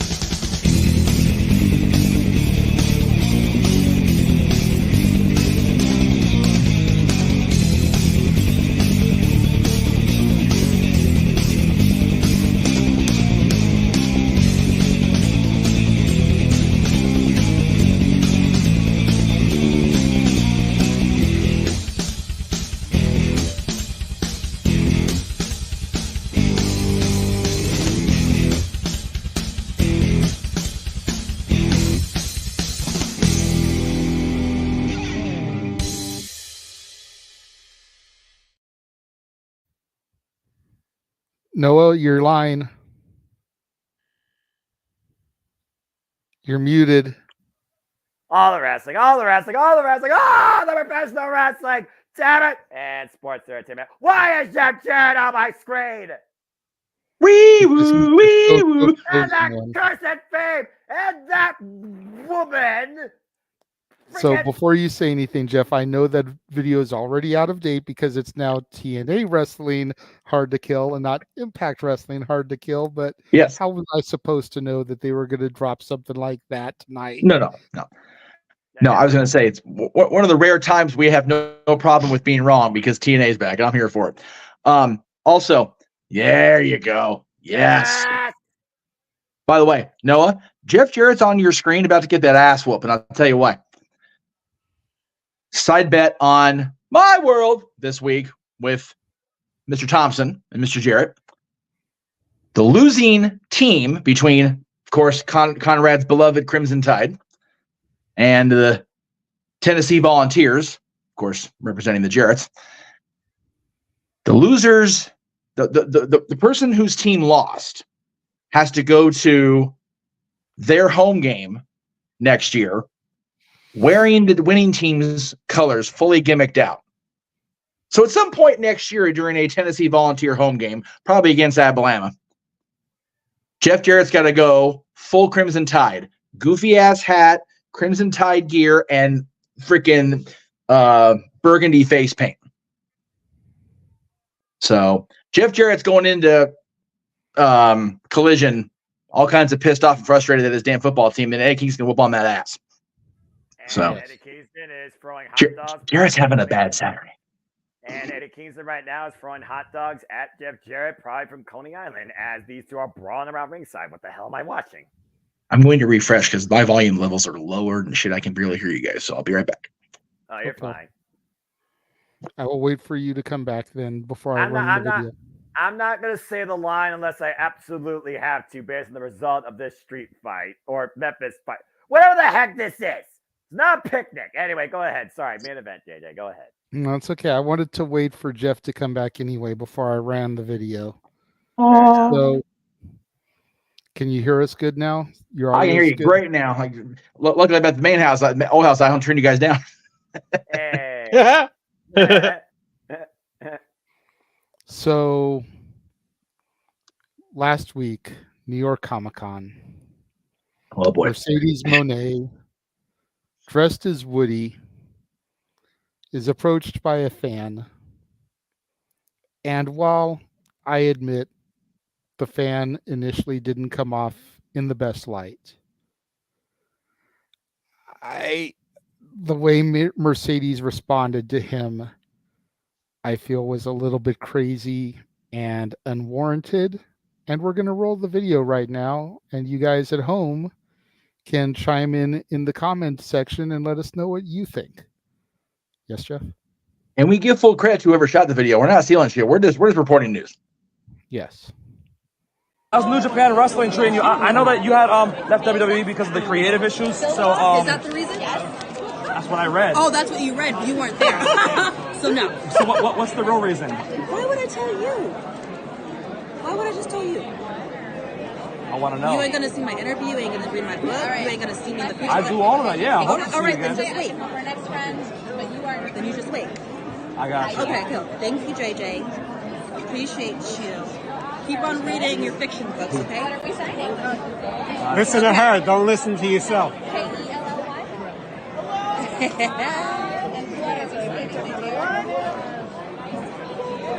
Thank you very much. So, couple things to unpack for this. Yes. Number one, why does his name have to be JJ? Because that's the way the universe hates us. Why? I mean, don't get me wrong. It worked for a great soundbite. I was able to clip for my outros to my new show. Yeah, you know. Thank you, JJ. Appreciate you. Yeah. Nipped that, but you know. Yeah.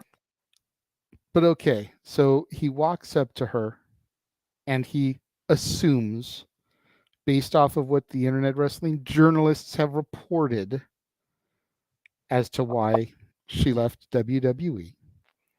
She nips that in the bud real quick. Right. Calls him on his shit. Calls the reporters out on their shit. But then she keeps going. And that's where I have a problem. You know, she doesn't just let it die there. You know, he asks her, well, what was the true reason as to why you left? Why would I tell you? Right. Why would I just tell you? You know, she could have responded a little bit better, I think. You know, she was already upset at him because the way he came at her. And I just feel like she just added fuel to the already burning fire. The way she kept coming. Why would I tell you? You're not going to buy my book. You're not going to watch my interviews. You're not going to keep coming support me. He's like, I'm still going to do all that. You know, I'm trying to make conversation with you, basically, is what he's doing. He's trying to have a few moments to chat with her, somebody that he paid a lot of money, more than likely, to get an autograph from. From what I read, her autograph sessions aren't cheap. She charges a minimum of $100 a pop. $250. Walter is saying $250. Yes, so $250 he spent to meet her, and that's the way she treats him.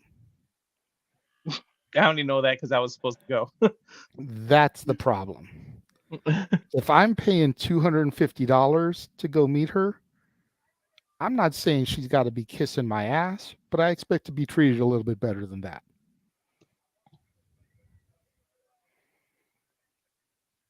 And I don't feel like I'm wrong in expecting that.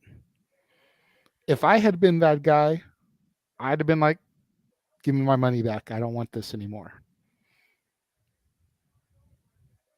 And I would have completely walked away from the situation. Because my guttural reaction is to pop back off on her. But that's not going to get me anywhere but getting security to escort me out of the building. She still gets my money. I don't get my merchandise, and I'm out of the building.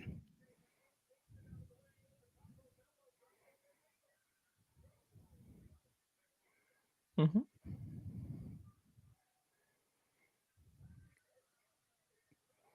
So what is everyone else's thoughts on this video? Jeff, you want to go first? You haven't been on all night. You look anxious. Jay's gonna hate me, but I have no problem with anything she did. Not a fucking thing wrong with it. I don't, Why? and I'll tell you why. Defend her. Oh, I'm not going to defend her because then it'll get me on the whole we defend. No. Here's my position on it. First of all, Mercedes herself has been a lightning rod of bullshit since she walked out the first time, went on her little timeout after WrestleMania, the one in Jersey that's still going on now, because people are still stranded at that goddamn transit platform. Those poor people. I'm not saying the way she came in. Okay, so my statement of I don't have a problem with the issue for me is not how she did it, because that part, yeah, she was a little tactless. But as somebody who's experienced both sides of that, I'm going to completely piss you off and just wave the Switzerland flag, because I'm going to stay neutral, because I understand where she's coming from and I get where you're coming from on it. I do. You're paying that kind of money. I'll keep it real for y'all. They're paying $250 for her, and Walter knew because he was supposed to go. I paid $200 for the Undertaker for my dad and I, and I didn't have a problem with paying that kind of money for him because Undertaker. Right. And not only did I pay that, but when we were able to relate to him by showing him the picture of Dylan with Purse, we had a genuine moment, and it was amazing. I still get teary about it, thinking about it now, all these months later. So we were able to communicate with respect, as one should. He came out here immediately with the Meltzering of the world and got bit for it. Absolutely justified by her on doing that. You've got to believe she's been hearing that shit for the last 4 years. We all in this room denounced the company for 4 years. I'm talking about after the first time she walked out at WrestleMania after the show with Jersey, where she and Bayley lost to the Iconics, Noah? Yeah, Iconic. Yes. Okay. WrestleMania 35. So when she took her personal time out the first time and then came back and turned on Natty in the middle of the ring and revealed her new hair color. She's been getting that sort of bullshit since then. Because, again, she used the Pritchard quote, and I praise her for it. Were you there? I was there. Maybe at most 3 people know why she walked out. Her, Paul Beck, and Sabrina. I'll even go talent relations at the time and say Johnny Laurinaitis, just so I can make fun of his ass on the air, because that's always fun to make fun of his dumb ass on the air. So Trinity wouldn't know. You walked out with her, so she wouldn't know. Well, okay. The first time I'm talking about now. Oh, okay. Okay. So this last time when she walked out, John Laurinaitis wasn't the talent relations. That's why I'm saying the information I'm saying. So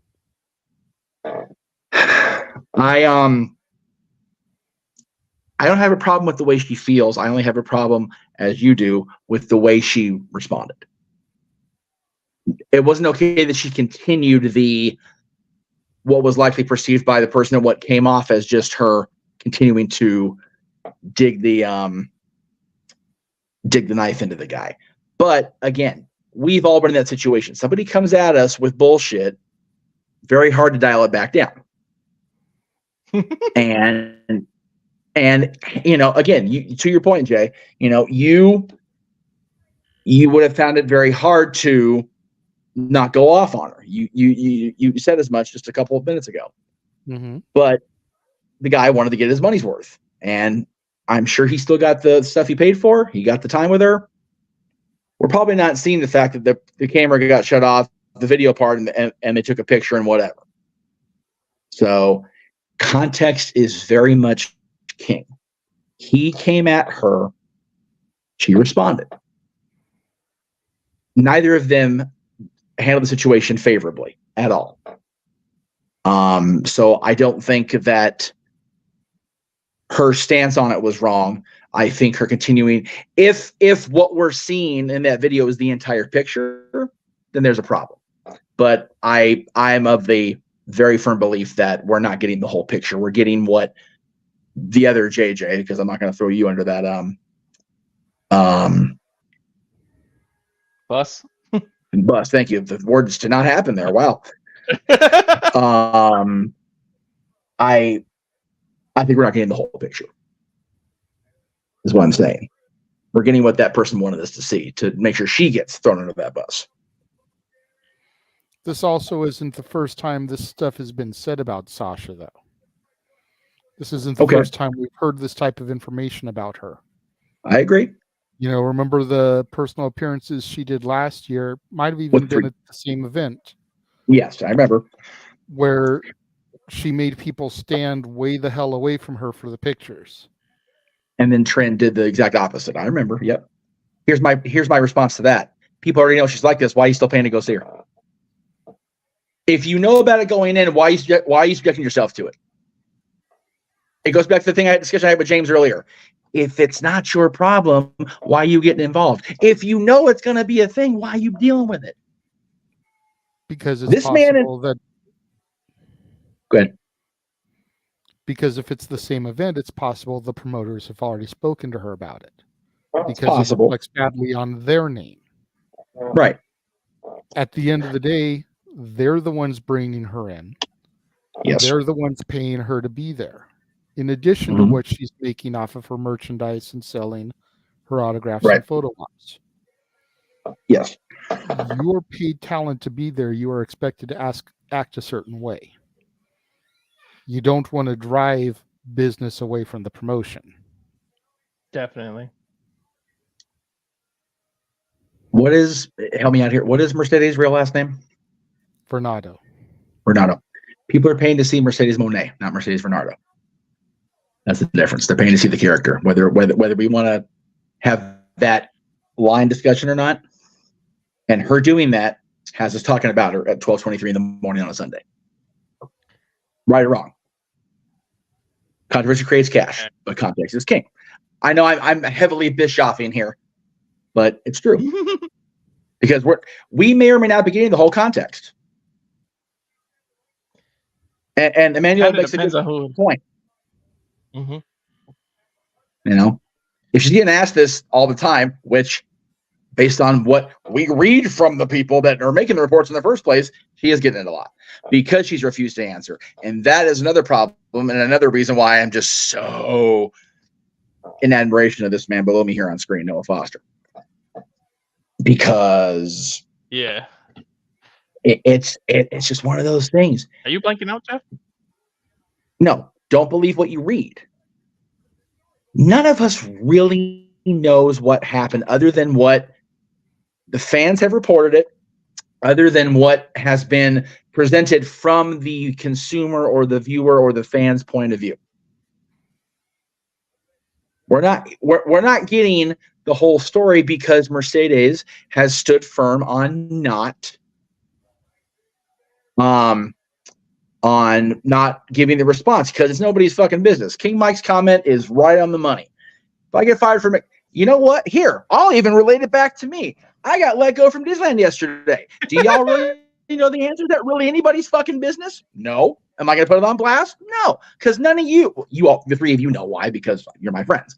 Yeah. But just the viewing public, you know why? No, it's none of their fucking business. If I go write a book, if I go make a made-for-TV movie about my biography of life, then yeah, I'll spill all the goddamn mouse come off your teeth. You fucking ribbing me? But until then, until I get paid to spill the tea, fuck it. None of your business. And if you're paying to see me, knowing my reputation, if you guys are coming in, all 19 of you, you're coming in here knowing I'm a ginger asshole and you're still watching me, I love you, I appreciate you, but if you don't like this side of me, fuck you. That's Mercedes' stance, right or wrong. I think a lot has to do with the fact that it's her, because let's say I did that to MJF and he treated me like that. I would have fun with it because it's MJF. You would expect that from him. The fact that Max is going to be in town the week of fuck me, we got to get out to just because we know he's a fan. I got to be like, oh shit, and just watch and fucking Agent of Chaos and watch it unfold. Oh. He was there too. I was supposed to go. That's why I wanted. The main reason I wanted to go was to Sting and him, MJF. But MJF wants a lot of money for his stuff. He wants a lot.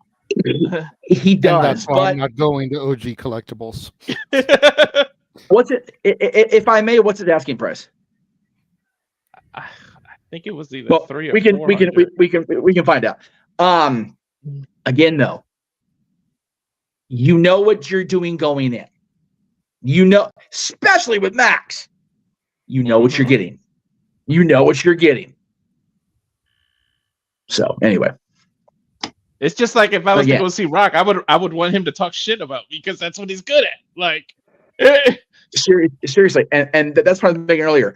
We're not paying to go have a discussion with Mercedes Vernado. We're paying to interact with Mercedes Monet.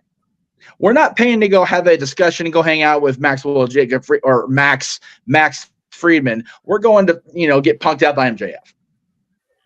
At the end of the day, we're not paying to go talk to Mark. Although he has a new podcast where he's going to be Mark Calloway, be Flash Undertaker. So that's a whole other fucking discussion, whatever. But I didn't pay $200 to go, have a 30-minute dissertation about the ins and outs of life. I paid to go get a fucking picture with the guy that used to play the Undertaker. I mean, it's all about what you want to do and what you want to know. Yeah, I'm gonna see if I can go. I'm a bit hypocritical on this because I can kind of see both sides. Because I'm a little there's an old saying: when you assume, you make an ass out of me and you. So he shouldn't have came assuming, but at the same time, she could have been partly trolling. There was a camera in her face. She still smiled and she still gave him what he wanted at the end of the day. So part of her could have been serious, but part of it could have been trolling. So it's just, we don't know. Like, I get what you're saying, JJ. I personally wouldn't have got offended. And I would have flipped it and been like, look, I got a YouTube channel. You want to do an interview? Let's go. Like, I would have tried to keep going. Well, but that's the flip side, though. Last year at this event or whatever it was, all we had was still pictures and reports because nobody was up in her face with a video camera. I am sure she Monet'd it up for the camera. I almost guarantee it. Yeah, I'm pretty sure. Maybe if he asked off camera with no recording, she would have gave him a little bit more of a formal answer. But that camera was in her face, so we don't know. But I do get both sides of it totally. And that's all partially why I want to see how much Max is charging, because like I want to get the interaction with MJF on camera, and then I'm going to talk to Max afterwards. I think it was close to 500. My wife. Oh wow, that's okay. All right. I'll justify that. Fuck. She was like, "Look, it's even Sting was only like 125. Not even. I think it was like 100. Sting would have been. It's like, man, Sting charging less than Mercedes Monet, kids. Let's just call that out right there on the shit right there. Like, it's fucking Sting, man. Come on, God. Especially now with his retirement tour, he can charge more just because he ain't gonna be there. No, it's funny. In the days before everybody had a camera in their pocket or whatever, when I met Sting, when he came into my place of business in a Blockbuster, I have a signed back a receipt. but and I have the people that were there that witnessed the interaction. But I could afford blow smoke everybody's ass. I just know my truth. But great to meet him. I'm sure it'll be fun to meet Max if it's $500 though. That fuck no, it's not happening. Anyway, like I said, I know I sounded very wishy-washy because I do see both sides. I'm just, and so do I'm I. also, I said that at the start of the conversation. Yeah. No, I know you did. I'm more of the, and this is where y'all feed my ego goes to my head because I've had this firsthand for over 20 years. Because somebody will come up to me, ask a question, and then turns into a game of 20 questions. It's like, man, I gotta get on my fucking day, yo. Like, seriously. So it's just weird for me. I'm like right in the middle, literally. Like I can't lean either way because I can. No. It's weird. It's so weird to me. Oh, that's it. It is very easily the gray area because you can very distinctly, clearly see both sides. Yep. Because I would love to see a video where somebody does that to Trinity, and I would love to see her respond. Seriously, she won't respond the same way. She wouldn't. She won't. I would love to see what she would say. Okay. Well, hang on. We've met Trinity once, right? You and I. Once or twice, yeah. Was she part of the Usos package at 2011 where we had that big ass group picture, or was that just the Usos? That was just the Usos. Okay, so I've never met Trent, so I don't know. We're making an assumption based on interactions. I've never. All I've done was fist bump her through a car window, like literally. Right. Yeah. Again, we're making assumptions based on our past interactions. Her entire outlook could have completely changed with the way WWE done did her. Possibly, but again, you don't hear the same stories about Trin that you do about Mercedes. I agree. Like I said, I don't believe one could reasonably assume, keywords reasonably assume, that because you don't hear stories about it, it doesn't happen.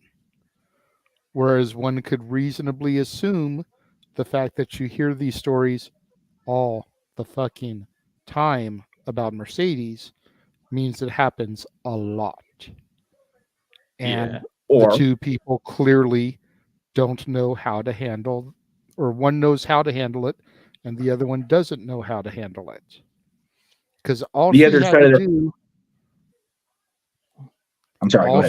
to do was flip a more positive response, even if she had the same tone because of her frustration from being approached the first time.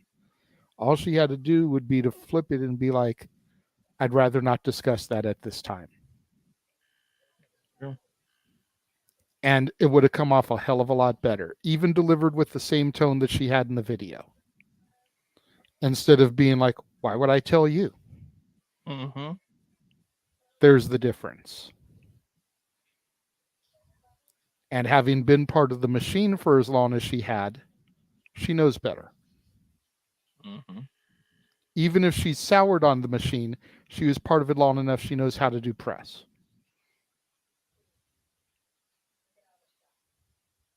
Yes, Walter. And to relate it to it's like what we were saying earlier, to our earlier topic with the sniper wolf thing, your reputation follows you. You see? Like, she has a reputation for this, and she keeps on proving it. So I totally get what you're saying too, Jay. Yeah. Yeah, and to Keen Mike's point, if it wasn't an actual fan, I don't think they would have paid $250 for the opportunity. If it was just a dude who wanted to gossip, I'm not paying $250. I got better ways I could spend that money. Especially nowadays. Yes. Goddamn microphone, piece of shit. But again, everybody's circumstances in every situation is different. That guy might have $250 just to be that guy. Again, we don't know. All we are, and again, this is not a trying to do a gotcha, because I personally just, for me, she's not worth $250. No. For me, she's not worth charging more than fucking Sting. That blows my goddamn mind. Or Undertaker. That's just like, yeah. She's not worth it. No. And again, personal feelings aside or not, the character value of Sasha Banks Mercedes Moné is not anywhere near the level of Undertaker, Mark Calloway, or Sting Steve Ford. At all. At all. 100 and 100, 150, maybe, considering the fact that she's mom and pop business now, not marketed by a machine. I Right. could get behind. Yeah. But like you said, more than Sting, more than Undertaker. Yeah. Not defending her anyway, but a lot of it could do it because I don't know why Sting would charge low, but a lot could do with it the fact that it's New York. And it's a New York Comic-Con. Like, I'm pretty sure a New York Comic-Con is a lot different than a Connecticut Comic-Con, like in terms of pricing.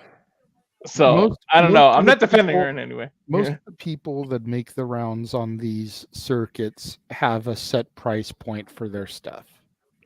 And it doesn't matter if it's Detroit or Houston or Phoenix or New York or Miami or Chicago or Columbus.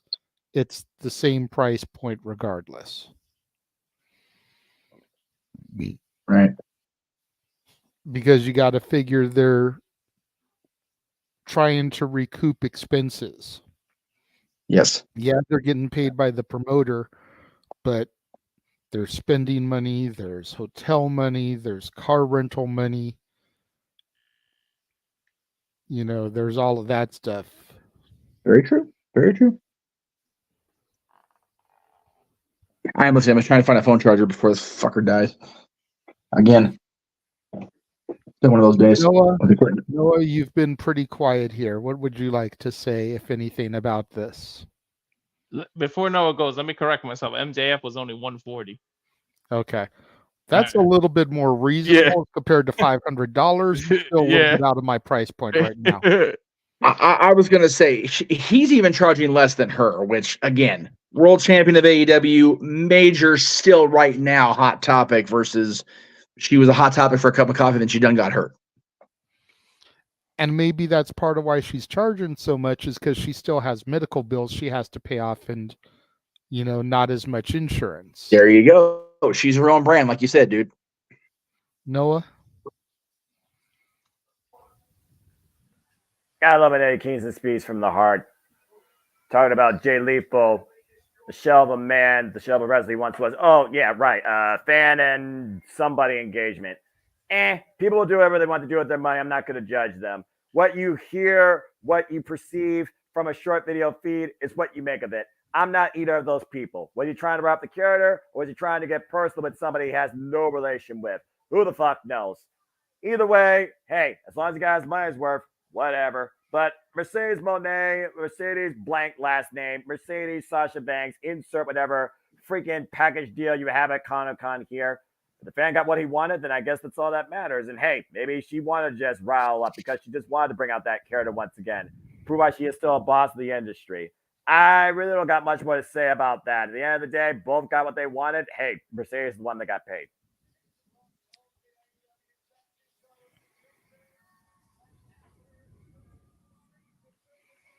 All right. Well, if there's nothing else at this early hour of the morning for the East Coasters and the early in other ways hours of the morning on our end of things, because it's not as late as it is for them, then we'll go ahead and wrap things up.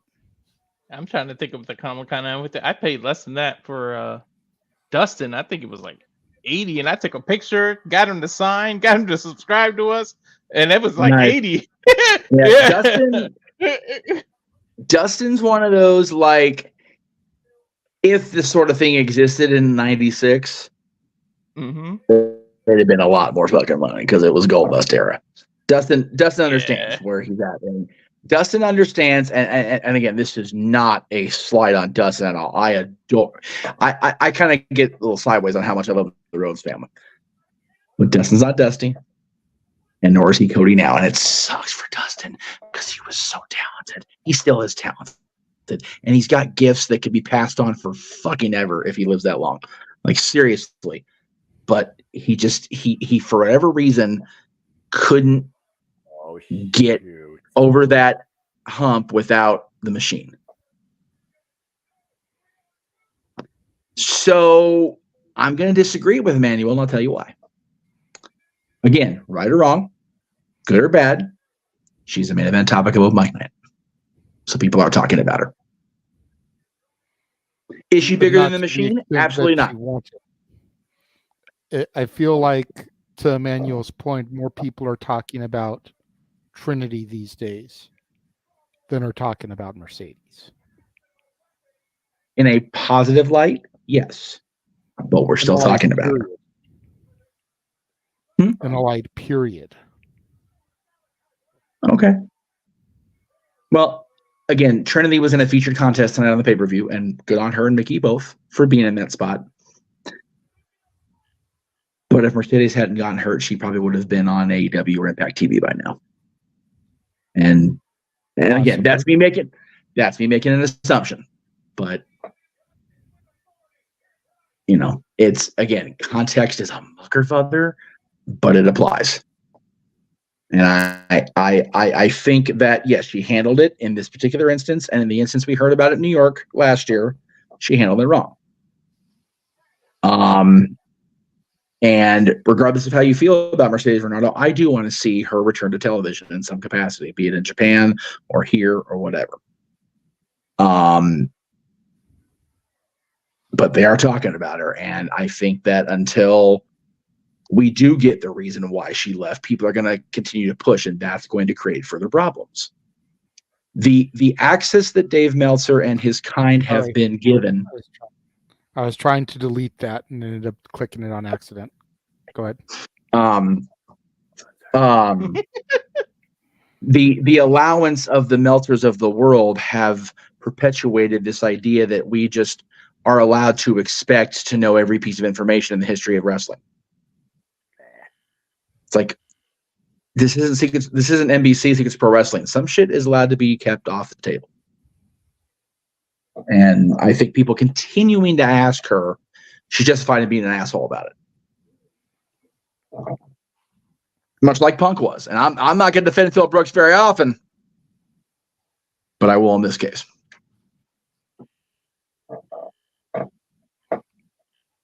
I mean, I see you, Walter. I understand to a degree wanting to do things on your terms and put the word out there the way you want to, when you want to, blah, blah, blah. But I also feel like the longer she waits, the worse it's going to be for her. It's already over a year. Mm-hmm. And she constantly has these negative reactions and responses. Mm-hmm. Wouldn't you, and especially if you are a mom and pop self-made brand right now, want to clear the air so that your brand can grow and succeed and thrive and not have to deal with people coming up asking these questions that are going to quote unquote trigger you and chance ruining your brand? Because if you treat enough people the way she treated that guy in the video, whether or not we got the whole extent of it, yeah, less and less people are going to be showing up to your line. And then you're Virgil. Yeah, I was going to say, and then you go to a Comic-Con and you're Virgil. Yeah. I will respond very simply. Punk was out of WWE how long before he did the show with Colt? Less than a year, right? Mm-hmm. Laid everything. He didn't only open that book on the table, he freaking made sure we highlighted the pages in freaking bright ass yellow ink, right? But people still kept talking about it. To the point where he came back. And then he was there for a year in AEW. And then he showed his hand. And showed what a hypocrite he's been all this time. Again, not defending the Bucks. We'll never defend the Bucks. Not defending Hangman Page. Not worth it. Still not defending Tony Khan for allowed it to happen, because it shouldn't have been allowed to happen.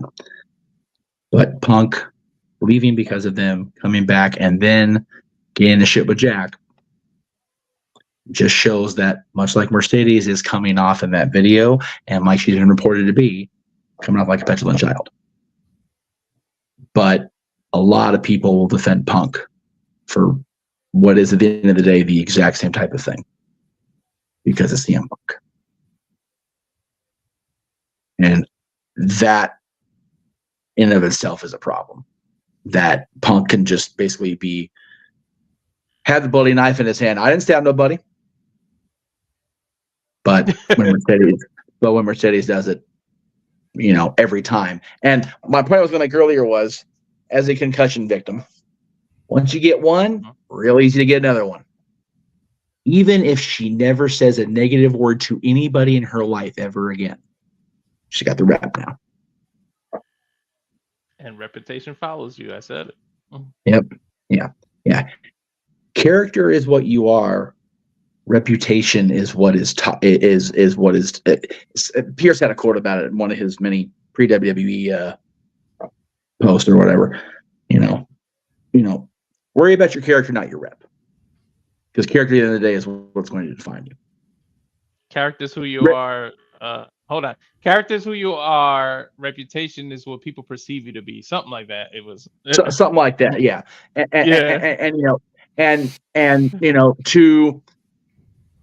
To counter that, one of the many great quotes out of the Nolan trilogy of Batman: "It's not who I am, what I do that defines me." Mercedes is coming off like a cunt on video. It's what she does that defines her. So it's very much a double-edged sword, because you want to be able to defend yourself. It's like, you know what? Leave me the fuck alone about this already. But again, she's right in saying it. She's just not saying it the proper way. She did not. So the way that video came off was,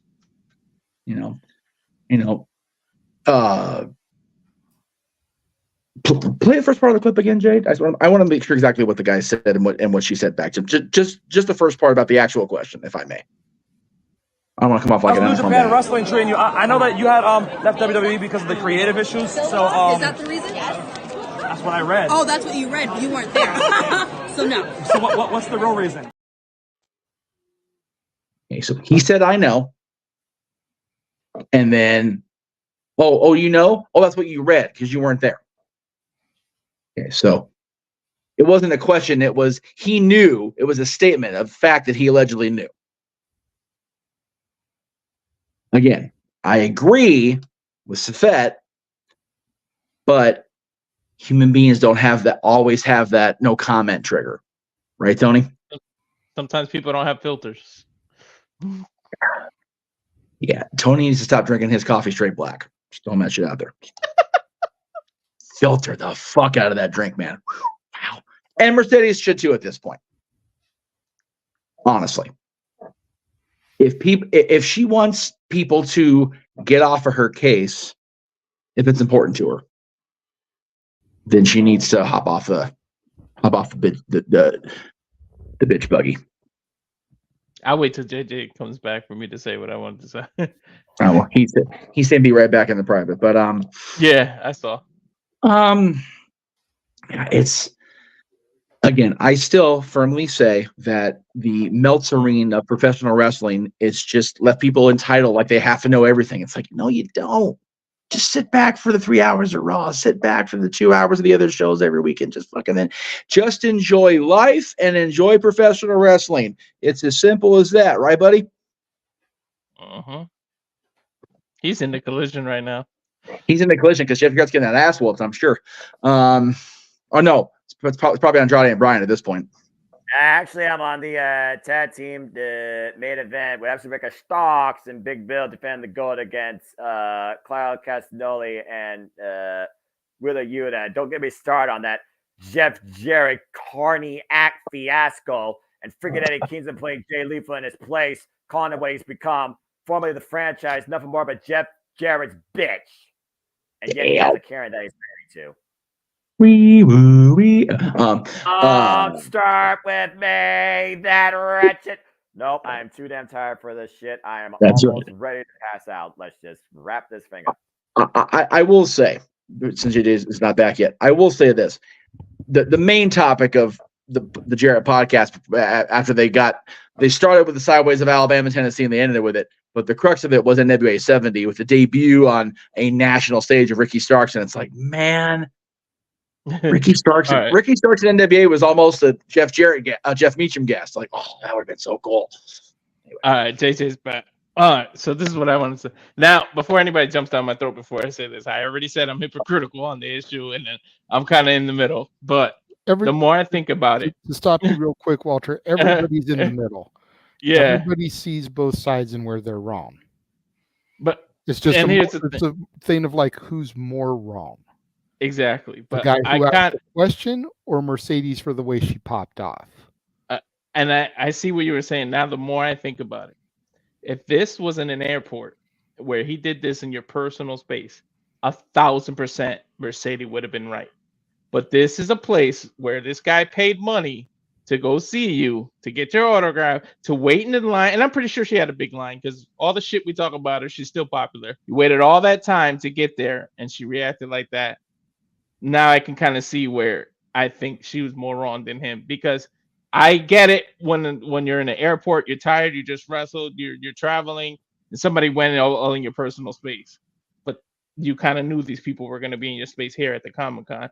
At the airport is different. So now I kind of can see more what JJ was saying and be a little more on this guy's side, because it didn't happen at the airport. It happened at a freaking Comic-Con where I have to pay tickets to get in. And then on top of that, pay tickets to get the merchandise or pay money to get the merchandise that I want from you. Mm-hmm. So the more I think about it now, I'm seeing that. Pardon her, she's snippy. She's getting older. She's tired. She's fucking her, and she works with fucking children. If it happened at the airport, I would be 1,000,000% behind her. But now that I think about it, yeah. Right. Yeah. She's definitely more wrong in this case. Not going to dispute that. What's that? She's definitely more wrong than he is in this case. I'm not going to dispute that. But as was said in the chat about how many ever where it was, 2 wrongs don't make it right. So that's one of the golden rules, boys and girls. Yeah.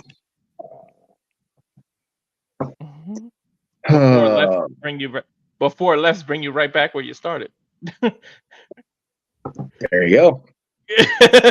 Recently I found out today driving through downtown LA trying to find a fucking coffee bean. One big giant grid. I hate downtown. Anyway. All right. So that is it for the show for this week. Let's go ahead and go through the shills, the insane amount of shills. Hopefully we won't be here for another 30 minutes.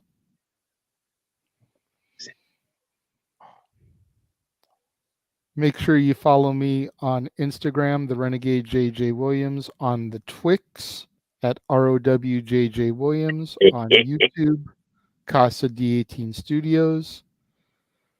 To the 5 people that are currently watching on my channel, thank you very much. I thank you guys so much for your support.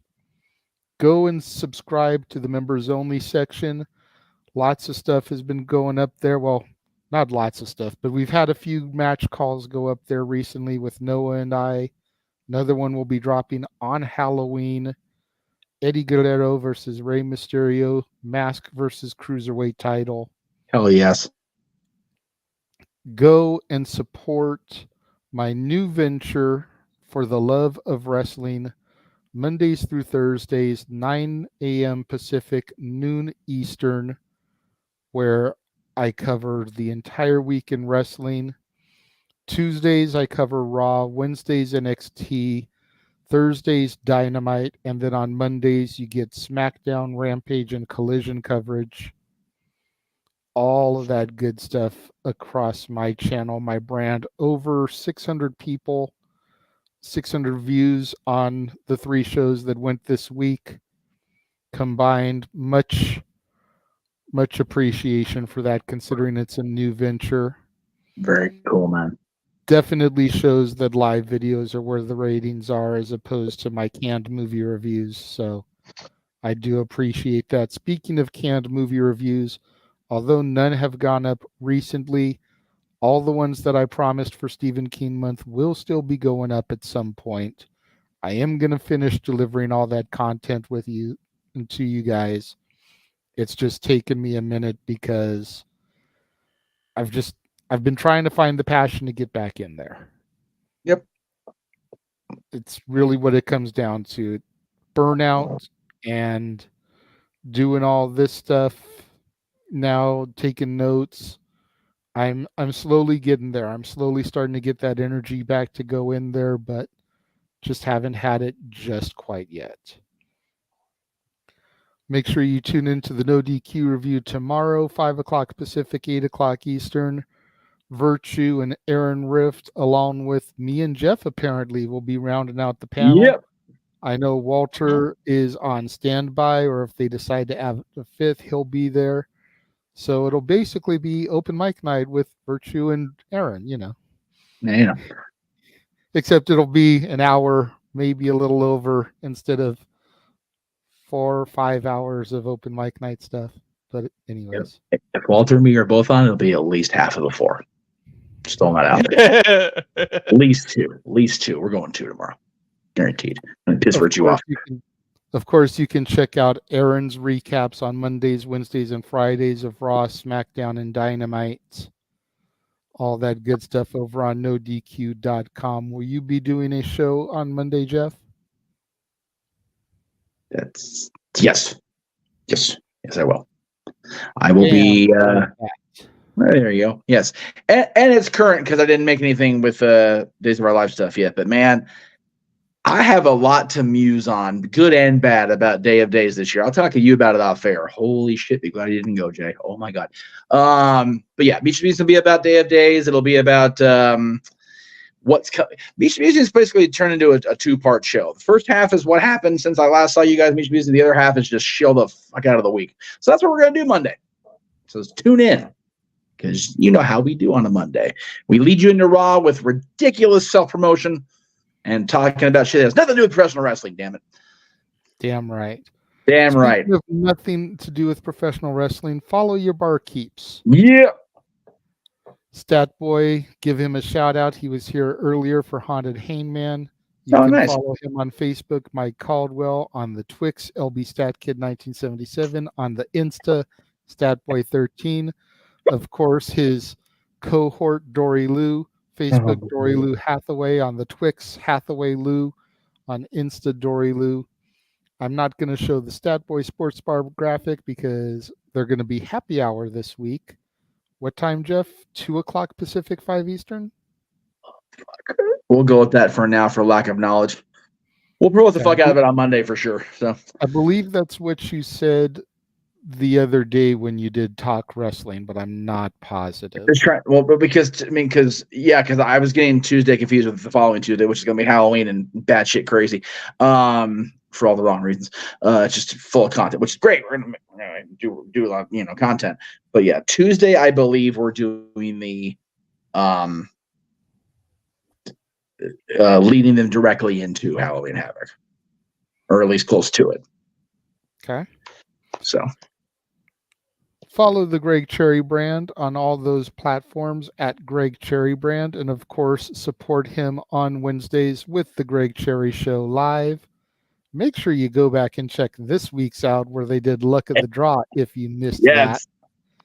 It was quite an adventure to watch. I am the only person in Greg Cherry brand history to be a Wrestling Trivia Challenge champion, a Jack of all trades champion, and a Luck of the Draw champion. I am a triple threat of terror on the Greg Cherry brand, motherfuckers. Triple crown. Triple crown, baby. Find a fourth thing to win there. You'll be a Grand Slam Greg Cherry champion. Boost the motherfucking ego instead of taste the motherfucking rainbow. There you go. In all seriousness, that was so much fun. This office was a fucking mess, though. There were ants everywhere when I got here. And I'm like, wow, they've been here since Wednesday. That's not good. Just didn't get all the eggs cleaned up. Oh, you get the Bart Simpson cake. At least you tried. I did, dude. I had to Benny Hill it too, man. It was not Benny Hill, Fly the Bumblebee, because I had to get out the door. It was bad, but it's okay. Disregard the Haunted Hangman graphic on this image, but we've got these things coming up still for specials on Open Mic Night. Of course, next month will be Disney karaoke, and then in December will be Christmas karaoke. We actually got a little sample of that earlier today, Jeff. After Arlene's disappointing loss to her brother Emmanuel, Emmanuel super chatted $20 for our lovely Noah to sing the DuckTales theme to make Arlene happy. Did we clip it already? We got a little bit of a taste of what is to come next month on Disney karaoke with Noah singing the DuckTales theme, which of course, come the end of the year, you will be able to find on Noah. That's what I call music. Woo! Yes. Woo! Every week we out here making Noah clips. Woo! And then, simply put, we going to hell. We're gonna die. And I realize now that the graphic for whatever that double feature is for Friday Night War was not included in this, and that's my bad. Well, you made your own. The SmackDown Collision one there. Oh, okay. I realized that's what it was. Okay, cool. Then yay, I filled obligations. Woohoo, yay me. I mean, not to be picky, but it doesn't look as cool as the one that I made, but it's something there. It's a placeholder at least. I completely forgot you had made one. I literally just freaking found 2 posters, threw that shit together. Like, I gotta get the shit promoted. I gotta get the shit. Gotta get that. I gotta draw money. But yeah, starting Tuesday, we've got Halloween Havoc 2 weeks in a row, calling My NXT. We got Turning Point next weekend. We got Crown Jewel the following day. We've got AEW Thanksgiving Dynamite. We've got the double feature Friday Night War. We've got Survivor Series. We've got Deadline. We've got Final Battle. So much coming up. And then next year, again, we've got Wrestle Kingdom, the Royal Rumble, Elimination Chamber, WrestleMania. We've now got Impact Wrestling, TNA Wrestling, Hard to Kill official with a date. So that graphic can be added to it. And we've got no official graphic from AEW, but we will be covering Revolution and the final night of Showtime, folks. Yes, absolutely. Trying to see. I didn't upload my Monday night or Friday Night War graphic. That's right. It was on the compilation. Yes, we did. It was our opening topic. Okay.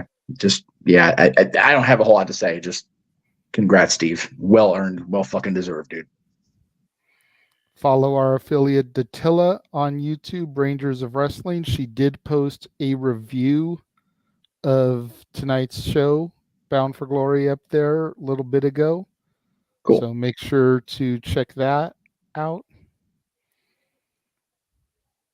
Daniel's saying we need Noah's voice for Survivor Series, so he's going to try to save him. I can tell you right now, Daniel, that Josh Mansfield, at the very minimum, has been saving money to Super Chat for 2 songs for Noah to sing. Plus, we know the way Arlene loves to make him sing. So you can do your best, but I don't think your best is going to be good enough, my friend. I think that there's enough people out there that have their targets set on Noah that are going to take advantage of Disney karaoke and embarrassing this man. Hell, Arlene came after me in the last karaoke. Was it Arlene in Super Chat that made me sing? Who was it? I think I think so. it was her. Yeah. She came What's up, Jeff? Let me check flight cost, Emmanuel. I'll get back to you. I can't speak for JJ and Datilla because I'm sure they want to actually stay at a place that you have to like check into. I don't mind flopping down some Claritin and sleeping with my friends with the cats. I don't give a fuck. So I will get back to you on this. If I had friends out there that I could crash with, I would be down to do that. But I don't have friends out there I can do that with. So we don't have friends. We all don't have friends in lower high places out there, unfortunately. However, like I said, Hard to Kill's a long way away. I just lost my fucking job, so let's get through the weekend before we start planning another Vegas outing. But Daniel's already saying $60 will be coming our way between both channels for Disney karaoke. So we greatly appreciate that. Yeah, and now I'm on the fence about it because like part of me wants to go to freaking Full Gear now that I can. You know? Because I ain't got to worry about being at Disneyland to do this shit. I don't even want to go on fucking property at this point. I'm We'll debating see. whether to go to NXT in December. Oh, you gotta go to NXT, baby. You gotta go to NXT, You should dude. go You to gotta NXT, dude. Oh God. If I had the way, I would have been in Bakersfield. Yep. Same. Yep. That show turned out so much better. We were both going, God. Oh, it's a good show. Anyway, Walter. Yeah. You can follow me on YouTube at Rage of Wrestling. Again, I would like to apologize for my botch earlier. I did a really dumb move. I forgot UFC was in Abu Dhabi, which means they're pretty much an entire day ahead of us. So that should have aired 2 p.m. Eastern instead of 9 p.m. Eastern. So I missed, or 10 p.m. I should say. So I missed UFC 294 tonight. But, you know, in November, John Jones' fight is in New York. So I damn sure will get that one right that Saturday, November 18th. And you can follow me on the Instagram, Cowfire Farm, and on the Twix, as Jeff and JJ say, at Walter Alex Cruz. And again, thanks as always. not just Jeff and JJ. That shit is getting spread around. Dude, I got the entire ad-free shows team doing that. I take no small pride in that. Fuckers won't give me credit for it, but by God, I got them all doing it. I can't wait for Halloween where we all actually have Twix candies and we can just put it up. Dude, I need to find a way to monetize that in some way, shape, or form. I swear to God, dude. But yeah, we're doing a Halloween episode next week, and I had a costume Star Wars theme ready to go for work, but since I'm not to wear it, I'm gonna wear it on the fucking show. Damn it. There you go. Motherfuckers. Noah, would up? you like to talk about where people can find you? If they wish to, find me if you choose on the social medias at Foster1916, primarily on the Twitter and on YouTube for all things wrestling, whether it's simple tips, the predicting, forms, simple assessments, or just simple encouragement in your day to remind you what it means to just enjoy wrestling in any possible way. It's as simple as that. Again, at Foster1916, primarily the Twitter and YouTube. And then, of course, your community tab on your YouTube, they can find your leagues, correct? They find leagues, they find links to the league forums, they find a chance to give their own simple assessment and a poll of 5 choice to give their own basically observation on the biggest shows in all things wrestling. The one for Bound for Glory will come up some point tomorrow. There we go. Meacham. Oh. I was going to get to 2 other plugs for Noah, but because I realized I didn't load them there, but I will load them and I will show myself. YouTube Jeff Meacham, Facebook Jeff Meacham Network, Instagram and Twix _Jeff Meacham. I have a Threads account. I never use it. There you go. Thank you. Threads account's also _Jeff Meacham because it's connected to Instagram. You can find our official merchandise over on Spring and on Pro Wrestling Tees. I actually finally got myself a Jeff Meachamania shirt in red that doesn't have a hole in it, and I can actually wear it in public, if you will. So I actually wore that to Vegas. I'm going to be wearing it often as I can without having to wash it 45 times. So check it out. Now, buy the merch. The $1 million question is what website can they purchase? Noah, that's what I call music. Now that's what I call open mic night. And Noah, that's what I call slow jams. Yeah, slow jams. Coming soon. That'll be exclusive to the label of nofuckingidea.com. So we'll get back to you on that. They'll probably be printed CDs, if we're being honest. The people actually want it because I know there's at least 2 people that want to buy that CD. I know for sure. So, and those sales will be Statboy. Statboy approved, and more importantly, as far as this case, founder approved. Because unlike those, I'm not tired of this shit. So there you go. Anyway, there you go. So yes, Mr. Foster, as he was plugging, he's gonna die, and whoever's co-hosting is gonna die. Because you do it. There you go. Simply predicting all these things, and then having a simple take on all these things coming up through the end of the year, because much like JJ and I knows the glutton for punishment, and we love him for it. So there you go. That's all coming. Noah doesn't usually do simple takes for the Impact stuff. Oh. But the NXT stuff. But the WWE big shows and the AEW big shows, yes. Oh yeah. Speaking of WWE big shows, by the way, I put that on Twix, but Paul White made the announcement about AEW 2-for-1s, not the big show, and that's no BS. All right. Out of context, people. AEW's doing 2-for-1s. I'm just throwing it out there, kids. Hey, I like Daniel's suggestion there for next year on Halloween Karaoke. He wants someone to sing Dream Warriors and Don't Fear the Reaper. Dude, that is definitely a possibility. Cowbell. If there was any show, Jay, that we could get Bruce for, it'd be that one. Probably. If any of the shows we could get him for, it'd be that one. You know what other show we might be able to get him for? I think I know. I think I know what you think. I think you're thinking. Yes. Halloween Day, man. Oh, so happy we're finally doing this. It didn't go exactly like I wanted to go because I wanted the full panel and all the Halloween fans in our circle, but scheduling is a muckerfuther. Had I known what was going to go down at Disney yesterday, I would have been, let's just do this shit, but I didn't know. Kind of had an idea, but anyway, yeah, all 13. The irony of a horror series having 13 entries. Let me just leave that for a second. Yes. Okay. So yeah. And it's not the Jason movie. No. And I will tell you this, people. It is a joint list. And it will surprise the fuck out of you. Because believe it or not, Jason is only up to 12. There's the 10. There's Freddy versus Jason, and there's the reboot. 12 Jason movies. X is still the worst one. Yes, I agree. Jason X should have been I Know What You Did Last Summer Part 2 status for everybody, not just Bruce, and got our fucking money back. Oh my God. Coolest Mask, worst movie. Yeah. Oh. I know we're going to go off weeks, but since you brought up Halloween, do not, PSA, do not watch H2O in 4K. That CGI mask, dear Christ. No.